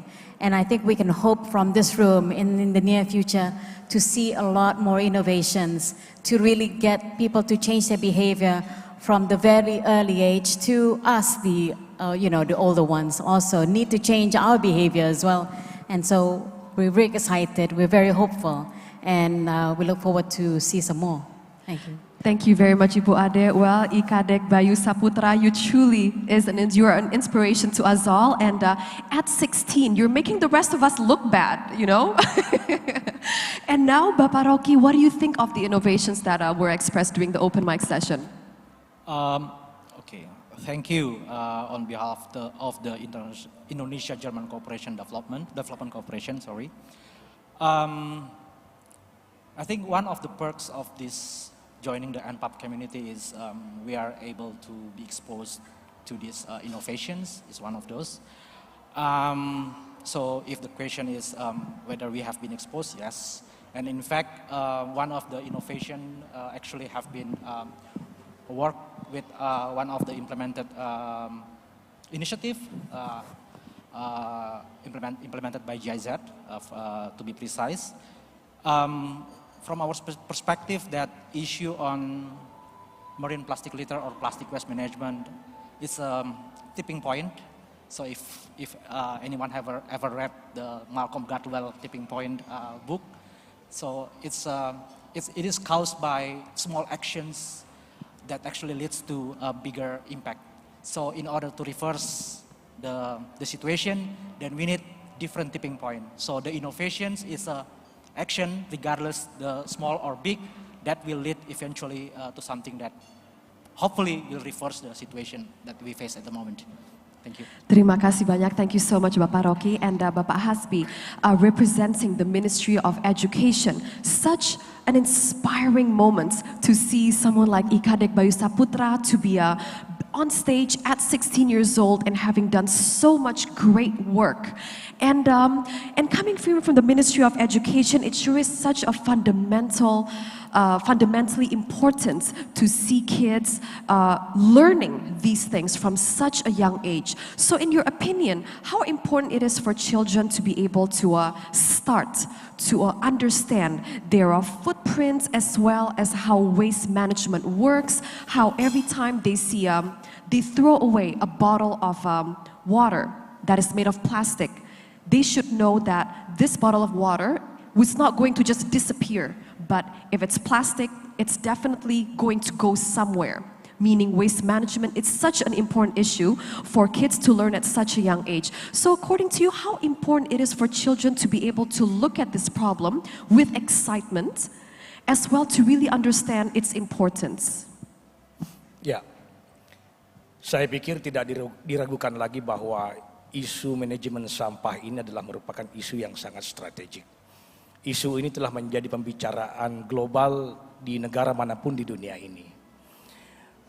Dari sisi pendidikan, ada beberapa hal yang perlu kita address di sini. Yang pertama adalah the sooner the better. Bagaimana isu manajemen sampah ini menjangkau peserta didik kita lebih cepat, lebih baik. Apa artinya? Ini harus kita mulai dari tingkat pendidikan yang paling awal. Mengapa? Ada banyak sekali riset yang mengatakan bahwa persoalan manajemen sampah ini kan adalah merupakan persoalan karakter sebenarnya. Dan penanaman karakter itu perlu kita lakukan di tingkat yang paling awal, katakanlah di pendidikan anak usia dini. Saya direktur SD, tetapi saya ingin mengatakan bahwa apabila kita memulai penanganan ataupun edukasi masalah manajemen sampah ini di tingkat SD, saya akan mengatakan itu sedikit terlambat. Sedikit terlambat. Karena ada banyak sekali kesempatan di mana peserta didik kita bisa memperoleh ini lebih awal. Kemudian yang kedua adalah terkait dengan ekosistem di mana peserta didik itu ada. Kalau berbicara peserta didik ataupun anak-anak kita, mereka kan terpapar di 3 ekosistem, layer ekosistem sekaligus. Yang pertama, di ekosistem yang paling mikro, yaitu keluarga. Kemudian yang lebih besar lagi di ekosistem sekolah. Dan yang paling besar di ekosistem masyarakat. Edukasi manajemen sampah tidak akan bisa dilakukan hanya dengan mengandalkan satu ekosistem saja, yaitu ekosistem sekolah. Perlu upaya yang multikanal, di mana ekosistem sekolah ikut terlibat, kemudian ekosistem masyarakat ikut terlibat, dan yang paling penting adalah ekosistem keluarga di tingkat yang paling mikro. Mengapa ini penting? Karena peserta didik sebenarnya hanya berada di satuan pendidikan paling lama 5 jam. Sementara sisa dari 5 jam itu 19-20 jam mereka akan gunakan untuk bersosialisasi dengan keluarga dan juga dengan masyarakat. Ketika mereka melihat praktik yang berbeda yang terjadi di masyarakat dan di keluarga maupun di satuan pendidikan, ini akan menimbulkan kebingungan. Oleh karena itu maka edukasi multikanal menjadi hal yang sangat penting, bagaimana agar apa yang disampaikan tadi itu bisa kita wujudkan.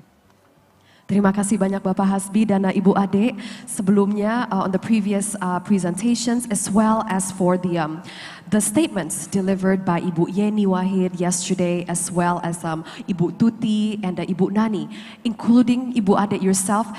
All of us have truly emphasized on the importance of a women's role, because of the women are truly, they hold such an important agent for change in the community, to drive for a more sustainable ways of life. So my question to you, Abu Ade, is how do you think we should leverage the role of women to, I guess, to inspire more around us to live a more sustainable life? Thank you, Mbak Amelia. So, at Unilever, we have a network of over 4,000 waste banks throughout Indonesia. And each waste banks would be run by women. I would say 95 to 99% are run by women. So we're looking at around 450,000 women running waste banks throughout Indonesia. And of course, these 4,000 waste banks is just a part of the 11,000 waste banks that is prominent throughout Indonesia. So there are few lenses to looking at how to empower women and how to involve women. I completely agree with Pak Hasbi, because I think the education, behavioral change, first of all, needs to start from home, because that's where the children spend most of their time, with their parents, with their mothers, and being at home.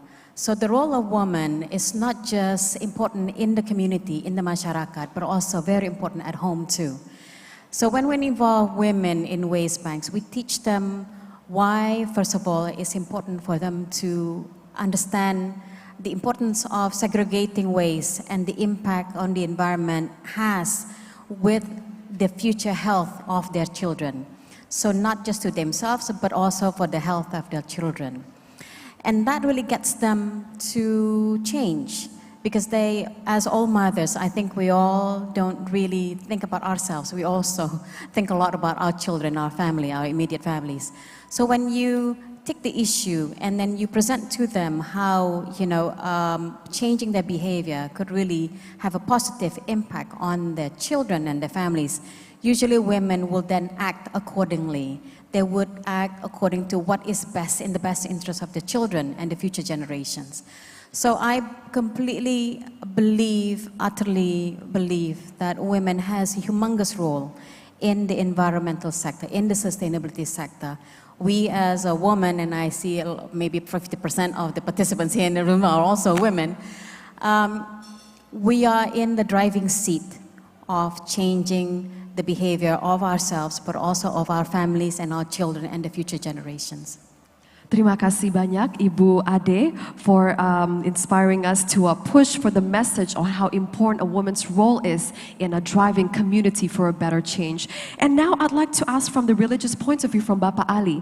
Bapak Ali, kita semua tahu, sudah ingat dengan quote yang menyatakan bahwa kebersihan itu kan sebagian dari iman Bapak ya. Nah, ini juga sebagai event yang kita bisa lihat on beating plastic pollution. Ya, dengan ini tentu kita ingin tahu bahwa we need to know the strategies from Nahdlatul Ulama with regards to how do you inspire or how do you set the strategies to spread that good message? Thank you. Actually, we have two main activities to educate public in waste management. Number one is increasing knowledge and awareness. In 1994, Nahdlatul Ulama has issued fatwa or Islamic legal advice on the prohibition of polluting, and in 2019 on prohibition of littering plastic waste. I think this fatwa is important to be used as religious reference to educate people to reduce waste. Yeah. And based on the fatwa, we also produce books and also guidebooks to communicate, to educate public in conducting waste management.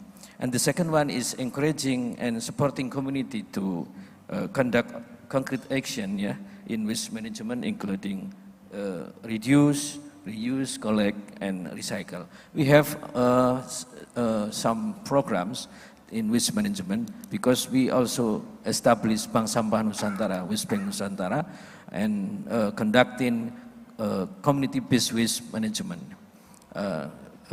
Educating people, increasing awareness and knowledge, and also supporting them to conduct concrete action to reduce waste, including waste, plastic waste.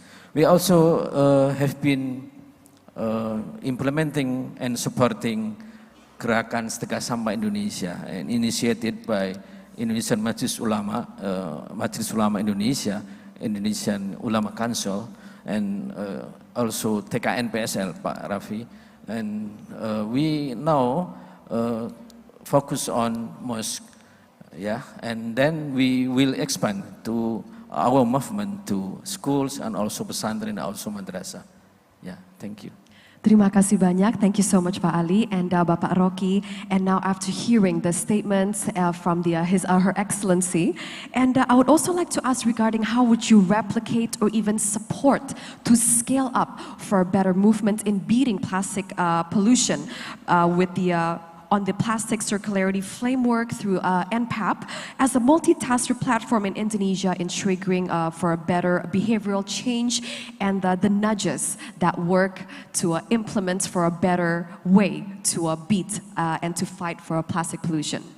Yeah, thank you, Mbak Amel. I think my comments or my response will relevant with my previous comment. I think being part of the NPAP community make us exposed to the information and innovation that have been running in Indonesia.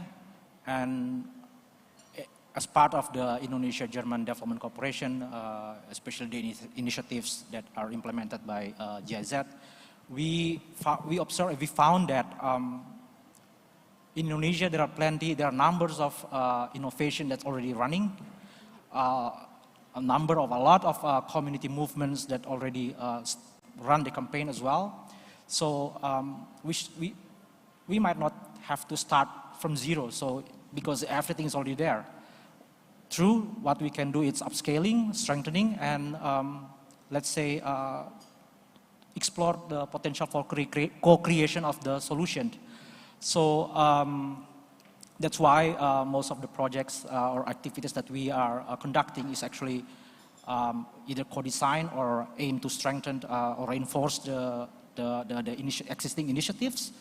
One of those is actually we work with GIDKP, with Batiza and Alas by NVU as well to promote reusable packaging, as well as how to enhance the waste separation by working with existing activities at the local level.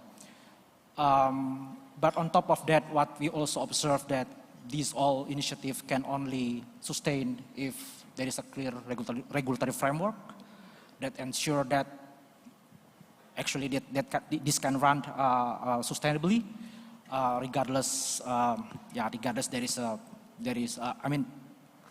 regardless the funding, because the market already accept that. Regulatory frameworks here could be a standardization, including the local regulation that enable the initiative at the local level to run. So this is what we observed. Then as part of the initiative as well, we also work under policy to support the establishment of policy framework in order to enable these innovations or initiatives run smoothly. Thank you very much, Pak Rocky. And now Pak Hasbi, sebelumnya, previously Ibu Ade has already emphasized the importance of the role of women in driving community change as well as starting early, starting from home for these great educations. And just now, Pak Ali has also mentioned with regards to the importance from the religious aspects of promoting the good message. And now coming from the Ministry of Education, do you think the ministry would plan to increase the materials in the curriculum in the classrooms when it comes to waste management? Ya, saat ini Kementerian Pendidikan Kebudayaan, Riset dan Teknologi telah memiliki sebuah kurikulum baru yang disebut kurikulum Merdeka. Kurikulum Merdeka ini adalah merupakan adaptasi dari kurikulum yang dikembangkan untuk mensikapi adanya pandemi COVID-19 selama 2 tahun terakhir. Dan dalam kurikulum Merdeka ini ada 3 hal yang menjadi topik utama. Yang pertama terkait dengan materi intrakurikuler, kemudian kokurikuler, dan ada satu hal yang cukup penting yaitu proyek. Kita menyebutnya proyek profil pelajar Pancasila. Nah, hal yang paling penting dalam proyek ini adalah bahwa salah satu pilihan materi proyek adalah bagaimana mengenalkan isu-isu lingkungan kepada peserta didik kita, mulai dari jenjang pendidikan anak usia dini sampai ke jenjang pendidikan menengah. Mereka guru dapat memilih isu-isu lingkungan mana termasuk penanganan sampah plastik untuk dikenalkan kepada para peserta didik lintas jenjang. Nah, oleh karena itu maka kurikulum Merdeka ini sangat berpihak kepada isu-isu lingkungan yang saat ini sedang menjadi pokok perhatian dari seluruh negara di dunia. Nah, kemudian kita juga memiliki satu platform yang disebut platform Merdeka Mengajar. Platform Merdeka Mengajar ini adalah sebuah platform yang telah diakses oleh kurang lebih 2 juta guru dan 143.000 satuan pendidikan di seluruh Indonesia. Nah, dalam platform Merdeka Mengajar ini, edukasi mengenai sampah telah dimasukkan di dalam. Sehingga most likely semua 2 juta guru yang tadi saya sebutkan dan juga 142.000 satuan telah terpapar dengan edukasi mengenai bagaimana menangani sampah plastik dan bagaimana mengajarkan hal ini kepada peserta didik kita. Nah, itulah keunggulan atau itulah yang sedang kita kerjakan melalui kurikulum Merdeka saat ini. So, kurikulum Merdeka sangat berpihak kepada isu-isu terutama terkait dengan bagaimana menangani isu-isu global yang ada di seluruh dunia, termasuk di dalamnya menangani sampah plastik yang saat ini masih menjadi isu di Indonesia. Terima kasih Bapak Hasbi. And due to a limit of time, I'm going to ask one more question to Ibu Ade. And Ibu Ade, this is regarding, as we all know, Unilever is an empire. Unilever has a very substantial base of a very substantial consumer base, and I would like to know, after especially hearing Ibu Maya with her great presentation, and how has Unilever induced behavioral changes when it comes to inspiring more of its consumers to apply or to implement for a healthier waste management? Thank you, Marmelian. So I mentioned about having 4,000 waste banks in the communities. And this is essentially what we're trying to get to, is to the right deep into the communities, to get them to change their behavior, their understanding of why it's important to manage their waste, segregate from home, and then managing it, and then being able to bring it to the waste banks, and then what that means, then all this waste, plastic waste, get back into the recycling industry. So that's one aspect of the Unilever's program. The other aspect is where we engage our consumers also in this journey. So we engage our consumers by communication on packs, where we have recycled resin bottles, such as our products, Bango, Sunlight, which are already 100% recycled bottles, but also on other packagings as well. Now, communications through packs, but also communications through our activities. We also have a campaign movement, Generasi Pilah Plastik, so generation of that segregate plastics from the environment. And it's calling out to over 2 million of our consumers to really get them to understand the need for them to segregate waste from home, and to get them back into this waste back into the recycling industry, and then hence creating a circular economy. So that's one other program. Now the third program that I'd like to highlight is the refill and reuse program. We heard from Batiza and also from NView at the session of how these refills and reuse programs are so important. It's very early in stages for us to engage our consumers, but we believe with consistency in campaigning and communication and education, we will be able to get a lot of our consumers to really shift the ways they buy our products through refill and reuse. We have high hopes through education and through platforms such as this, where we engage a lot more consumers and also policymakers as well, to really support us in this journey of pushing refill and reuse programs further. Thank you, ma'am. Thank you very much, Ibu Ade. What an inspiring session this is, ladies and gentlemen. And I guess from all of the statements and the answers from our speakers, we could really see how the learning is not truly just a product of teaching, but true learning is truly a product of the activities that our learners are being involved in. And I'd like to thank all of our speakers from Unilever, from the ministry, from Nadatul Ulama, as well as Bapak Rocky, for involving everyone from your field in beating plastic pollution. Ladies and gentlemen, let us give them a big round of applause. Thank you so much. And now, ladies and gentlemen, we're going to have a token of appreciation as well as a photo session. And with that, allow me to invite to the stage Ibu Tuti Hadi Putranto, the chairwoman of NPAP, to please come forward to give the tokens of appreciation to our speakers. Ladies and gentlemen, let us give Ibu Tuti a big round of applause.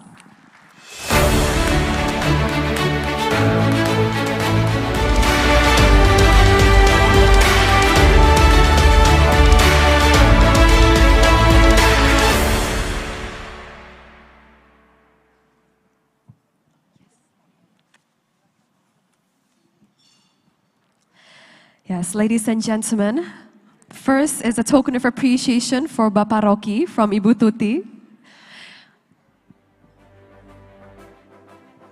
as well as Ibu Ade from Unilever Indonesia.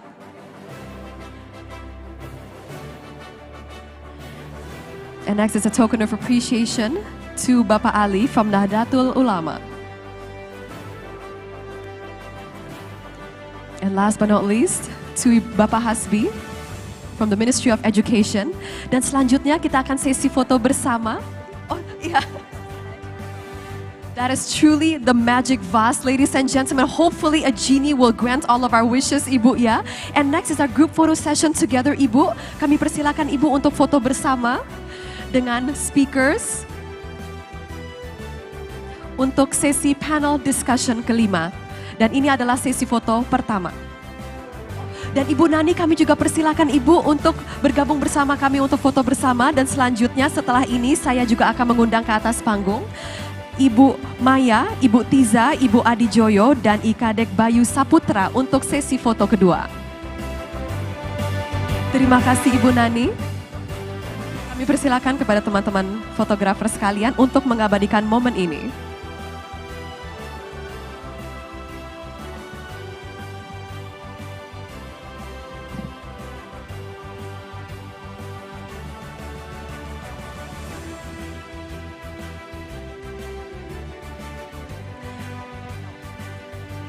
Terima kasih dan selanjutnya izinkan saya untuk mengundang ke atas panggung Ikadek Bayu Saputra dengan Ibu Maya, Ibu Tiza, Bapak Adi Joyo untuk naik ke atas panggung bersama juga dengan Bapak Erik untuk foto sesi bersama.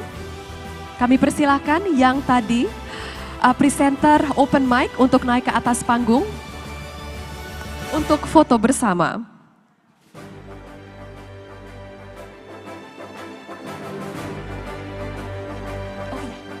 Dengan Ibu Tuti juga, kami persilakan Ibu untuk foto bersama. Terima kasih.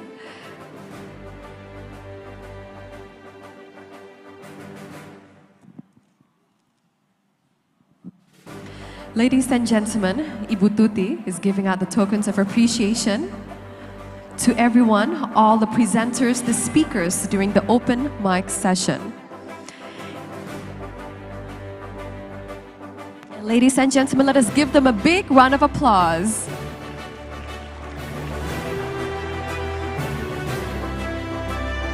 Dan selanjutnya kami persilakan kepada teman-teman fotografer. Let us capture this great moment.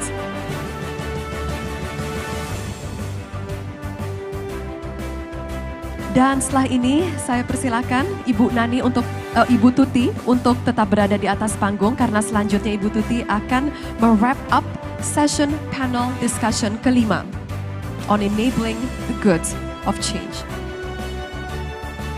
Ibu Tuti, selanjutnya kami persilakan Ibu untuk me-wrap up session panel discussion ini.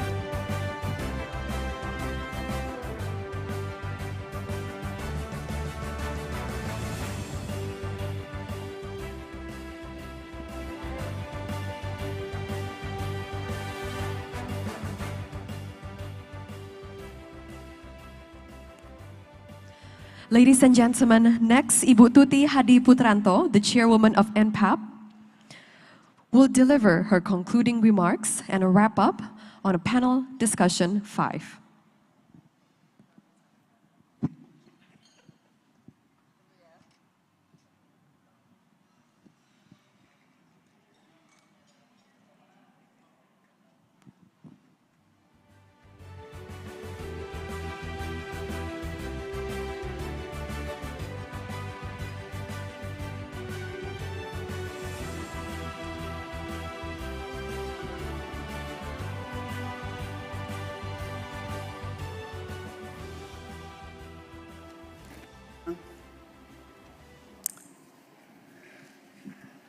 I'm going to speak in English and also in Indonesian, so allow me to do this.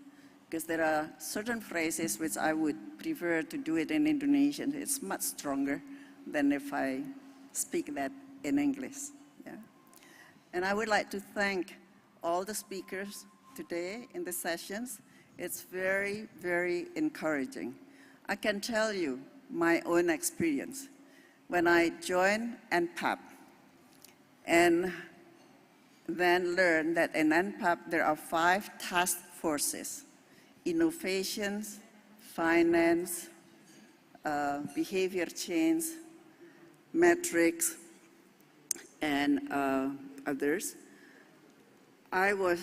Each time we discussed about each task force, I thought, wow, this task force is so important.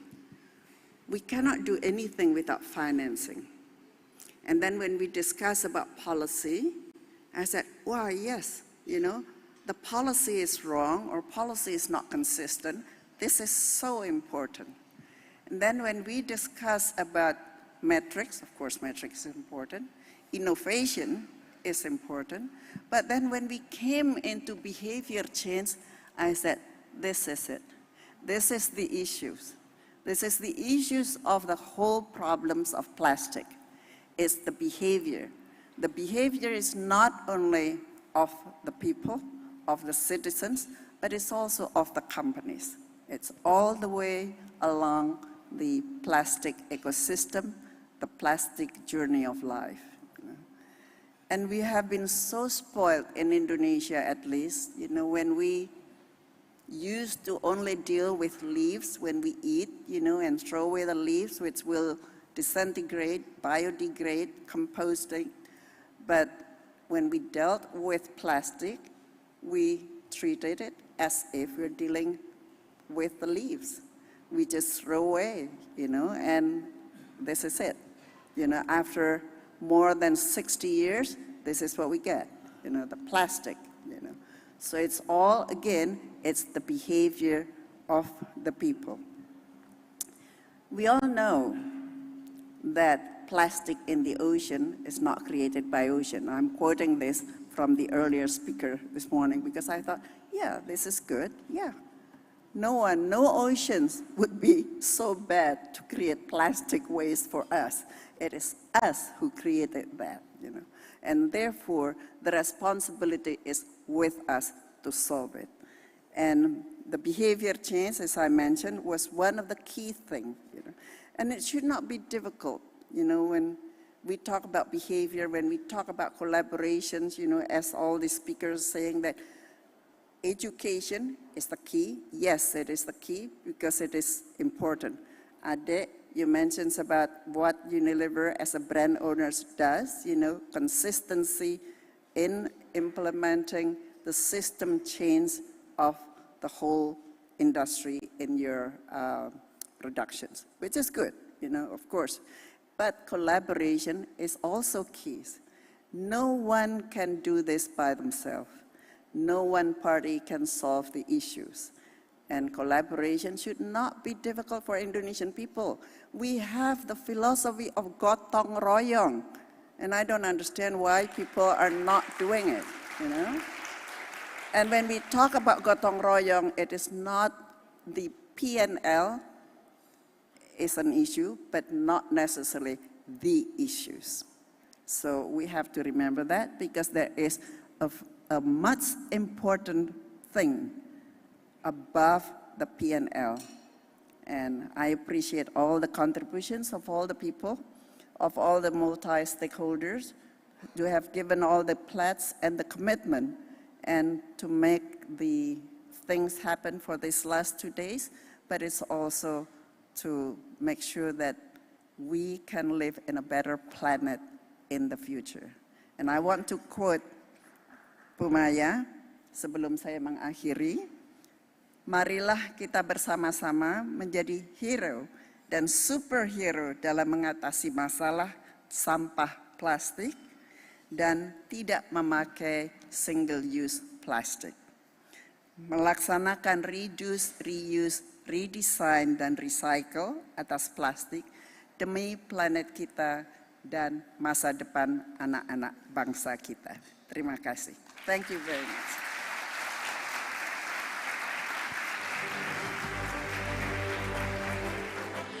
Thank you very much, Ibu Tuti. You're such an inspiration to us all. And what a wonderful, very insightful concluding remarks. And distinguished guests, ladies and gentlemen, as we're approaching almost to the end of our event, on behalf of the Minister of Home Affairs of the Republic of Indonesia, it is with the greatest pleasure and honor that we shall welcome on stage His Excellency Mr. Teguh Setiabudi, the Director General of Regional Development of the Ministry of Home Affairs of the Republic of Indonesia. Let's give the biggest round of applause for Bapak Teguh to come up on stage to deliver his speech.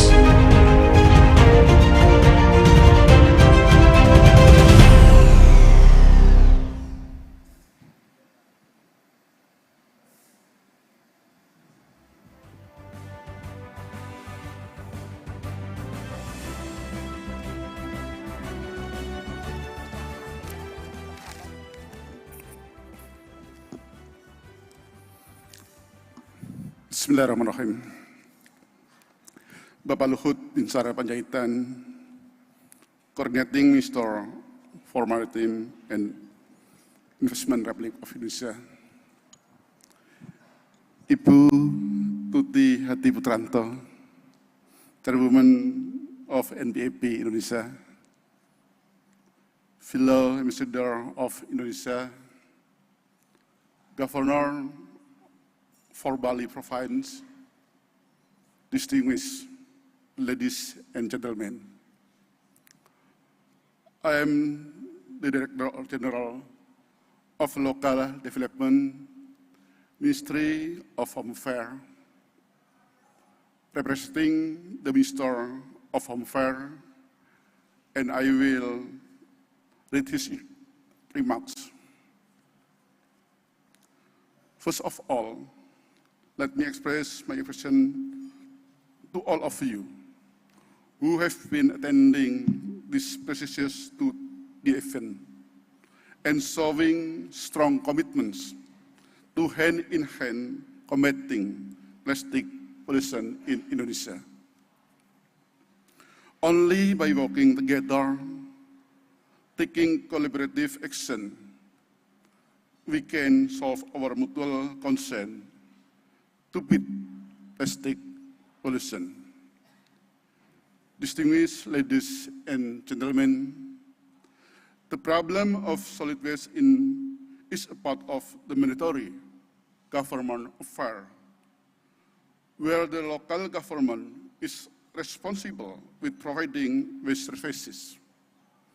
In carrying out their duties, local governments are given the authority to apply levies or cost recovery to people and other stakeholders that access waste handling services. Levies or cost recovery is one of the important pillars to ensure the effectiveness of waste management implementation. To optimize the implementation of waste management, it is necessary to change the paradigm from a linear pattern: collect, transport, dispose, to a circular one by optimized waste reduction and handling activities as near as possible from the source, and treating waste as an alternative resources that is reduced as long as possible, either directly through recycling process or other processes. To accelerate the achievement of this change of paradigm, the government, through the Ministry of Home Affairs, has issued a series of policies to help improve capacity and synergize local government program in accelerating the effectiveness of waste management in their city. However, this condition must comprehensively be seen where responsibility of waste management is not only borne by the local government, but also to every person, business entity, management of the area that produces waste, That is gotong royong, sebagaimana yang tadi Ibu Tuti sampaikan. Throughout the event road to G20, beating plastic pollution from source to sea, I hope there will be a better understanding for all stakeholders regarding the shared responsibility to solve the problem of solid waste, including plastic waste. I also urge everyone who attend this event to contribute and collaborate, among others, is taking concrete action on plastic waste reduction and handling activities in order to reduce the rate of leakage of plastic waste into the sea, with a target of 70% by 2025. Thank you.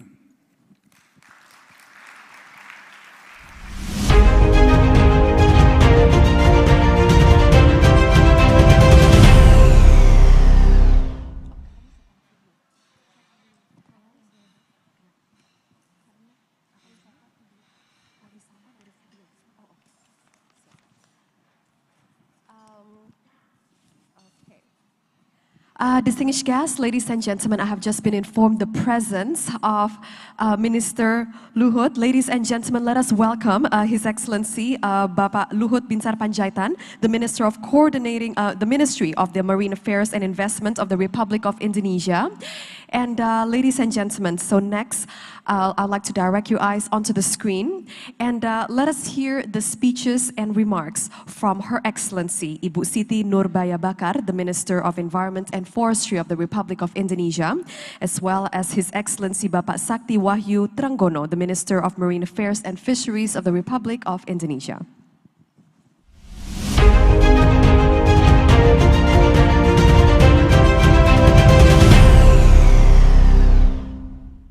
Assalamualaikum warahmatullahi wabarakatuh. Shalom Om Swastiastu. Pada kesempatan ini saya mengajak semua pihak untuk terus meningkatkan kepedulian pada persoalan sampah plastik di Indonesia. Masalah sampah plastik telah menjadi perhatian global dan telah dibahas beberapa tahun ini dalam forum UNEA dan diantaranya telah melahirkan perjanjian internasional terkait polusi karena sampah plastik. Pemerintah telah melahirkan serangkaian kebijakan nasional dalam rangka meningkatkan efektivitas pengelolaan sampah dan mendorong memfasilitasi aksi-aksi multipihak, pemerintah daerah, produsen, aktivis, dan juga masyarakat untuk menyelesaikan permasalahan sampah termasuk dalam upaya mengatasi sampah plastik di laut, serta untuk peningkatan efektivitas pengelolaan sampah secara holistik sangat dibutuhkan dan kita memerlukan kolaborasi para pihak. Demikian pula penerapan ekonomi sirkuler yang akan berujung pada kesejahteraan masyarakat. Acara Road to G20, Beating Plastic Pollution From Source to Sea saat ini sangat bermanfaat dan cukup berarti dalam mendorong kerja bersama multipihak untuk menyelesaikan permasalahan sampah, mengambil nilai dan manfaat dari sampah sebagai sumber daya, serta dalam upaya menciptakan lingkungan yang sehat dan layak untuk dihuni oleh semua makhluk hidup. Selamat bekerja, semoga Tuhan merestui upaya bersama kita. Terima kasih. Wassalamualaikum warahmatullahi wabarakatuh. Shalom. Om Santi, Santi, Santi Om.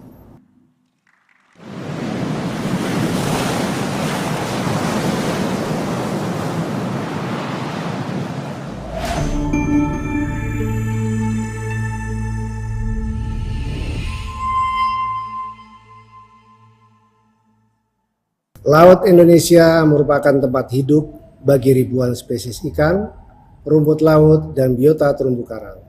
Sumber daya ikan di Laut Indonesia meliputi 37% dari spesies ikan dunia. Seluruh potensi yang ada ini harus dijaga keberlanjutannya dan Laut Indonesia tetap sehat. Pemerintah melalui Kementerian Kelautan dan Perikanan telah meluncurkan program Bulan Cinta Laut yang merupakan langkah konkret pemerintah Indonesia dalam upaya untuk mengedukasi kesadaran nelayan dan masyarakat serta mengkampanyekan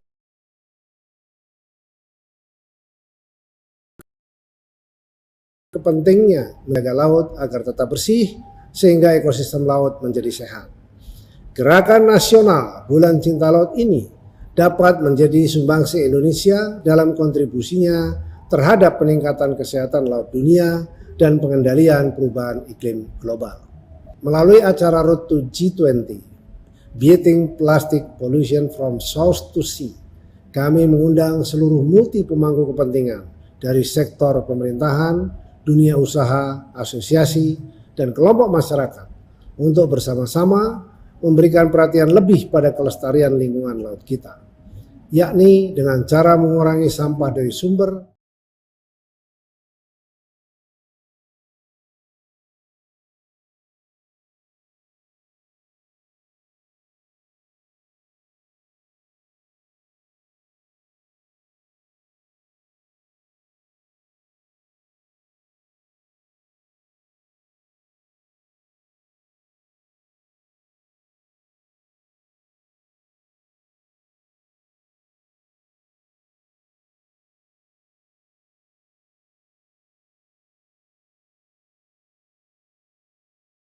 as well as behavioral change, and which are committed to diverting more than 800,000 tons of plastic from the ocean.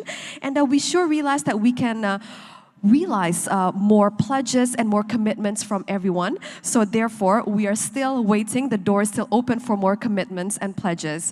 And ladies and gentlemen, next, I'd like to direct your eyes onto the screen again as we present to you a video recap of the pledging ceremony that took place yesterday.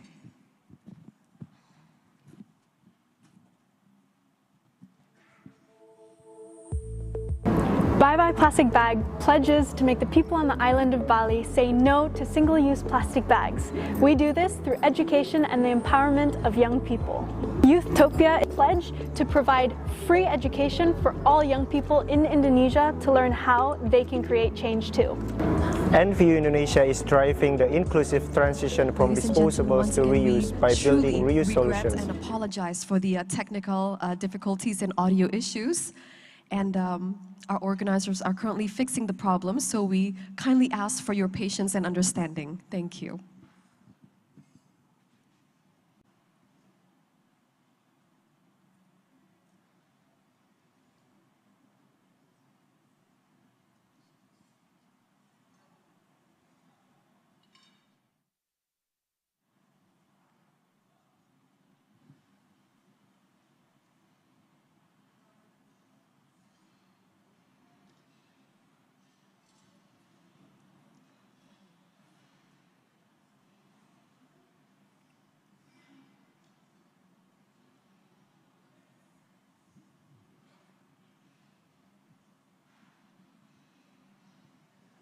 Bank Sampah Bersinar is committed to conducting massive education about sorting waste from the source. The Indonesian Waste Platform is committed to rural and remote areas.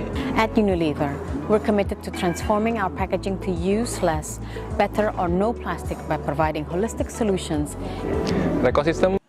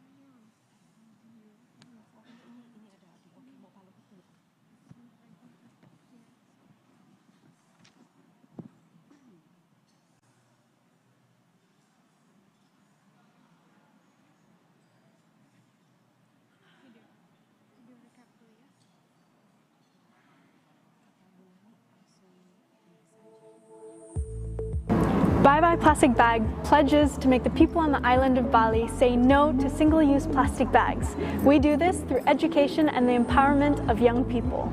Youthtopia pledge to provide free education for all young people in Indonesia to learn how they can create change too.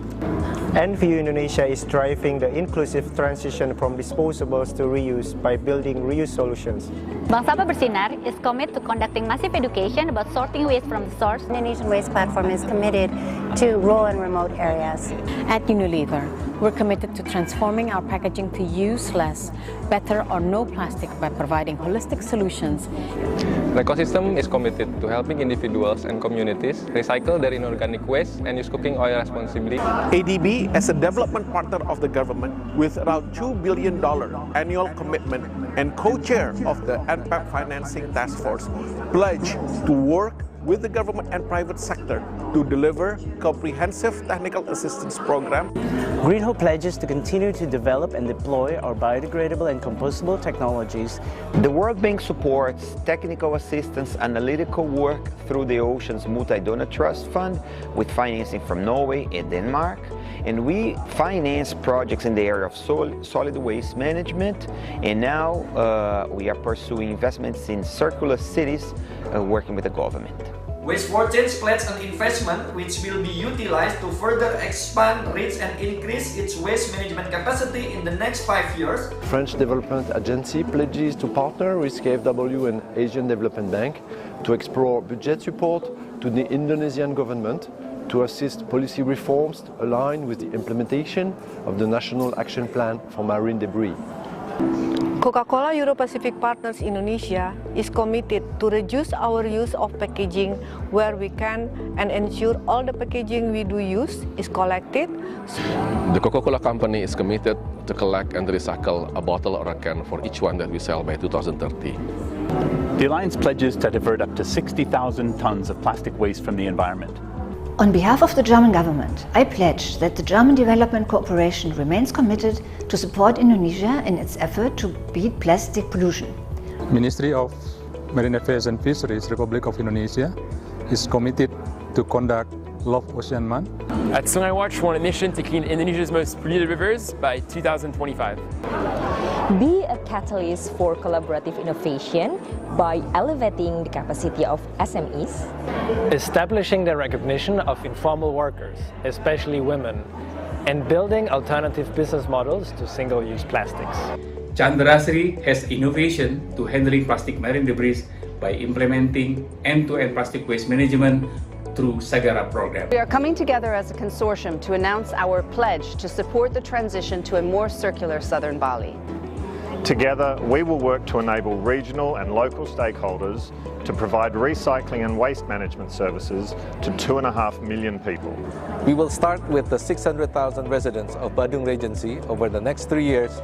Canada is proud to be a founding donor to the Global Plastic Action Partnership and continues to work closely with the Indonesia National Plastic Action Partnership to help reduce plastics pollution in Indonesia. DCA pledged together with Wahana Visi Indonesia in the FinLab program that will continue to develop livelihood for poverty-affected population through a multi-sectoral, established and monitored waste management system. Danone Aqua is committed to continue fulfilling our Bijak Berplastik movement. The Uru Foundation is committing more than 50 billion rupiah to work with CMMAI and other partners to scale plastic recycling industries and catalyse the development of better waste management in Indonesia. Nestle is committed to a waste-free future. Our vision is ambitious. A world in which none of Nestle packaging, including plastic, ends up in the landfill or ocean. Through Samtaku Waste Management System, PSIKI committed to collaborating with the governments and community. Plastic Bank Indonesia is committed to stopping at least 12 million kilograms of plastic from reaching the ocean in 2023.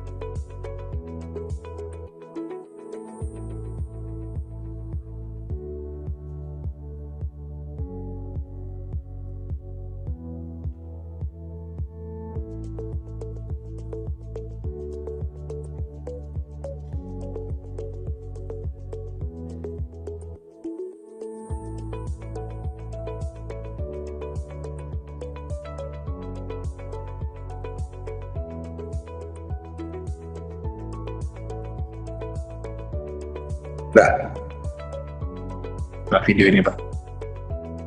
Ini udah selesai video ini. Ayo.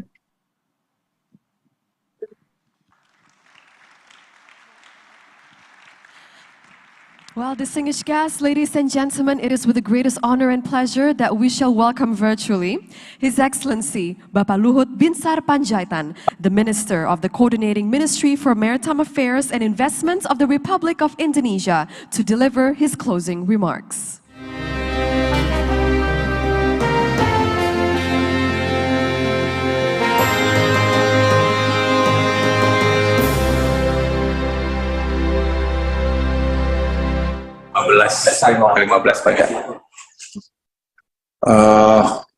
All my fellow ambassadors and CEOs, representative of ministers, local governments, Ibu Tuti Hadi Putranto, Chairwoman of NPAP, and all NPAP members, distinguished ladies and gentlemen. First of all, I thank you all for your active participation in this event and the commitments that you have expressed during this event. I am fully aware that this event is an important momentum to show our shared commitment in combating marine plastic debris.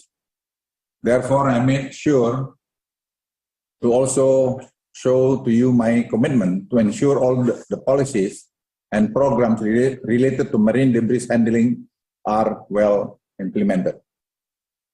President Joko Widodo always reminds me to coordinate and ensure our environmental protection and management, including marine ecosystem, can be well implemented.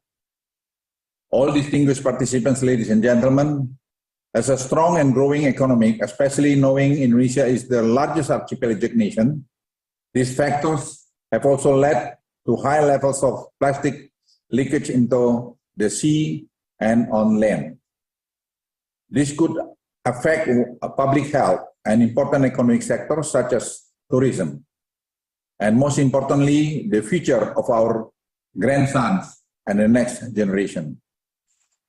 I remember back in 2018 when joined Sustainable Development Impact Summit and started joining GPAP, even to bring an NPAP to Indonesia and implement the GPA system thinking and public-private civil society collaboration model, which I expected could create profound positive impact for Indonesians, our environments, and build sustainable economy.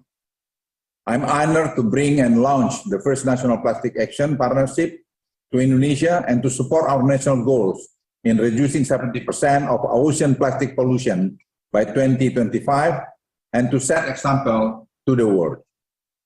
As one of the achievements of this effort is the contribution of NPAP members in achieving 28.5% of marine debris handling in 2021. To that, my appreciation to all line ministers, local governments, and all NPAP members, ranging from private sector, innovators, and NGOs for your dedication and for all the resources made available in achieving our common goal in combating the issue of marine plastic pollution. All distinguished participants, ladies and gentlemen, Indonesia has many initiatives and leaders driving plastic action and bringing these diverse stakeholders and efforts together to channel collaboration solution will be crucial in advancing a systematic shift toward a circular plastic economy. The Indonesian NPAP has since flourished and grown into a locally led multi-stakeholder platform that brings together the nation leading policymakers, experts, business leaders, entrepreneurs, and civil society organizations. I am highly optimistic with this partnership. We build systematic foundation to amplify work of individual contributors, connected key leaders to collaborate in shared areas of interest and lead the implementation of Indonesian action in investment roadmap. This also will be a good momentum for all of us to answer the global challenge to beat plastic pollution, where the wheel of the discussion has been spinning through a UN platform to come up with more sound internationally legally binding instrument. Let us show the world that Indonesia is ready to take part of this new chapter. All distinguished participants, ladies and gentlemen, I really appreciate all the commitments we have made today, where 38 organizations gather and pledge to create a circular plastic economy. The commitments are estimated to reach and directly impact more than 34 million people and a valuation of more than 1 trillion rupiah, equivalent to about 67 million US dollar. I believe this collaborative action will determine our future.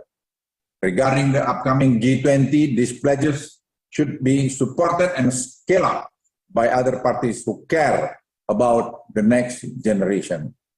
I believe that we have achieved together can show the world that we have come to concrete action beyond words. To the end of my statement, allow me to re-emphasize I'm very much looking forward to support the progress and encourage all participants here to strengthen the collaboration. What would it take for a cleaner Indonesia is for us to work, collaborate together. Let's act more together to leverage our impact. Ladies and gentlemen, again, I apologize. I couldn't come to this event personally because of so many things I have to do in Jakarta. But again, I really appreciate to all of you that you've been working together hand in hand in order to achieve our target today and the near future. Again, thank you very much and enjoy Bali.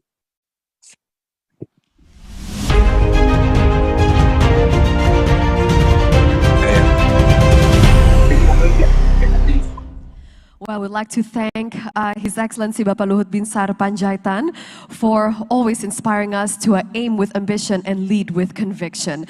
And distinguished guests, ladies and gentlemen, next allow us to proudly invite 6 representatives of the pledge members up to the stage to receive their certificate of the great evidence of the commitment on beating plastic pollution. For that, allow me to invite these 6 representatives. The first one being Bapak Muhammad Bijaksana Junarosano, the CEO and founder of Waste for Change. And with Bapak Muhammad Bijaksana Junarosano, I'd like to also invite Bapak Bintang Eka Nanda from Venture Builder NVU, and Gita Fajar Saptiani, Program Manager Indonesia German Development Corporation on behalf of GIZ, and from Coca-Cola Ecosystems, Coca-Cola Indonesia and Coca-Cola Euro-Pacific Indonesia. Allow me to invite to the stage Lucia Karina, the Public Affairs, Communications and Sustainability Director of Indonesia and PNG Coca-Cola Euro-Pacific Indonesia, as well as Triyono Prijo Susilo, Public Affairs and Communication Director of PT Coca-Cola Indonesia. And from Delterra Consortium, anggota Delterra, Minduru, and WWF, I'd like to invite Ms. Shannon Boughton for Rethinking Recycling, the CEO of Delterra. And of course, I would like to invite to the stage Ibu Nurdiana Darus, Ibu Ade, the Corporate Secretary and Head of Sustainability and Corporate Affairs of PT Unilever Indonesia Tbk. And next, I shall invite to the stage Ibu Nani Hendiarti, the Deputy Minister for Environment and Forestry Management of the Coordinating Ministry of Maritime Affairs and Investment of Indonesia, along with Ibu Tuti Hadiputranto, the Chairwoman of NPAP, to come up on stage to give the certificates and the tokens of appreciation of their commitments and pledges. Thank you very much, Ibu Tuti and Ibu Nani.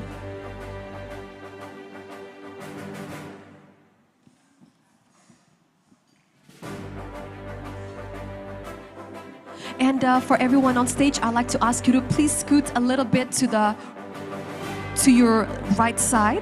Kami mohon kepada semuanya yang berada di atas panggung untuk bergeser ke sebelah kanan panggung agar kita dapat di tengah.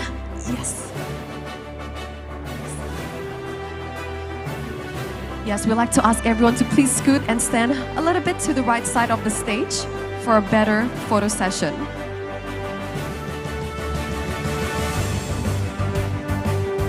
Congratulations for Waste for Change, for NVU, as well as for the Indonesia-German Development Cooperation, for Coca-Cola Indonesia and Coca-Cola Euro-Pacific Indonesia, for PT Coca-Cola Indonesia, as well as to Delterra Consortium, Delterra, Minderu, and WWF. Thank you very much.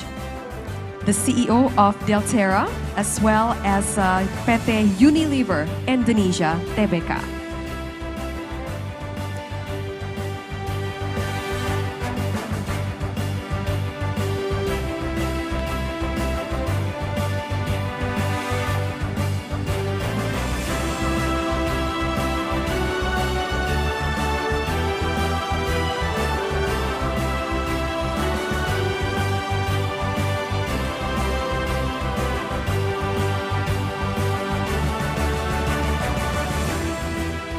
And ladies and gentlemen, may future partnerships, pledges, commitments continue to be fruitful, successful, and everlasting. And we'd like to say congratulations to everyone on stage.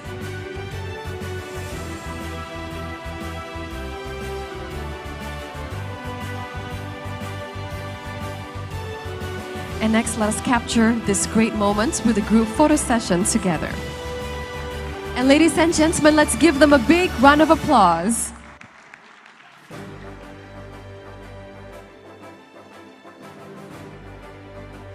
And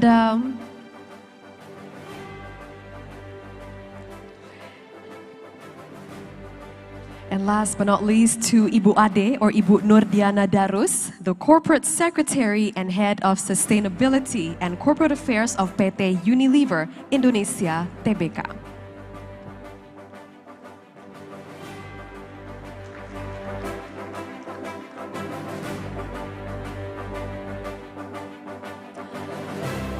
Kami mohon kepada semua yang berada di atas panggung untuk maju 2 langkah, to take 2 steps forward.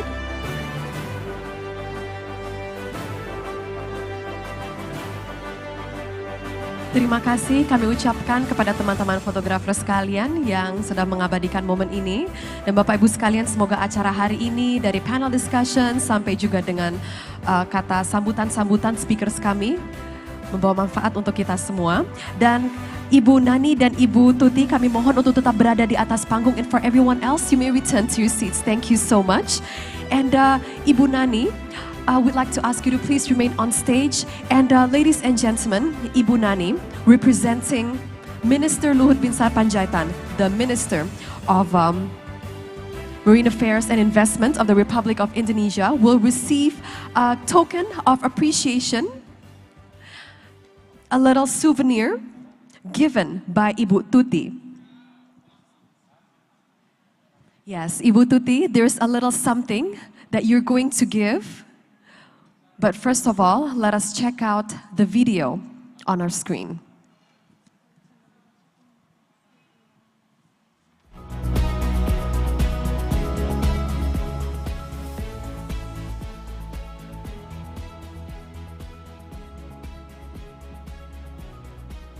Yes, ladies and gentlemen, as we can see from the video, this plastic in general will only be just a waste and will end up in a dump.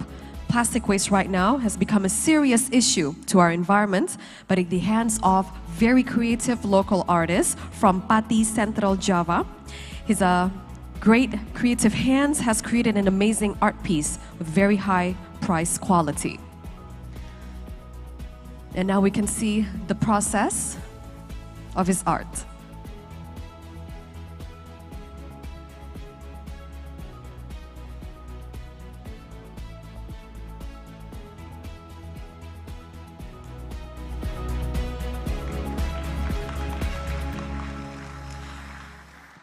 From trash to treasure, ladies and gentlemen.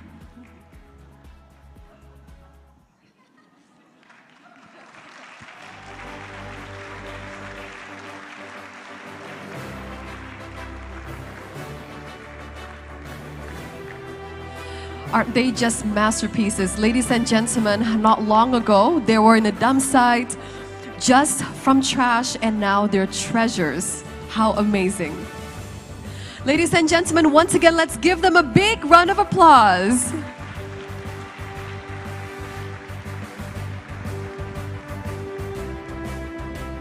Terima kasih Bapak Rofi. Inilah sedikit cenderamata atau souvenir dari Bapak Rofi untuk Ibu Tuti dan juga Ibu Nani. We thank you so much everyone. You may return to your seats, Ibu. Thank you.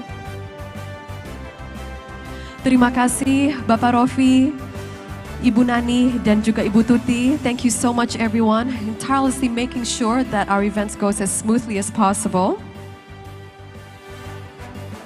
And ladies and gentlemen, so to highlight this great day, let us also highlight the fact that Indonesia is the world's 4th most populous country in the world. We're also the largest island nation in the world. We're also the 3rd largest democracy in the world, as well as the largest economy in Southeast Asia. So our fight and our effort to beat plastic pollution from source to sea, you can imagine the scope and the importance of it all. And ladies and gentlemen, what an amazing 2 days we've had. And on behalf of our dearest organizers and hosts, allow us to once again extend our profound gratitude and sincere thanks to everyone for your participation and for your attendance here today. We hope that you'll go home truly inspired, and please enjoy the rest of the day. Enjoy Bali. Wassalamualaikum warahmatullahi wabarakatuh.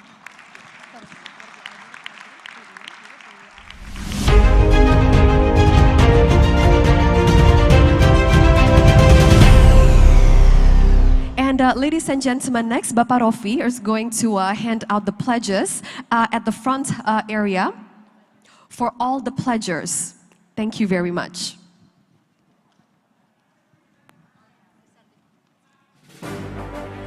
Yes, ladies and gentlemen, Bapak Rofi is going to hand out the certificates to all the pledgers right at the front side by the door. So we welcome you to please get your certificates. Thank you very much.